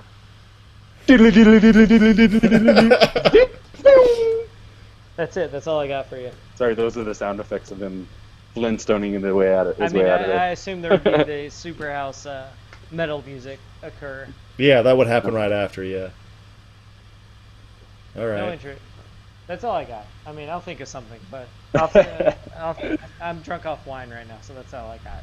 Oh, cookies. Drunk on wine, sophisticated man, drinking wine, Listen, having a it's in a plan. box. Lost wine on top of my fridge. Wine in a box, nobody talks. Let me get this sip. I don't know. Seth, Andrew, record that and keep that. That's And let me going get to be a those welcome. lips. Yeah. Welcome to Superhouse. I'm gonna record just a bunch of them. Welcome to Superhouse. Homer, the newest Superhouse episode is gonna. Oh shitty! I need to work on my Marge. That was so bad. It was funny though, dude. Hey guys, hey guys, hold on. Hey guys, you remember the time we was on the Superhouse episode and Tom Cruise was talking about the story of him riding the llama? And That's your Family Guy. yeah, that's my Peter Griffin. Wicked awesome. Family Guy. Wicked awesome. You remember the time? Hey guys, you remember the time? That's the whole fucking joke. I Remember know. the time? Somebody's bound to say, Peter, none of that shit ever happened. He's just got a fucking mental Parlay. disorder. Anyway, I'm rambling. I'm high. All right, let's do the ender to episode. Well, shit. Should we do the ender for each one now? Should I do one after Batman has listened to the episode? End of 1 of 4, end of 2 of 4, and so on. Sure. Let's knock those out real quick and then get the fuck out of here. There's vice principals and the night of to watch, gentlemen. I have some No Man's Sky. All right, let's. I'll do the first one. All right. Okay, everyone, you made it to the end of 1 of 4. Turn the page to continue your journey. Okay, that's all I got. Somebody Alright, take I'll go. 2 of 4. I'll go. And that was part 2 of 4 of Superhouse's epic extravaganza episode 24. Be sure to come back for part 3, where there will be sure to be animal noises, sexual innuendo, and hyperdrive technical engineering talk. Prowess. I fucked up that one. Hold on, give me one more. All right, all right. Well, that was episode 24. Oh, sorry. Well, that was part 2 of 4 of episode 24, the epic Superhouse podcast. Be sure to tune in to parts 3 and part 4 for more titties, more booze, more science fiction video games and politics, conspiracy theories, alien talk, weed, propaganda, and other things. I fucked that one up too. No, that was okay. That was good. That was good. You want to do another one? I get too carried away, yeah. Okay. Let me just keep it simple. Well, that was part 2 of 4 of the epic well, that was part 2 of 4 of the epic Superhouse episode 24. Be sure to join. Fucking sucks. I'll stop being a dick. Well, that was part. That was part 2 of 4, the epic 4-part episode 24 of the Superhouse podcast. If you made it this far, then you're probably a relative. That was a good one. That was a good one. I'll keep it simple like that. I'll do three or 4. Maddie, you're gonna close out the epic, bro. All right. I'll do 3. All right, let's see. All right, y'all, you made it down to 3 or 4. You got one more to go. Here we go now. Hey, yeah, boy. Do I go now after that? Yeah. Do your Betty Boop impression. Boop boop boop. Do your baby Huey. Do your best Christopher Walken impression. None of that's Sorry, happening. go ahead. This is the end. You've made it. Congratulations. I wish I could give you a prize, but this is the fucking internet, and I cannot. Have a good night. The end. That was beautiful, man. Yes. I don't Nice pussyfoot low- around. Yeah. People can binge our shit, dude. They can. Yeah. That's like a full mini season of this this week. Listen, son. So we don't have to record this for the next 2 weeks, right? That's what it seems like. I'm still Just down. kidding. I'm up. Unless we gotta my- talk about 68. I'm sure there'll be some other new cool shit to talk Dude, about. there's always shit, brah. There's always shit. I'm sure me and Stefan will talk about No Man's Sky more. Andrew will probably get it. Joey will have it by Yeah. then. So Movies Yes, next yes. week. What comes out next week? I want We to could talk about more Sausage Party. Oh yeah, I'm not gonna see it. So. What? dude, it was actually pretty good. I just want to see Hell or High Water, and that's all I care Yeah. about. Oh yeah, that's that it. looks good. I'm gonna go see Sausage Party tomorrow. I sold them on it, bro. Fuck that shit. Hell, sell me on it, Andrew. Go. It's extremely anti-religious. There's like Okay, a yeah. strong atheistic theme in it, actually, which is crazy. And there's literally a Jewish bagel and an Islamic like non-bread type of guy, and they're fighting for a lot of it. And there's a lot of religious jokes with that. And like they view the humans as gods, and they have like they sing songs about them. And then he walks into like. It's a lot of it's like racist as fuck. I don't know how they got you know, they got away with it, but like And it's there's a Native American character that is a bottle of like liquor, and and he's like they're like smoking weed the whole time too, passing the peace pipe, and he's like, yeah, I made it up. I made all the songs up, and then people started making their own lyrics, and it started to not make sense, and it wasn't what I thought of. And he made up the lyrics. Well, I'm gonna give away too much if I say all this shit, but it's definitely like a strong like anti-religious type of theme going on, and a lot of weed smoking, and not every joke lands, but it's definitely like a lot smarter than I thought it was gonna be. Maybe a matinee. Yeah, go see a matinee. That's what relentless I saw a swearing matinee. and shit.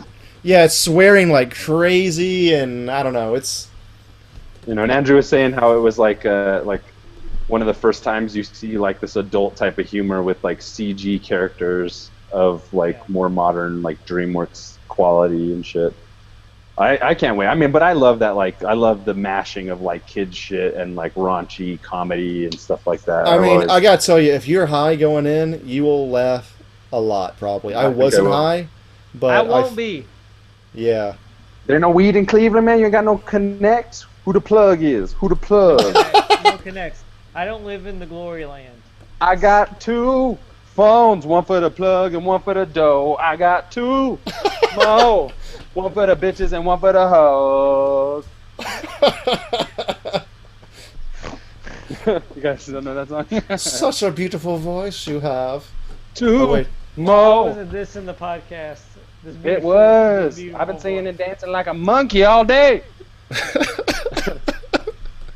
the blackest man I know. What a beautiful singing voice. Sorry, that was racist. But I'm a person of color. I get away with a little bit. You're a POC, bro. You can't. Some people think I'm fucking ISIS sometimes. Sometimes I swear I'll be interacting with people and I feel like I can read their mind and they think I'm like Syrian refugee or some shit. Is you a goddamn Islam? Because I'm like a tall type of Mexican, which is not, when people think of Mexican, they think of like little short, little minion type of guy. Which, by the way, is a racist animation. Of course. You're gonna see a lot of racism in fucking Oh. It's a racism or is it caricature? You decide. It's like a caricature. When I first saw the trailer for Minions, I was like, this is some fucking bullshit. Anyway, discussion for another day. Dude, Santa Cruz. There's a there's a tequila bottle in Sausage Party, and he's like over here, Holmes, or some shit like that. He's got like see that there's a fine line. There is a fine line. Yeah. 'Cause I do like when especially like comedically and like, you know, when racist comedy is used on an equal plane, I guess sometimes it can be Yeah. really funny when it's just like it's so outrageous, you know, in this kind of way that you're talking about. yeah. But it's one thing when it's that, and it's a whole other thing when it's like maybe like a caricature of a type of culture, and then not outright, but maybe that's Right.